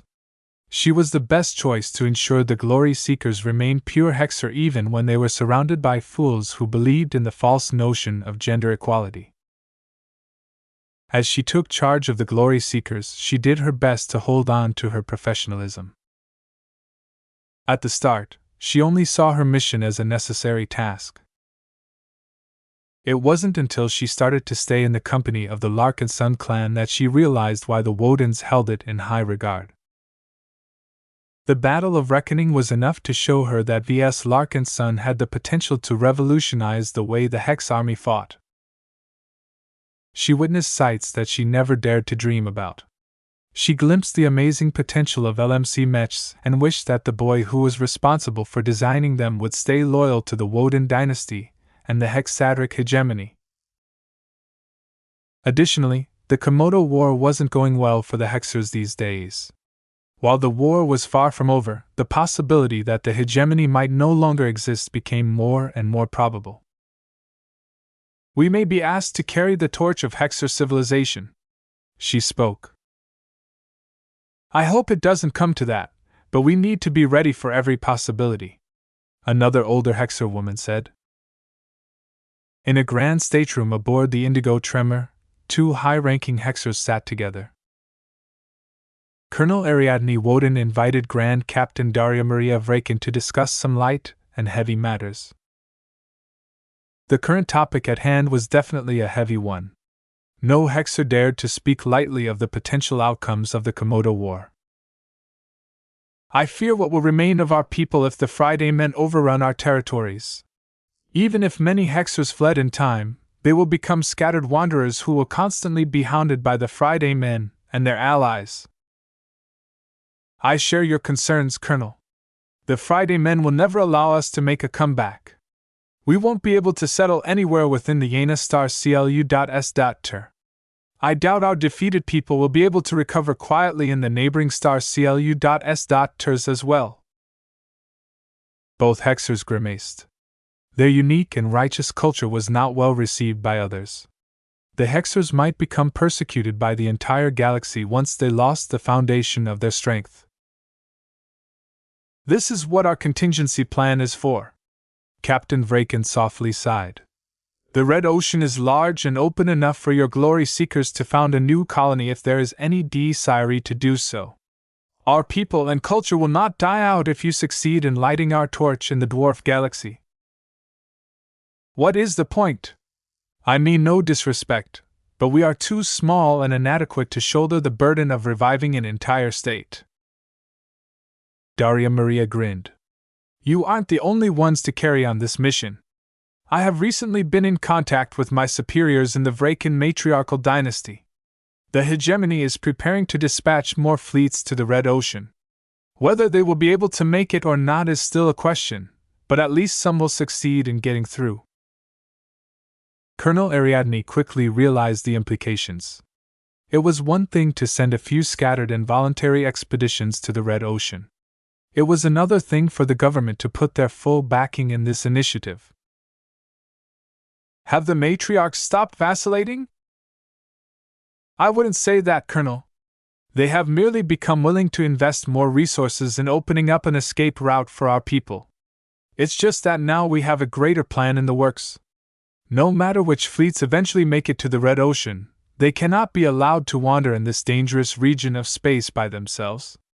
They must consolidate in order to concentrate their might and allow their colonies to start off strong and united right from the start.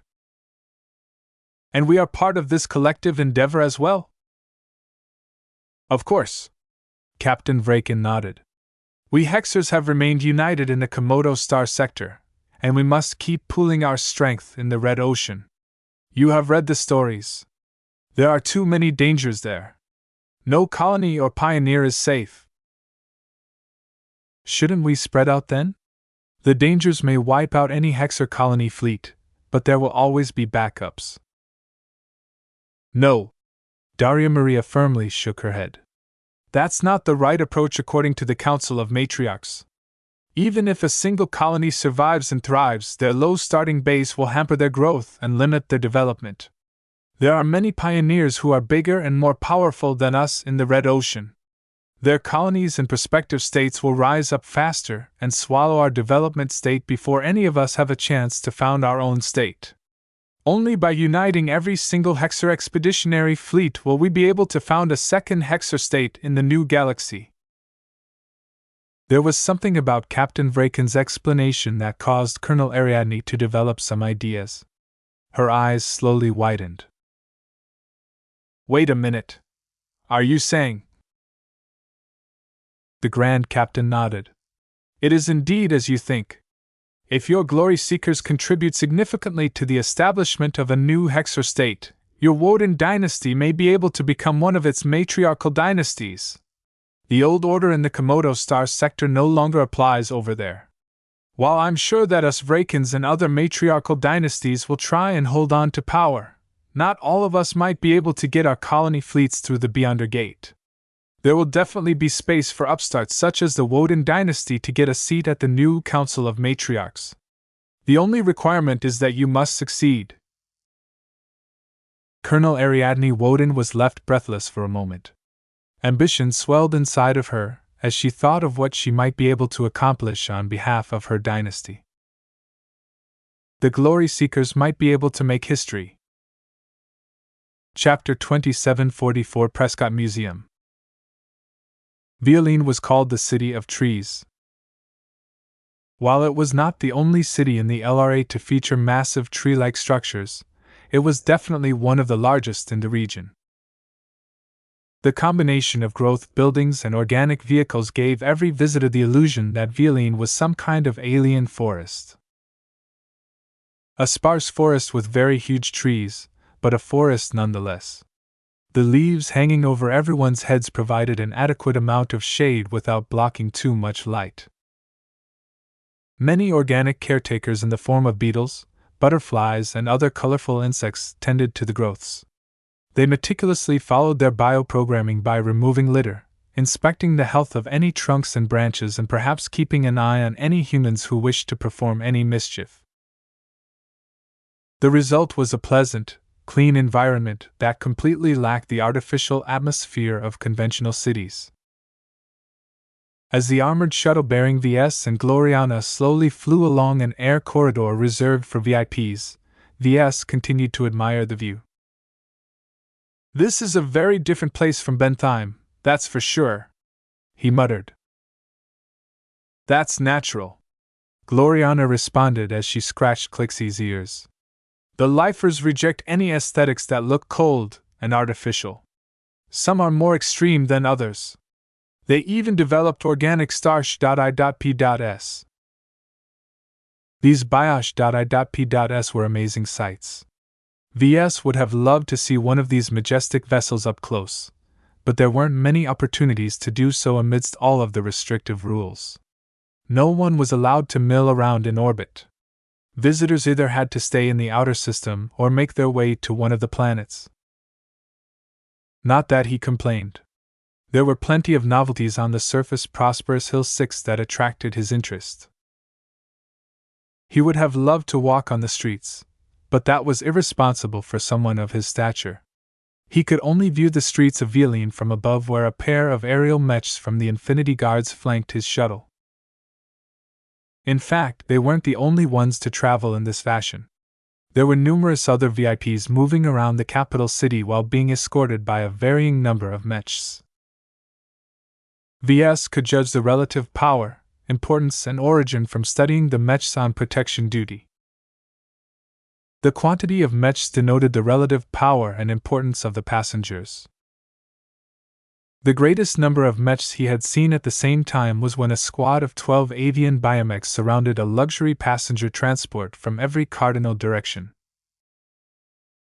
"It's probably a prominent local official or business magnate," Gloriana guessed. "Maybe, but those avian biomechs look quite unique. Such an honor guard probably fits a powerful biomech designer." There were many more biomech designers than Dr. Navarro in the Prosperous Hill system. Granted, most of them resided on the fourth planet from the Sun, but Prosperous Hill 6 was where most mechs got sold. The reason why VS and Gloriana decided to go out today was to experience different varieties of biomechs in person.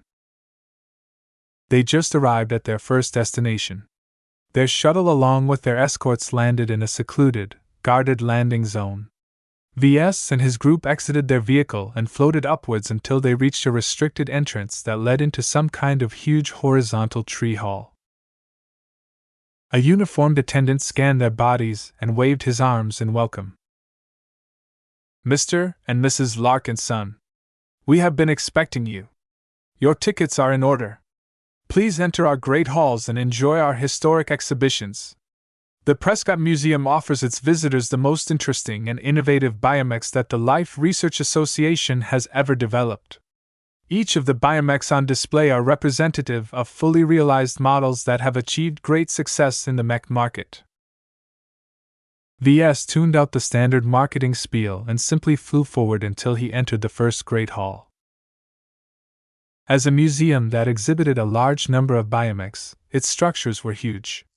The Prescott Museum tied several interconnected halls that looked like giant tree trunks that had been grown in a horizontal orientation. The interior inside was nice. Smaller trees and other growths brought a breath of fresh air to the visitors. The average folk walked from exhibit to exhibit with their feet. The richer and more well-to-do people flew above everyone's heads. While there were floating benches and other fixtures that allowed the wealthier guests some reprieve, there were no other places that could give flying a place to shut off their anti-grav clothes. He supposed that if anyone ever fell, some kind of safety system in the museum would make sure that no one plunged to their deaths. "Look at this tiger mech. Doesn't it look adorable?" Gloriana tugged V's arm and dragged him over to the side. "Meow? Meow!" Lucky and Clixie were attracted by the exhibit as well. Lucky had no problem with flying by himself, but the Rebarthan Sentinel cat had to be fitted with a customized flight harness in order to keep up with everyone. Fortunately, Clixie was a clever cat. She easily mastered the controls once she spent a few hours getting used to flight. The tiger mech in question looked like an actual tiger, but scaled to the proportion of a bestial mech. The majesty exuded by the organic mech instantly reminded VS of Zygra back when the crowned cat was alive and in his prime. A projection came online that briefly described the mech and provided follow-up choices if the visitors wanted to hear its history or view footage of its most notable moments. Mark of Johanna Bioproducts Incorporated HoloClaw 7333 TNZ, nicknamed Tiger King. Tiger King is a very apt way to call this mech. It turned out this was Mark of Johanna's only hollow-claw mech that had been given a rich and luxurious tiger hide. The other hollow-claws made by this biomech company had to make do to duller gray hides or no hides at all depending on their pricing. Many uncovered mechs looked like skinless organisms because it was cheaper and made it easy to perform assisted repairs. However, an option existed to cover up naked flesh with a hide or skin. While these skins could be fairly tough, their defensive parameters were not very impressive compared with hard bone plating that was customary to covered mechs. The hides weren't needed to protect the flesh against bacteria and other environmental hazards because they were already incomparably resilient against germs. Therefore, causing a mech to grow a hide only added to their cost and maintenance burden while providing a minimal defensive boost. It was only added to custom mechs for special clients. Look! According to this description, this tiger mech can not only rend through mechs with its claws and teeth, but it can also fire lasers from its tail. The Tiger King possessed more goodies. It incorporated biological anti-grav systems that enabled it to float in the air. It could release special particles from its maw that weakened the effectiveness of energy weapons. Yet the most noteworthy aspect that allowed it to garner a lot of fame was that it was able to eat and digest parts from other biomechs to a limited degree. What a bold idea! VS looked impressed. The amount of design work and forethought required to develop and integrate the digestion and upgrade systems is immense. There are many ways this can go wrong. Just like classical mechs, biomechs incorporated lots of strange exotics and other materials. A single biomech did not require so many different varieties of materials. In some cases, adding more was detrimental as the exotics reacted or interfered with each other in dangerous ways. This was how his Devil Tiger was supposed to work. His personal experience in developing his first masterwork mech gave him a greater appreciation of how difficult it must be to design the hollow claw. Unfortunately for the designer of this model, the mechs eventually fell out of favor. While it was very tempting to grow the biomechs through consumption, the digestion capabilities of the hollow claws were woefully inadequate. The stomach of this tiger mech model couldn't process too many materials, but demanded lots of energy to sustain its processes. Customers found out that while it was useful to enable a mech to upgrade itself in the field, it was generally cheaper and faster to purchase a better mech or perform a regular assisted upgrade with the help of a biomech designer.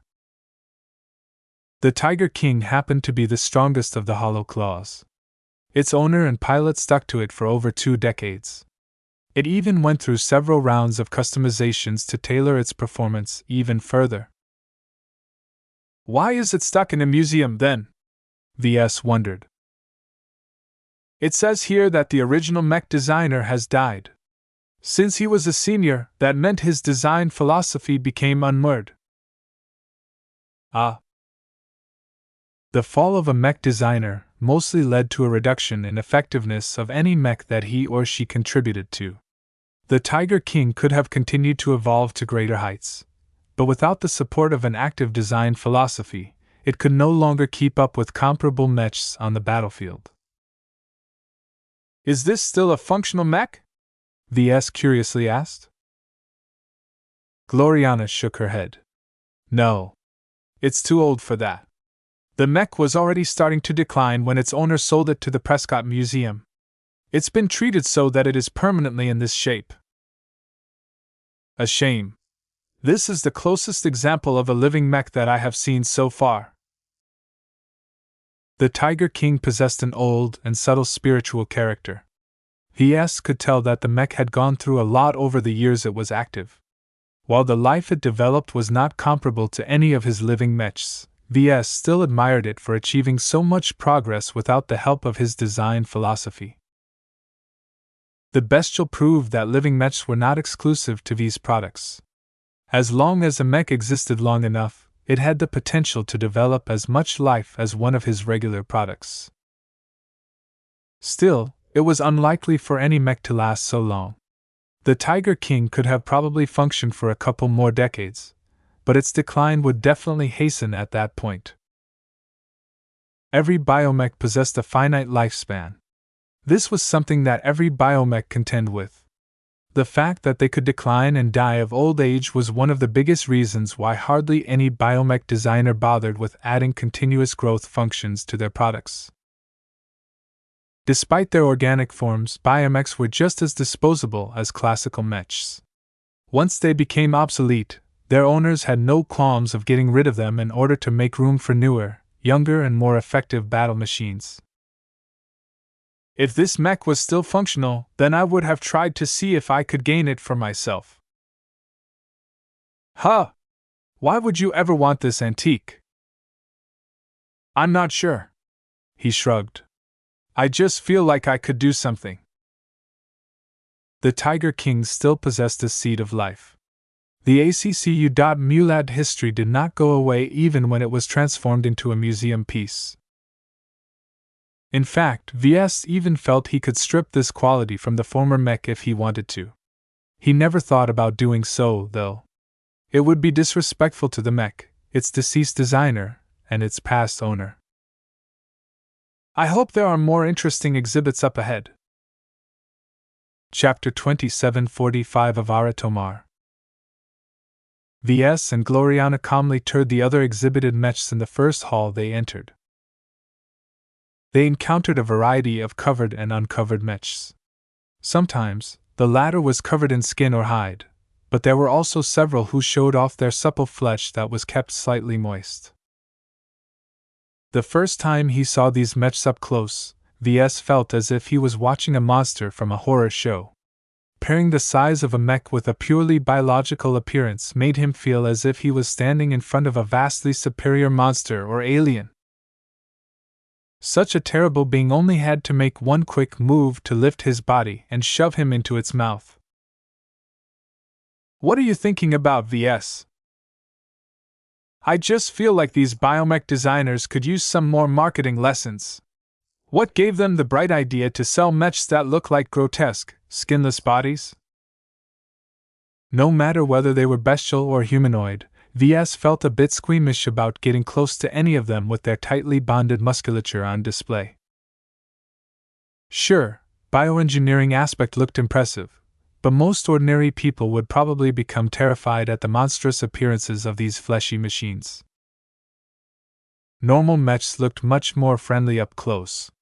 While they were just as deadly as their organic counterparts, their distinctly mechanical appearance made them look like every other war weapon that human civilization used in the past millennia.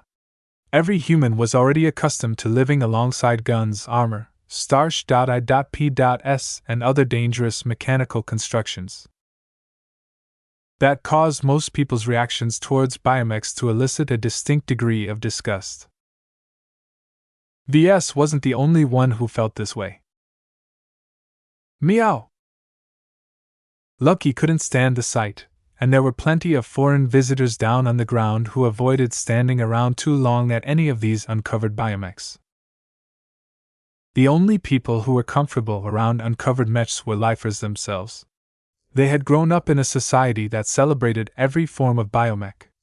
While a foreigner might think of uncovered biomechs as abominations, a local mainly thought of them as noble creations that should have been more ubiquitous. The covered biomech exhibits are more popular among foreigners, Gloriana pointed out. Look at this heavy mech, for example. BZE Biotech Avara Tomar Mark III at S0001-3400. Now this was a fierce-looking biomech. The Avara Tomar was a heavy land-bound hybrid mech that was stuffed with weapon systems underneath its heavy bone-covered form. The sheer amount of bone plating grown by this mech made it look like a night mech. What was interesting about this Avara Tomar was that it carried at least 12 different organic weapon systems. Aside from being able to extend claws from his hands, the humanoid biomech was also able to fire biomissiles from its shoulders, laser beams from its hisfate arms, some kind of entangling nets from the sides of its torso, and bone-like projectiles from its hisfate.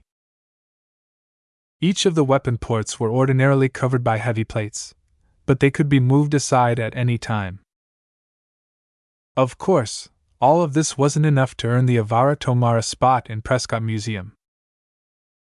The senior who designed this heavy hybrid biomech implemented it with a so-called War God mode.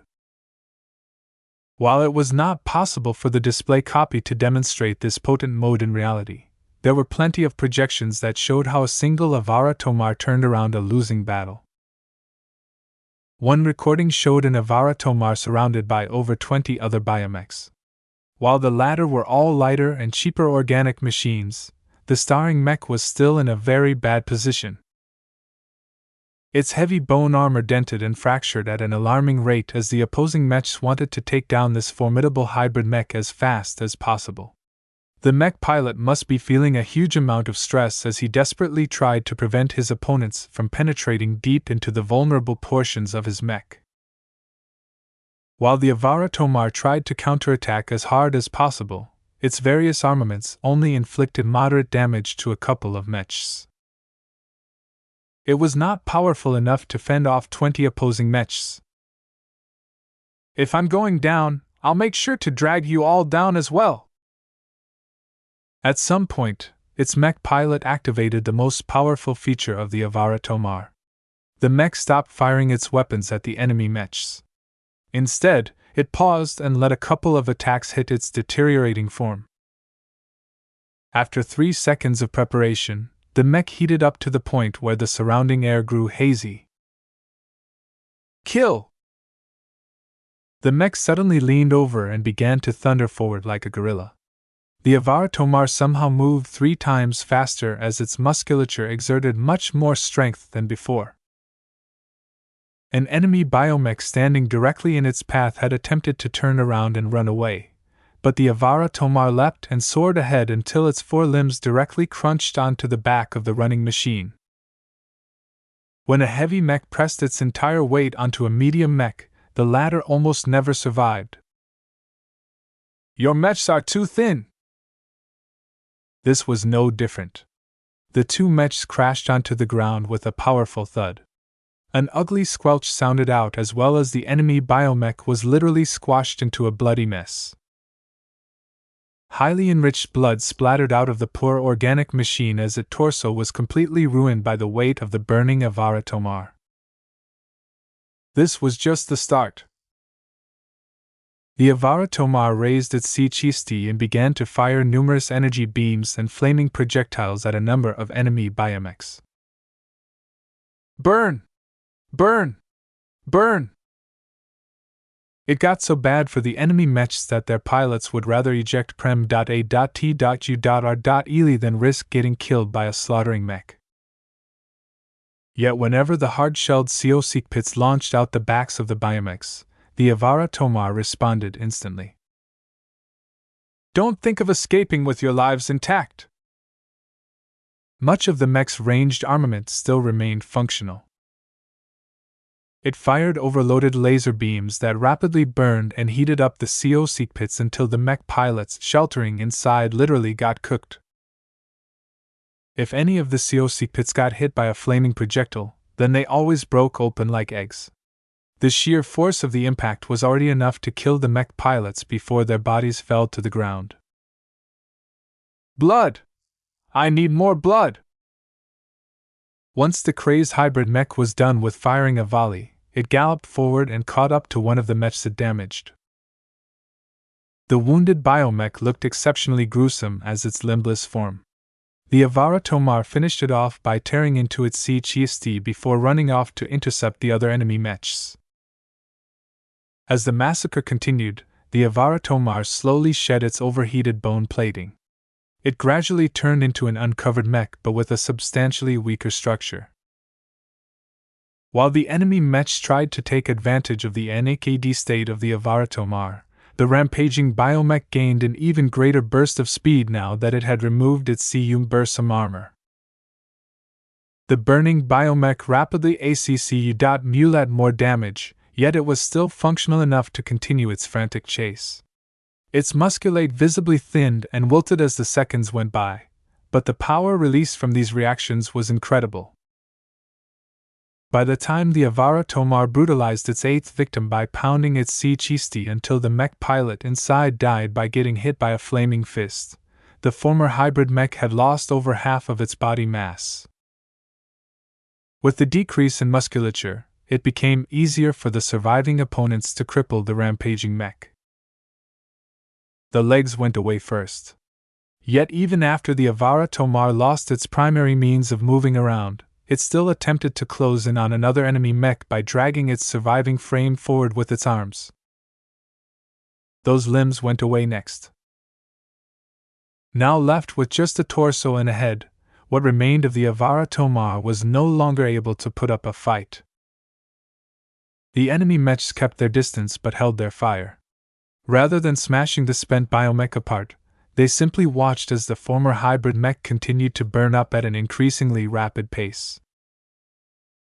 Soon enough, only bones were left as anything fleshy had expended all of its potential energy in a self-destructive manner.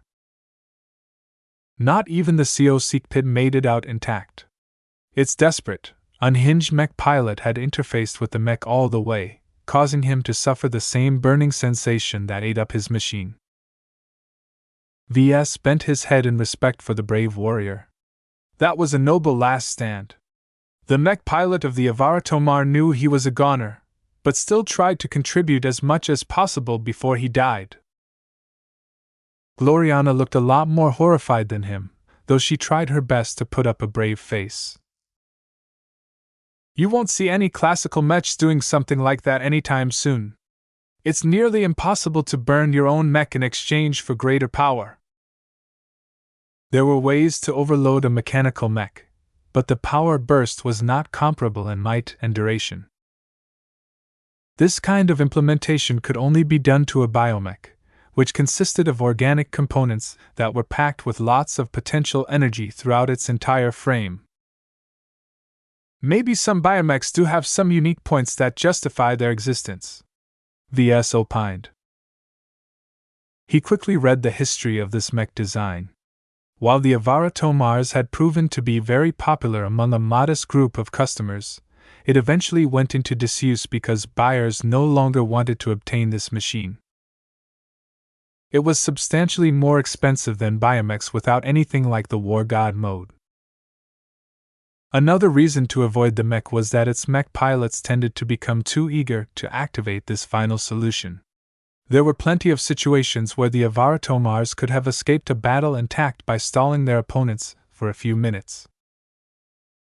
Instead, as soon as their mech pilots thought they were losing, they impulsively activated the War God mode and traded temporary power for a chance to kill as many enemies as possible. While the War God mode indeed led to a lot of enemy casualties, once its properties became known, it became a lot more difficult to accomplish anything meaningful. No one dared to fight against an Avaratomar up close. Instead, opponents kept a healthy distance and tried to grind it down with a multitude of ranged attacks. If the Avaratomar ever started to heat up, then its enemies would instantly split up and run away from each other. In case this wasn't possible because the enemy mechs had to defend a fixed position, then they would pour as much firepower towards the legs of the mech as possible. Taking out the legs always put an end to the Avaratomar's killing degree ahead of time. These developments and more all caused the once notorious hybrid mech to fall out of popularity. It was an effective biomech in its heyday, but failed to adapt to the changing environment. Ves discerned a lesson from this story. Survival of the fittest. The Avaratomar started off strong, but its designer evidently failed to help his work adapt to the countermeasures that its opponents came up with. It seems that biomechs don't inherently possess an advantage in this aspect. He encountered several more display biomechs that provided him with interesting lessons or ideas. While Ves had no intentions of designing anything like the Avaratomar, learning that it was possible to design such a monster already broadened his perspective of biomechs and mechs in general. The creativity on display in this museum enriched his mind. After seeing some of the best of what the biomech industry had to offer, his perception on biomechs had shifted. A part of him even wanted to try and design one. He had seen many different organic mechs, yet he had never encountered one that was truly alive. Chapter 2746 Novel Recruitment Material. The Larkinson clan hadn't taken long to start up a recruitment hall. They rented an entire tree office building in the center of Villain and decorated it so that it showed their splendor. A giant logo of the Larkinson clan overlooked the gates leading into the hall. Ves specifically crafted it out of briar alloy and turned it into a totem of the golden cat. He carved the head in the logo in a way that made it look more dignified and a bit less cute in order to generate morale. That wasn't all. He also inserted a mote of loofah in the giant medallion so that it also caused visitors to feel calmer and more comfortable when they passed through the entrance. No matter what troubles ailed them, it all went away for a moment once they passed through the entrance. While the glow of the ornament quickly faded as the visitors walked deeper, the good impression would still linger. It was a clever bit of manipulation. Even if the visitors were aware of their changing moods, it was not that easy to deny their own emotions. If they didn't possess any hatred towards the Larkinson clan, then this little experience would definitely be able to spark a yearning towards becoming a part of it. No other organization was able to make them feel anything comparable. Inside, every curious entrant became immersed in a different world. The interior had turned metallic. The Larkinsons deliberately covered up the organic interior and tried to replicate the scenery of life aboard their star-I.P.S, particularly the spirit of Bentheim. It was a completely different experience. Banners, statues, and ornaments with golden cat motifs were interspersed throughout the spaces. Projections featuring carefully edited battle footage showed off the might and prosperity of the Larkinson clan in various ways. For example, one projection showed off the Larkinson clan's struggle against the Gravada Narlax. Even though the Larkinsons mainly utilized third-class mechs in the battle against the Abyss, it was still fascinating to fight against a genuine warship. Another projection showed what happened to the Oralise after all life had been wiped out.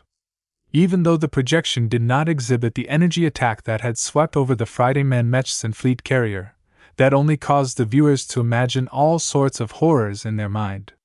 The eerie sight of empty compartments and comatose bodies lying uselessly on the decks made a very profound impression to those who underestimated the power of this upstart clan.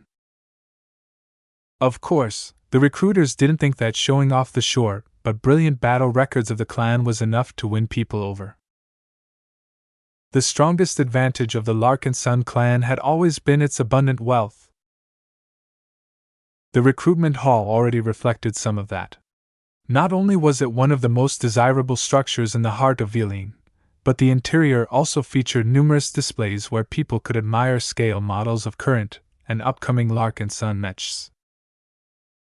It would have been better if the Larkinsons were able to exhibit actual copies of the Bright Warrior IB, the Ferocious Piranha IB, the Transcendent Punisher, and so on. Sadly, the authorities didn't want anyone to bring down mechs for trivial reasons. The security risks were too great, and the clan didn't possess enough influence to request an exemption. In any case, the scale models had all been prepared so that they exuded a weakened version of the glows of the originals. This was despite the fact that their internal structure was completely hollow and devoid of any actual parts. The Larkinsons weren't stupid. Showing off their mainstay mechs to spies and potential enemies was a good way to expose all of the weak points of their mainstay mechs. This was also why there weren't any depictions of prime mechs. Not a single scale model or footage showed any hint of the powerful machines. The Larkinsons were confident they could attract recruits without showing off their trump cards. It didn't matter too much. There were plenty of other attractions that were capable of dazzling the visitors. One of the center halls projected a large depiction of the spirit of Bentheim. The display did a good job of showing off the size and majesty of the cat-headed factory ship. After every visitor passed by these sites, they had to make a choice where to go first.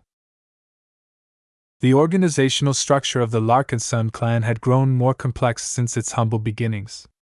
The Living Mech Corporation, the Larkinson Biotech Institute, the Larkinson Mech Games Circuit, the Military Bureau, the Black Cats, the Larkinson Educational Institutions, and many more sub-organizations each aimed to hire hundreds if not thousands of talented new recruits.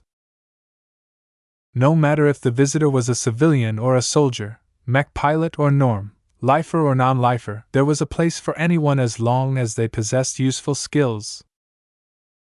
It was too bad that incoming traffic was rather slow in the initial days. The recruitment hall may have looked dazzling enough to give anyone who stepped inside a good show, but too few people in Villain bothered to pay a visit. After the recruiters conducted a study, they found out the reason why only a tiny fraction of the job seekers in Villain visited their recruitment offices. Our reputation is too obscure in this region of space. The name and brand recognition of the Larkinson clan, the LMC, and the Miracle Couple may have been massive in the Komodo Star sector, but hardly anyone in Majestic Teal looked up to them. This was especially so in second-class states like the LRA, which never really came into touch with LMC mechs. Not even the advertis.e.m.e.nts spread by the Larkinsons made any impact on their target audience.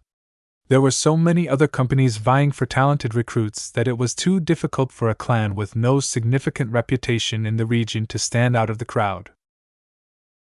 This problem required a different solution. How could the Larkinsons outcompete other rival organizations and capture the attention to the recruits they urgently needed to replenish and expand their ranks? After a number of human resource and marketing executives came together, they soon came up with an unusual but highly promising solution. This instantly ignited a small storm in the local mech community. Mech pilots started to pass through the entrance of the recruitment hall in droves. While a portion of them were freelancers, the majority were already employed. Despite that, they still showed willingness to defect to the Larkinson clan. What was even more astounding was that non-potentates wanted to meet with the expert pilots as well. Many people in the galaxy simply never enjoyed the privilege to see a demigod in the flesh. What is this clan doing? Expert pilots are honorable heroes. Who cares? I'm going no matter the cost. What gives the Larkinsons the right to parade their expert pilots like trophies? It's unseemly. Someone should stop them. They are tarnishing the prestige of these heroic soldiers as we speak. Hey, you're only angry because you're jealous. Your mercenary corps is too average to retain an expert pilot.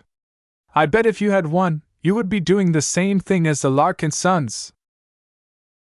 While there were plenty of people on Prosperous Hill 6 who disapproved of this measure, the Larkinsons paid no mind to them. As far as people like Ves were concerned, there were no rules against using their expert pilots as recruitment material. Just because the military were too prideful to do the same was not a valid excuse. Tens of thousands of people flooded into the recruitment halls each day. Security had to be beefed up, and the staff applied harsher criteria to filter out those who were merely sightseeing. In order to avoid testing the patience of the expert pilots, only those who were genuinely interested in applying to join were granted the opportunity to meet one of the heroes. Of course, the expert pilots in question did not enjoy their latest duty. First, they were compelled to take part in some of the testing sessions of the last prototypes. Now, they were expected to meet lots of strangers in the hopes of luring them into the clan. In order to placate them, Ves promised to compensate them for their time. They earned several Larkinson merits each hour they spent on duty. This was quite a generous reward, as it could quickly add up to hundreds of merits, as long as they continued to show their faces. Larkinson merits reflected their contribution to the clan. Everyone could issue special requests, or obtain special goods and privileges with enough merits. No one said no to having too much of it, not even the expert pilots. One of the assumptions that the expert pilots kept in mind was that they might be able to exchange Larkinson merits for a better expert mech. No one wanted their future machines to be weaker than the ones piloted by their fellow peers. This was why even venerable Janzi Larkinson deigned to take on this distasteful duty. Even though she disapproved of this vulgar stunt, she cared for her shield of Samar. She was cognizant enough to know that her relationship with Ves wasn't the best right now, so she needed merits even more to make sure her needs were still met. Besides, the Larkinson clan truly needed more members. While she felt a bit ambivalent about bringing in more people who might possibly die for someone else's cause, the existing members of the clan were also at risk. Her conflicting feelings resulted in an odd sight. When a batch of mech pilots and other talents were allowed to enter a small auditorium where venerable Janzi stood in front, the entrance quickly became engulfed by her unsettling force of will. The will manifested by Janzi adopted a guarded posture towards any outsiders. Her bad mood caused her presence to gain a bit of sharpness. Yet despite conditions, plenty of people raced to the front seats. The mech pilots among them were more eager and better able to withstand Janzi's turbulent aura. They eagerly claimed their seats and looked at the young expert pilot with pure admiration. Janzi crossed her arms. "Do you know what you are getting into by coming here? Please instruct us, venerable Larkinson.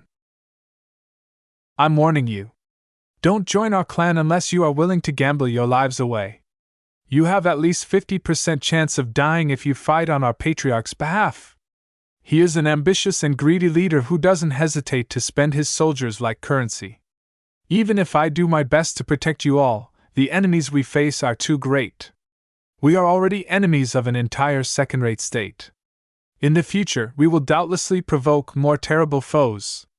If you don't have the courage to fight against a military force without any state to back you up, then stand up and turn away now while it's not too late." No one stood up. Each of them had gone through a lot of trouble to meet an expert pilot. Why would they possibly leave when only a couple of minutes had passed? This unique opportunity was enough for them to brag about this great experience to their buddies for weeks. Please tell us how you crushed the pirates in the Nixian Gap. Will we be able to pilot fantastic mechs like your Shield of Samar? I heard that you are tutoring mech pilots. Will I be able to learn how to pilot night mechs like you if I become a clan member?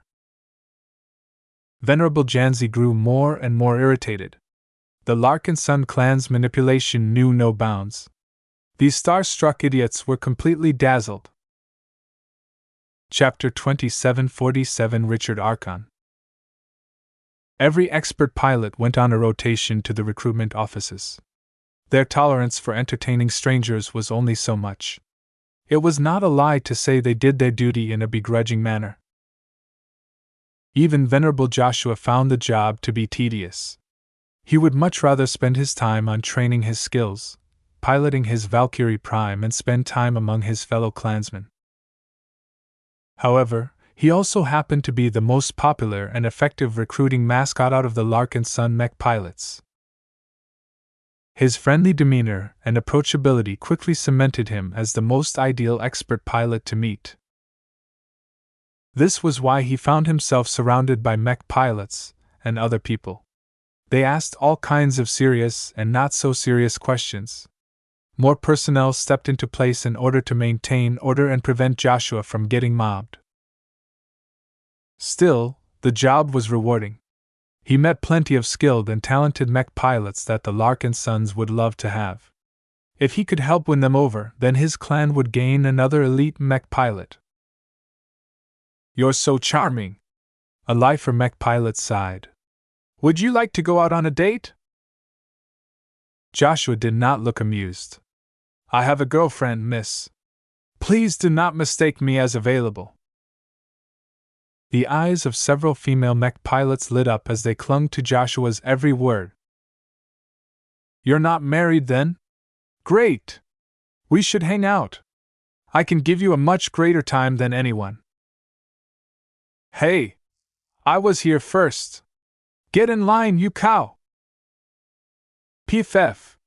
I'm prettier than you. Venerable Joshua Larkinson deserves to be with the best.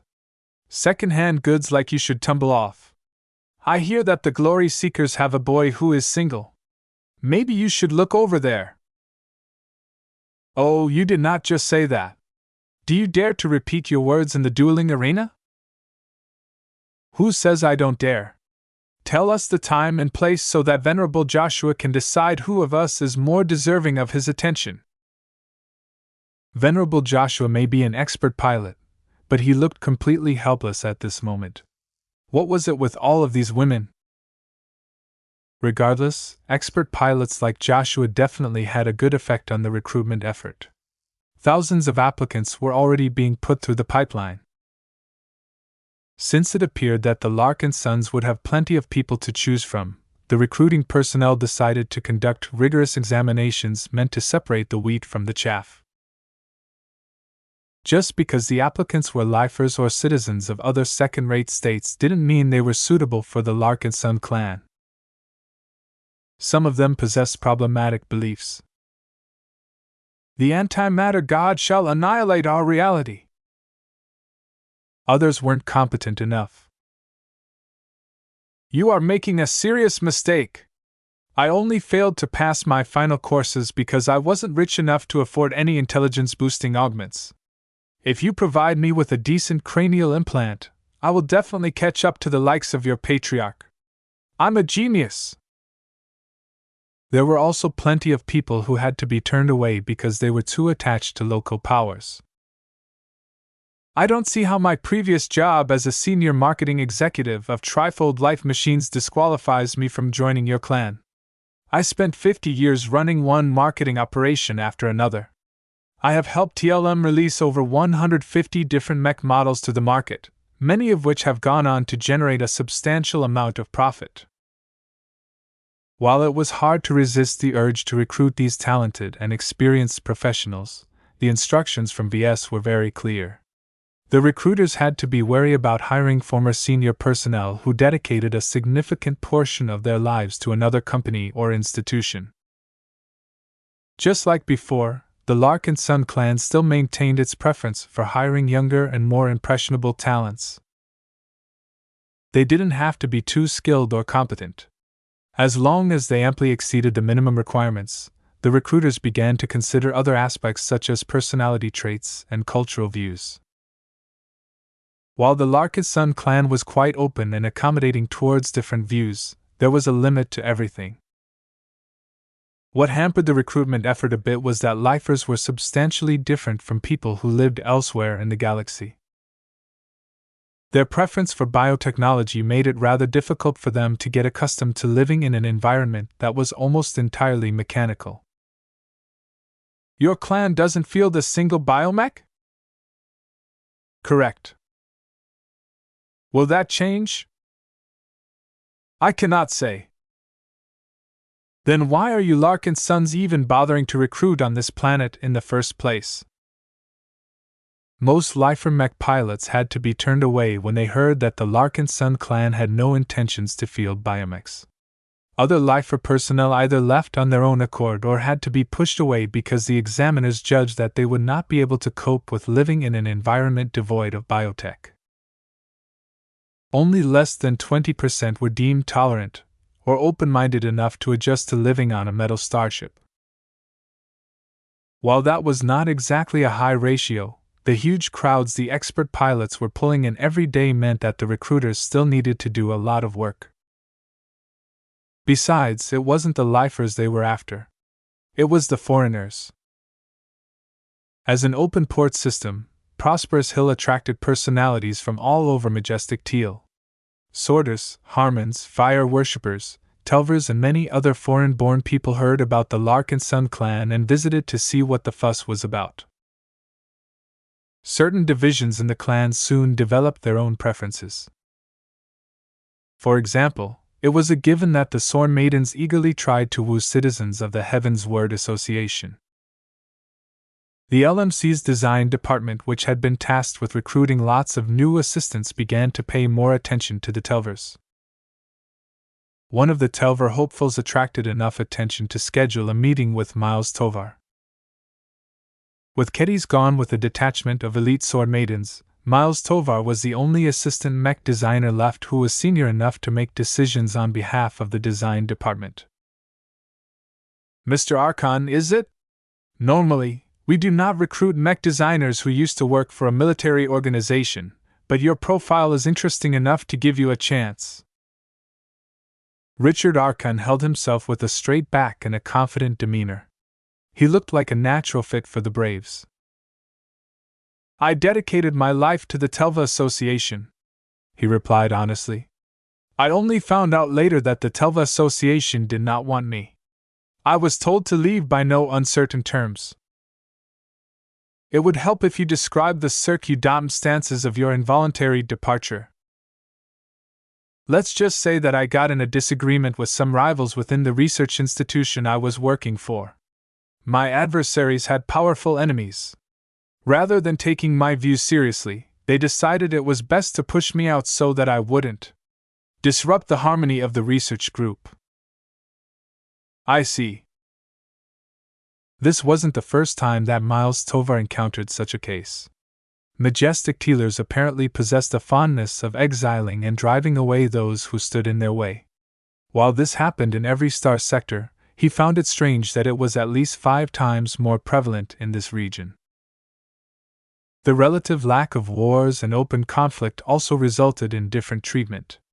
Without huge conflicts to vent people's grievances towards each other, citizens needed another way to get rid of their rivals and competitors. While outright killing people was too barbaric most of the time, there was no harm in kicking them out of a state. As Richard Archon elaborated on his story, the other mech designer gained a better sense of what happened to Archon. As a former member of the Tovar family, Miles was not blind to internal struggles. Good friends might turn into archenemies if they chased after the same promotion opportunities. Even brothers would point their fangs at each other if they had to compete for a single lucrative chance. After Miles discreetly checked the lie detection suite for any irregularities, he became a bit more reassured that Richard was telling the truth. While there were ways to fool lie detection systems, that was not his problem. The black cats were more than capable enough to catch any irregularities. New recruits also had to gain the approval of a living mech that embodied the clans such as the Bright Warrior in order to become true Larkinsons. That was the moment where even the most competent spies and saboteurs fell through. After inquiring about Richard's background, Miles moved on to the applicant's skills. We don't see many mech designers like you around here. Your specialization is quite remarkable. Many colleagues would love to be in your place. Thank you, Richard responded. I merely inherited my know-how from my father. It is also how I gained my certificate from the MTA. I have worked hard to build up my theoretical knowledge so that I could participate in the more important military mech design projections of the Telva Association. How much practical design experience do you possess? I have not designed a lot of mech designs by myself. I have mostly worked in a design team after my graduation. I am quite accustomed to designing mechs in a team environment, but I am eager to design my own mechs at some point. Miles nodded in understanding. Many assistants were in the same position. He began to ask the most important question. Have you ever designed your own neural interface? Richard smiled back. I have only designed a few rudimentary neural interfaces for practice, but I have participated in the development of over half a dozen advanced neural interfaces. One of them even includes a custom neural interface that is tailored to an expert pilot. I cannot share any more details with you. Even if they exiled me, I am still bound by confidentiality agreements. We have no interest in stealing the secrets of another state, Miles quickly said. Just to be clear, can you explain your design philosophy? Certainly, the applicant replied. Officially, I have formed a Class 8 design philosophy, though I am still in the process of fine-tuning it. I specialize in deep immersion neural interfaces. This is a rather delicate and dangerous research direction as the neural interfaces that I am fond of can inflict substantially more brain damage if anything goes wrong. Why would you specialize in something so dangerous? Because it is the future of high-end mech design, Richard Archon insisted. While neural interfaces that are limited to shallow immersion are very safe, they don't bind mech pilots to mechs as deeply as they are capable of. Too many mech designers and neural interface specialists are too scared to go deeper and explore the limits of what neural interfaces can do. My insistence on pushing the boundaries was what turned my former colleagues against me. If they weren't so short-sighted and protective of their own cozy positions, they should have embraced my proposals. I see. Miles Tovar could see now why Richard Archon was driven away from his state. While the design department urgently needed a neural interface specialist, he wasn't quite sure whether the man sitting in front of him was the right choice. Just for curiosity, what is your aim? What goal do you wish to accomplish? I want to accomplish an immersion that is so deep that the borders between man and machine are gone. I want to see a future where mech pilots essentially possess two bodies, their organic one and their mech one. When mech pilots are able to disassociate themselves from their organic bodies and put their all into controlling a mech, then I believe that mechs will become something entirely different. That is quite an ambition. Chapter 2748 Newman. As Ves and his wife continued to tour the Prescott Museum, he received an interesting message. Curious. What is it? Gloriana asked as she stopped and turned around. She let go of Clixie, who managed to remain aloft and avoid falling to her death with the help of her anti-grav harness. Meow! I just received a message from Miles Tovar. We finally managed to hook a neural interface specialist. That instantly aroused Gloriana's interest. Really? That's great. Having a mech designer on our staff who has received MTA approval to study and design neural interfaces is a great addition to our design department. That was one of the major specialties that we have always lacked. Now that we have someone like that on board, we have gained one of the requirements to design expert mechs.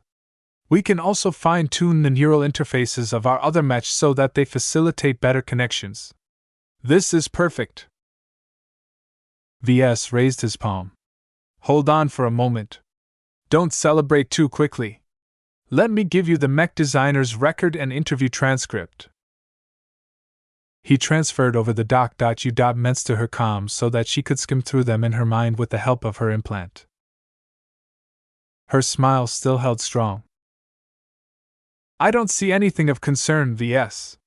Mr. Archon's record looks clean enough.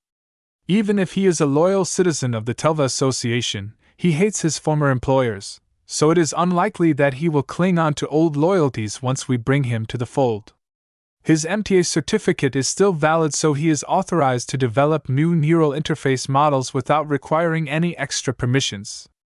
As long as his neural interfaces doesn't result in mass casualties, his services are ours to keep. Ves became a little more strained. Gloriana, don't you see the problem here? Sure, Richard Archon seems like a bright apprentice who possesses a rare and valuable specialty. But did you hear what Miles had to say about the fellow?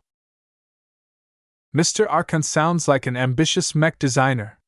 He certainly dreams big. That is a trait that every successful mech designer possesses. I am sure he will make it far in his career. He kind of reminds me of you in that regard, hi.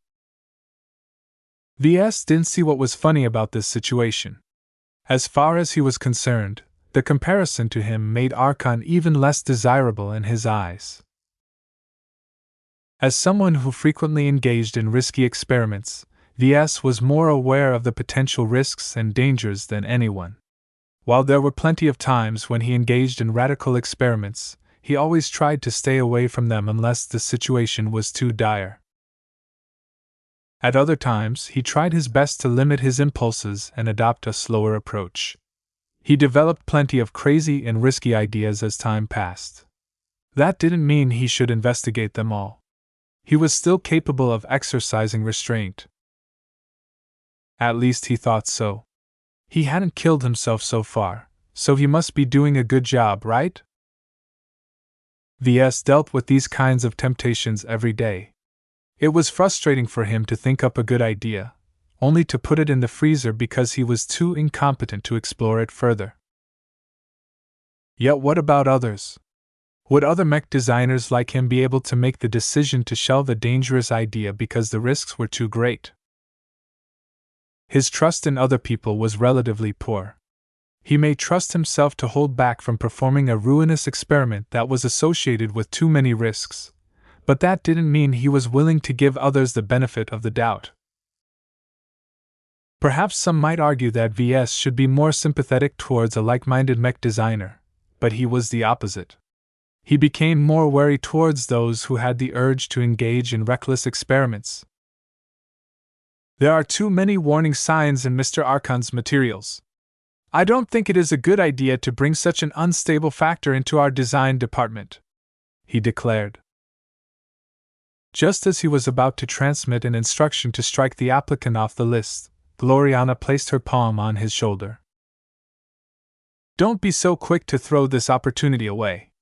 Haven't you been looking to recruit a neural interface specialist for at least a year? Now that someone is at your doorstep, why are you thinking of chasing him away? You're missing a golden opportunity here. Gloriana. He's young. Well, young enough. He's still an apprentice. We can mold him, Ves. We can shape his methods and approach like we did to all of our braves and erudites. I'll personally take him under my wing so that I can encourage him to slow down and be more thoughtful about his implementations. Ves sighed and pushed her hand off his shoulder. There is a limit to how much you can indoctrinate a mech designer. Even if Mr. Archon is an apprentice, it looks like he has already chosen his direction. We should try anyway. We can always reassign him if he turns out to be as you feared, I don't want to take the risk. Then at least keep him on hold for the rest of the month, Gloriana quickly suggested.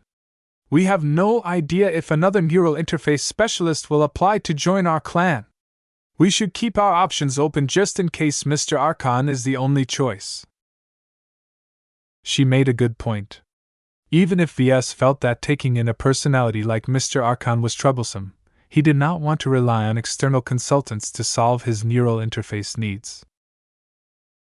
A neural interface designer introduced a lot of new possibilities to Ves. Out of his desire to come away from the Life Research Association with at least one of these specialists in tow, he accepted his wife's advice. He transmitted a brief message back to Miles. The recruiters shouldn't reject Mr. Archon's application, but they shouldn't be in a hurry to complete the necessary checks and examinations either. Gloriana grinned. You've made the right choice. In order to design a more perfect mech, we need to move away from our dependence on standard MT-provided neural interface models. Their potential is too limited in order to ensure maximum safety. Technically, that wasn't entirely true, but Ves didn't need to share this little detail. Let's just move on. There are still exhibits that we haven't seen yet. I've been eyeing that human mech over there for a while now. Upon his urging, they floated over to a mech that looked more human than many of the other machines they had viewed. They stopped next to an older, dignified-looking man who was also studying the fleshy mech. As they flew closer, Ves began to feel strangely uncomfortable in the presence of the biomech. Devon and Devon Newman Beta version. The so-called Newman was a humanoid mech that didn't appear to have any obvious weapons or inclinations. The uncovered mech's entire body was tall and lanky. Its thick and resilient flesh was covered by pale human-like skin. In order to prevent giant human mechs like these from looking too obscene, their designers usually left out their genitals and other unnecessary characteristics such as N.I.P.P.L.es, hair, and even facial organs. Not so for this disturbing mech. Its designers seemed to have eschewed the customs of the biomech industry and attempted to translate the human form into the organic machine as accurately as possible. There was a bit of hair on the chest of the biomech, which helped cover up the giant N.I.P.P.L.es that Ves had no desire to see, even if it was in a male form. What was even most outrageous was that the museum curators equipped the Newman with a codpiece of all editions. It was definitely a later edition. The metal codpiece looked completely at odds with the aesthetics of the rest of the mech. Ves and Gloriana couldn't help but stare at it for a time. This, Gloriana trailed. Do you think there is something underneath this codpiece? It kind of looks that way, Ves lamely said. The old man floating a small distance away began to chuckle. This mech is definitely equipped with a weapon underneath its belt. Gloriana turned around. How do you know, sir? I knew the designer who concocted the Newman, the older man replied. There is more to this mech than meets the eye. Both Ves and Gloriana noticed that the other person's man was very unusual. Who may you be, sir? Werther Klein. Gloriana suddenly straightened her back. It is an honor to greet you, sir. Ves already knew that Werther Klein was a master mech designer the moment he came close. The older man not only exuded the unique kind of grace and wisdom that was common to old geezers who were over 2 centuries old, but also possessed a mind that was blindingly strong to his spiritual senses. No one else but master mech designers possessed minds and spirits that were at this level. Yet despite the fact that Ves was in the presence of one of the greatest mech designers of the star system, he kept his emotions in check. He had no entanglement with Master Klein. They were just passerbys. Can you tell us why this mech is so human-like? Ves curiously asked as he drew his attention back to the odd monstrosity. That's because it is human. What? It's in the name, Master Klein slowly explained. New man. New man. If you scan the insides of this mech, you will notice that it not only possesses the organs of a typical biomech, it also holds the organs of a true human. The human possesses a heart, a pair of lungs, a liver, a pair of kidneys, a stomach, and so on. While they are present in a more miniaturized form, the human is truly designed to contain the full capabilities of a human. That sounded crazy. Many human organs had no place in biomechs. They merely took up space while bringing almost nothing to the table. Biomech designers developed far more efficient organs that could keep the organic machines running at much greater efficiencies.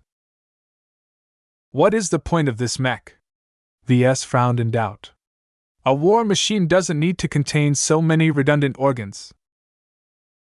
That is because the human wasn't designed for combat. It was designed to replace the ailing human body of my colleague. What you are looking at is a giant visual replica of one of my best friends when he was in the prime of his life. What? Neither Ves nor Gloriana could remain calm anymore. The human's absurd purpose astonished them both. They never thought that a biomech designer was extreme enough to design a new replacement body that also happened to look as if it could wrestle against other mechs. Ves couldn't imagine living a life with a body like this. How would he ever be able to get around indoors? Did the mech designer responsible for developing the human succeed in his goal? Absolutely not, Master Klein sternly responded. This mech is an abomination and a severe threat to the continuation of the LRA's biomech industry. Still, before the planetary guard barged into his secret lab in order to stop him from completing his self-developed consciousness transfer procedure, it was too late. He already transferred his mind to the human, or at least that was supposed to happen. What exactly occurred? Gloriana asked. The master sighed. We don't know, but the human wouldn't be here if it housed the consciousness of an actual human mech designer. After performing an extensive series of examinations, we concluded that the experiment failed. The human is still an empty shell. That sounded unfortunate. Even if the experiment violated all kinds of rules, Ves couldn't help but admire the daring behind it all. It took a special kind of courage to take this unprecedented step. If this is a prohibited experiment, why show it off? Shouldn't the human be incinerated or something? Ves asked. The old master shook his head. That is a short-sighted decision. The mech designers of today must remember the mistakes of the past. In order to prevent subsequent generations from attempting a similar mistake, we decided to preserve the human and let everyone witness the folly of its designer. The human was a symbol of a biomech designer's failed ambition.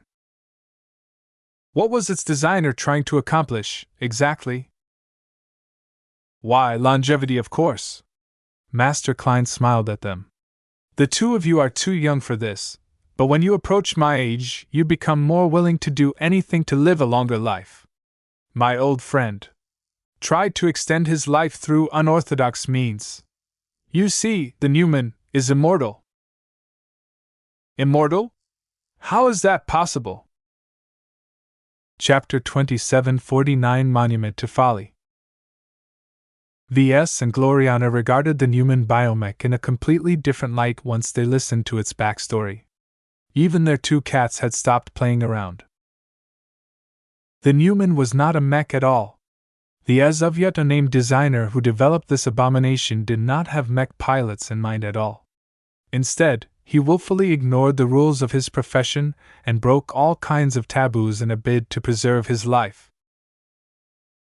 Ves couldn't imagine what kind of mindset a highly accomplished biomech designer adopted to bring himself to come up with such an extreme plan. Apparently, it wasn't enough to develop a clone. The biomech designer in question wanted to fashion a body that towered over people just like other mechs. Do you think the designer of the human is crazy? Master Werther Klein looked straight into the Newman's dull eyes. Do you think that the rest of the biomech industry hasn't thought about transplanting their minds in similar bodies? From the way the master phrased his question, Ves couldn't help but let his imagination go loose. Gloriana also gained some suspicions. Are you hinting that the Newman isn't the first attempt by biomech designers to create new bodies for themselves? It is not that much of a secret in our circle, young miss. You are indeed correct to think that the Newman is hardly the first attempt of such. The only difference here is that its designer is the most accomplished from the Life Research Association. This biomech is more refined and advanced than the rough and rudimentary attempts by others. It had the greatest chance to succeed. How so? What makes the Newman better than the other examples? I've combed over the data and research notes in detail, the old man generously answered. The Newman incorporates many brilliant innovations that should have solved several problems relating to mind and consciousness transfers. Despite its size, its human-like organs are almost identical to his old body. The genetic and physical resemblance of the Newman and the designer's original body is quite high, which should theoretically lower the chance of rejection to an acceptable level. What is even more absurd is that the Newman also attained immortality. How? Gloriana widened her eyes. The master gave her a regretful smile. I cannot go into the details. I can only tell you that the Newman is a unique product that is cultivated from tissue samples harvested from a unique alien organism that is extremely rare. It is a miracle in itself that my old friend succeeded in transforming the alien cells into Newman cells. There are probably only 2 or 3 biomech designers in the LRA that can replicate this feat. There were too many secrets behind the development of the Newman. Master Klein only scratched the surface of what had been done to make the Newman as great as possible. What does immortal mean in this context? Ves asked. Is the Newman impervious to damage? Is it able to regenerate endlessly? This organic body is not so fantastical. Its cells are endlessly replicable, courtesy of their alien origin. As long as they are supplied with energy and matter, the body cells will continue to renew themselves after they start to decay. If this biomech designer was able to create an immortal biomech, why not apply it on a more human-sized level? The older man grew grim. The answer is complicated, but to put it in the simplest possible terms, the human body is too small to contain so much power. Why do we wage war with machines the size of mechs? Why do we not opt to deploy armies of cheaper and less cumbersome infantry? The amount of equipment and firepower that infantry can bring to bear is too limited. Ves supplied the standard answer he learned at school. The ratio of human body to machine is too high. Since the latter is mostly a weakness, that means the overall package is inefficient on a volume basis. The equipment itself is also weaker due to constraints on size and mass. A single mech can easily trample 100 heavily armed infantrymen with ease. Master Klein nodded. That is true. Now extend this concept to our current situation. What do you think about my old friend's attempt to continue his life in a new body? Gloriana's eyes lit up. I see. All of the stories on the galactic net about dying people futilely attempting to live a new life by transferring their mind and consciousness into clones of themselves never mentioned a single success. There's something terribly flawed about this process. If the clone is too weak or limited, then maybe you'll be able to succeed with a larger and more powerful body. There are indeed many biotech researchers who ascribe to this unsupported theory. Biomech designers are highly proficient at developing massive organic machines that are packed with more power than any normal human body can bear. Since humanoid biomechs closely resemble bodies like ours, it is easy to draw the conclusion that such a creation can also serve as a superior replacement body for our race. Nobody has ever proven that this theory has any merit, but when you are desperate, you don't tend to stop at these questions. Ves understood this approach. He adopted it many times when he was also driven to proceed with his reckless experiments. who cared about scientific rigor when the barbarians were at the gates. I take it that none of these wild experiments have succeeded. That is a given. If it was possible to transfer your consciousness to another medium, whether it is a processor, an identical clone, a biomech, or any other physical shell, if it was that easy for individuals to stave off death in this manner, we'd be living in a radically different society. That was true. There would be way more undying bastards around. Accomplished people wouldn't work so hard to make accomplishments, and upwards mobility would become a lot more limited as the existing rulers had no intention of making way for the next generation. For better or worse, human society was made of mortal lives. Every single individual was subject to the cycle of life and death. Ves could not imagine how messed up it would be if lots of people succeeded in attaining immortality. I think I understand now why the Newman is put on display, Ves said after a moment of thought. Biomech designers are both biotech experts and mech designers. One of these professions is already dangerous on its own. Combining the two in a single individual opens up a lot more possibilities, but not all of them are proper to pursue. The master nodded gravely. You cannot imagine how many mech designers lose sight of this truth, Mr. Larkinson. We have great power at our disposal. Our knowledge and expertise affords us the choice to create mechs, but they could also be used to create other terrible creations. While there are rules in place to limit what we can do, these are invisible shackles that can easily be ignored. As long as one of us has no scruples, we can easily develop weapons of mass destruction and other harmful inventions behind everyone's backs. Ves knew this more than everyone else. He once developed a gamma laser rifle. He also modified a doom crawler design so that it was able to accommodate taboo weapons. The latter went on to nuke a lot of cities on a random planet, thereby killing billions of innocent civilians. While Ves never felt he was culpable of these misdeeds, he wished he had been a little more discerning about who he entered business with. He didn't care what others did with his products, but he didn't want to be judged guilty by association by the MTA. If classical mech designers such as the two of you are already capable of developing weapons that can inflict untold devastation to human society, then biomech designers can invent even greater horrors. I am not talking about purely destructive inventions such as viruses that can depopulate entire planets. Then what are you referring to, sir? Gloriana asked. The master looked more weary than ever. The age of conquest has taught us that humanity's worst aspect isn't our savagery. While it is true that there is a beast behind every civilized facade, we have moved beyond living on our instincts. What we should actually be afraid of is our greed. Greed? Correct. Greed, desire, yearning, ambition.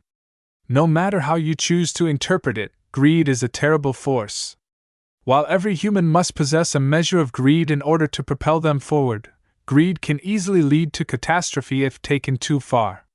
The power-mad admirals of the Age of Conquest let their greed run wild and committed genocide on a galactic scale in order to attain the unattainable. The Age of Conquest is over, Ves remarked. We live in an age of moderation. Mechs are much weaker than warsh.i.p.s, so the channels in which we can bend our d.e.s.i.es only allow for a limited degree of destruction. Is that what you think, Mr. Larkinson? Well, maybe there are mechs that cross the line. There are, the highly accomplished biomech designer firmly said. They are not what you think, however. Destructive potential is not the only criteria we use to judge dangerous mechs. The Newman over here is actually quite weak against other mechs. While it can wear a suit of armor and wield a handheld weapon, the Newman essentially suffers the same weakness as other infantry.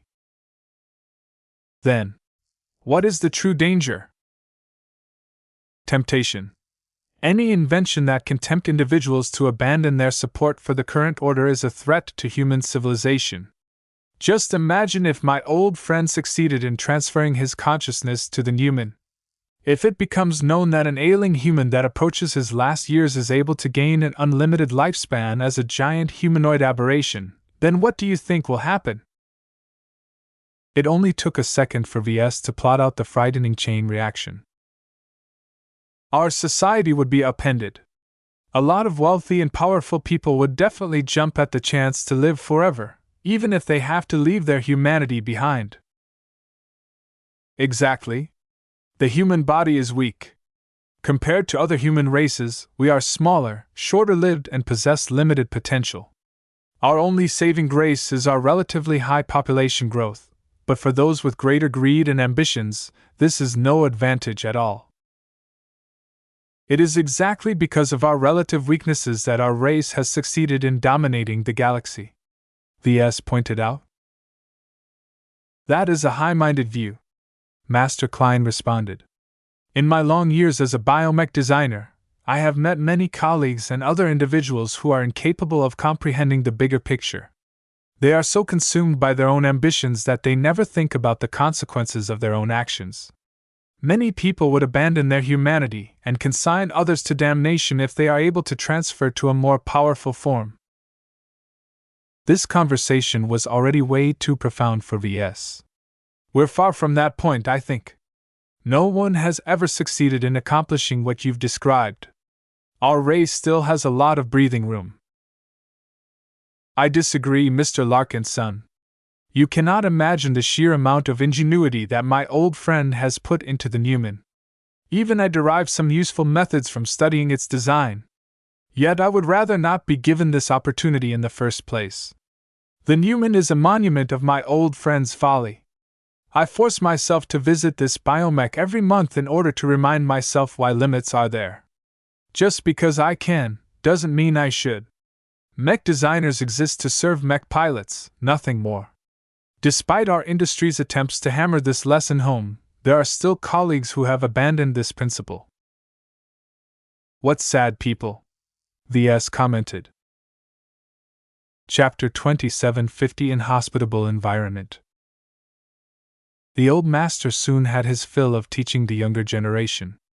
After taking one last wistful look at the Newman, the esteemed biomech designer flew away with his extensive guard duty in tow. Ves and Gloriana watched the old man depart.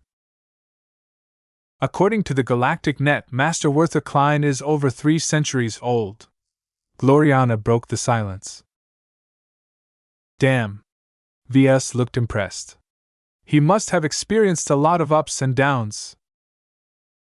Anyone who was able to live this long was a legend as far as everyone was concerned. Though Master Klein didn't seem all that impressive due to his restrained demeanor and ordinary garments, the brilliance of his mind and spirit was the real deal. Ves yearned to reach this level of power. When would he be able to pass some profound lessons to ignorant youngsters? Not any time soon, that was for sure. There was no way for Ves to catch up to the likes of Master Klein within a century. Not unless he resorted to unconventional means that had a very high chance of backfiring on him. He had too little confidence that he'd be able to merge a portion of the Unending One's formidable powers. Perhaps one day, that might change. As long as he kept building up his knowledge, he might one day be able to absorb the power of a dark god and become a greater mech designer in the process. Biomech designers have quite a few skeletons in their closets, it seems, Gloriana remarked as she finally turned away from the Newman. That's the price of knowledge, I guess, Ves replied. The more you learn, the more possibilities you can choose from. It becomes harder and harder to cling to your morals and stay true to your original purpose. Those were steps that Ves would never be able to take. He was not a biomech designer, and it was too late to start when he had already developed his own style and approach towards mech design. He would just become very mediocre at designing biomechs. As Gloriana started to float towards the remaining exhibits, Ves took one last look at the silent and unmoving Newman. When he listened to the story behind this aberrant organic machine, he couldn't help but develop a novel theory about the failure behind the attempted consciousness transfer. What if the mech designer in question hadn't taken his own spirituality into account? What if this essential quality that was essential to sentient life remained behind in the old body, thereby leaving the transfer incomplete? According to his own rudimentary theories on spirituality, this might very well be the case. Did this mean that the experiment could have succeeded if Ves was involved? His body shuddered. He firmly shook his head to throw aside this radical thought. Even if he held the secret behind allowing people to transcend their human existences by transferring to a greater body, there was no way he was crazy enough to pick up where the designer of the human left off. He was not a degenerate. Ves eventually caught up to Gloriana and began to view the remaining display models. While the diversity in biomechs opened his eyes to several more possibilities of biomechs, his attention wavered. "We're so limited in comparison to these biological architects," Ves sighed. "We are only ever able to create machines. Even if I can do a little more, I'm all on my own, while these biomech designers have an entire community of their own." "You don't need to feel jealous, Ves.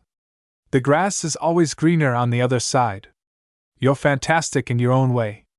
The mechs we'll be able to design in the future will blow all of these biomechs out of the water." She wasn't wrong, but Ves still felt he was missing something. He might be able to steer his design philosophy in a much more interesting direction if he started to work with biomechs. Yet even though he didn't care too much about the MTA, he still had to be careful about staying within the confines of the rules. The Age of Mechs was an era where most of humanity lived under a single order, after all.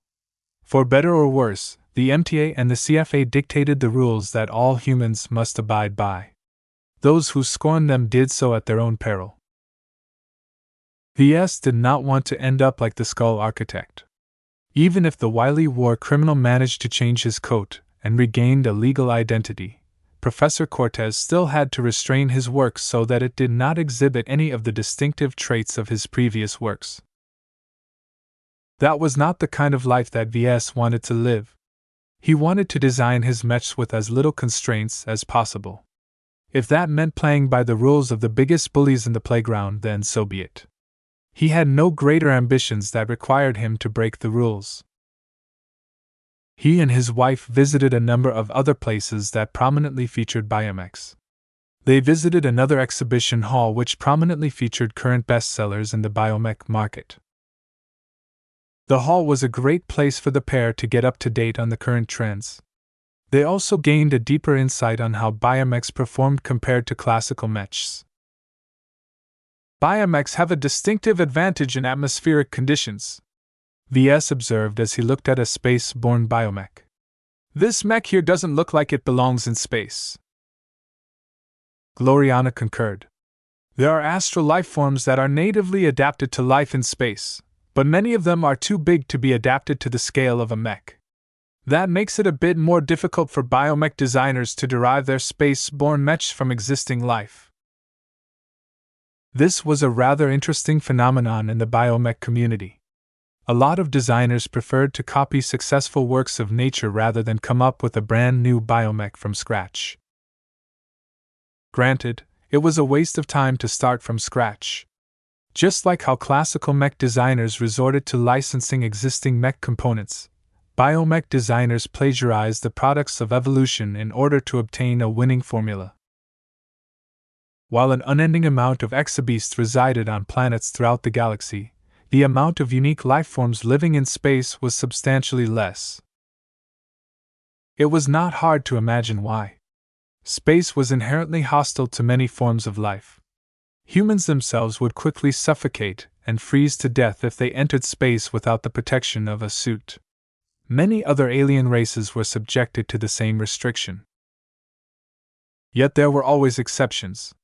Just like how ancient sea creatures slowly evolved to be able to live on land, a relatively modest amount of alien creatures managed to overcome all the odds and succeeded in adapting to life in space.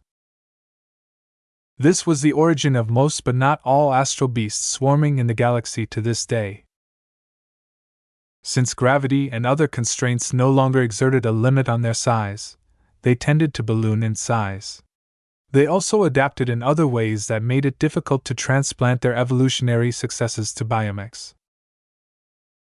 All of this meant that it was several times harder to design a space-borne biomech than a classical one.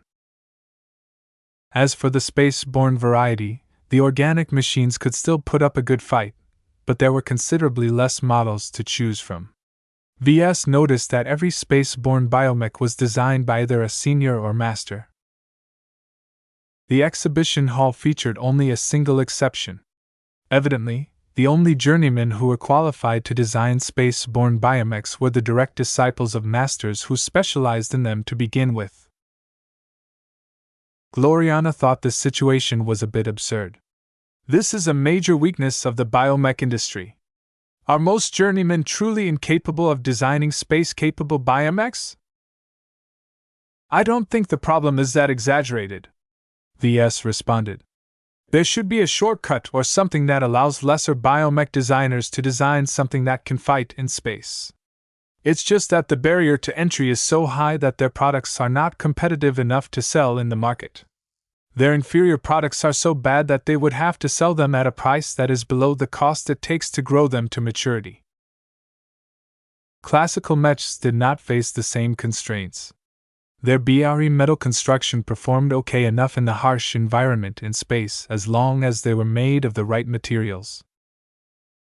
While certain exotics and other metals degraded when brought to space, no mech designer was stupid enough to incorporate any of them in their space-borne mech designs. In fact, these materials were so unpopular that they never showed up in land-bound mechs either. There were plenty of times where land-bound mechs had to be transported from one star system to another. After taking note of this odd quirk, Ves and Gloriana visited one last location before they were done for the day. Meow. Meow. Both Lucky and Clixie clung close to their owners as soon as the group stepped onto a hill that overlooked an enormous field that was situated hundreds of kilometers away from Vilaine. Scattered groups of other tourists gawked at the astounding sight before their eyes. Thousands of giant skeletons poked out from what appeared to be a literal sea of bones. While there were plenty of humanoid and bestial bones strewn at random, the caretaking organization of the boneyard fixed the skeletal structure of a large number of former biomechs together. This resulted in an incredible sight. Ves could imagine the contours of many different biomechs by looking at the skeletons that remained of them. The fact that there were thousands of them caused the boneyard to take on a much more macabre atmosphere. Look, Ves! There's a half-rotted biomech lying over there. She was right. Ves spotted what appeared to be a light skirmisher whose flesh was already starting to decay. The organic cells that made up the fleshy parts of the biomech all needed to be fed and taken care of in order to survive. Once they were deprived of these resources, they would go into hibernation. The biomech was still recoverable at that point. Yet if this period of absolute neglect stretched on too long, then the outermost cells would begin to die off in order to transfer energy and nutrients to the core cells. The light skirmisher in question was roughly at this phase. Its core cells that were buried deeper were still relatively healthy, but the exterior looked like a rotted mess. What a sad way for a biomech to die! Ves curled his mouth in disapproval. Why are the locals letting these mechs decay like this? A recycler can extract plenty of usable resources from these corpses. Maybe it's not cost-effective to do so. Their organic makeup doubtlessly make it harder to salvage any usable parts and materials from these machines. Even if it was a bit more troublesome to recycle biomechs, Ves didn't see this boneyard was needed. He bet that all of the bones lying here could be broken down in order to separate usable materials. Yet instead of doing so, the local biomech designers decided it was fun if they dumped their trash in an open landfill. It looked damn impressive, though. Maybe biomechs deserve to be buried in proper graves. Are you kidding? Biomechs are too big. Planets would run out of available space in no time. You'd have to stack the graves.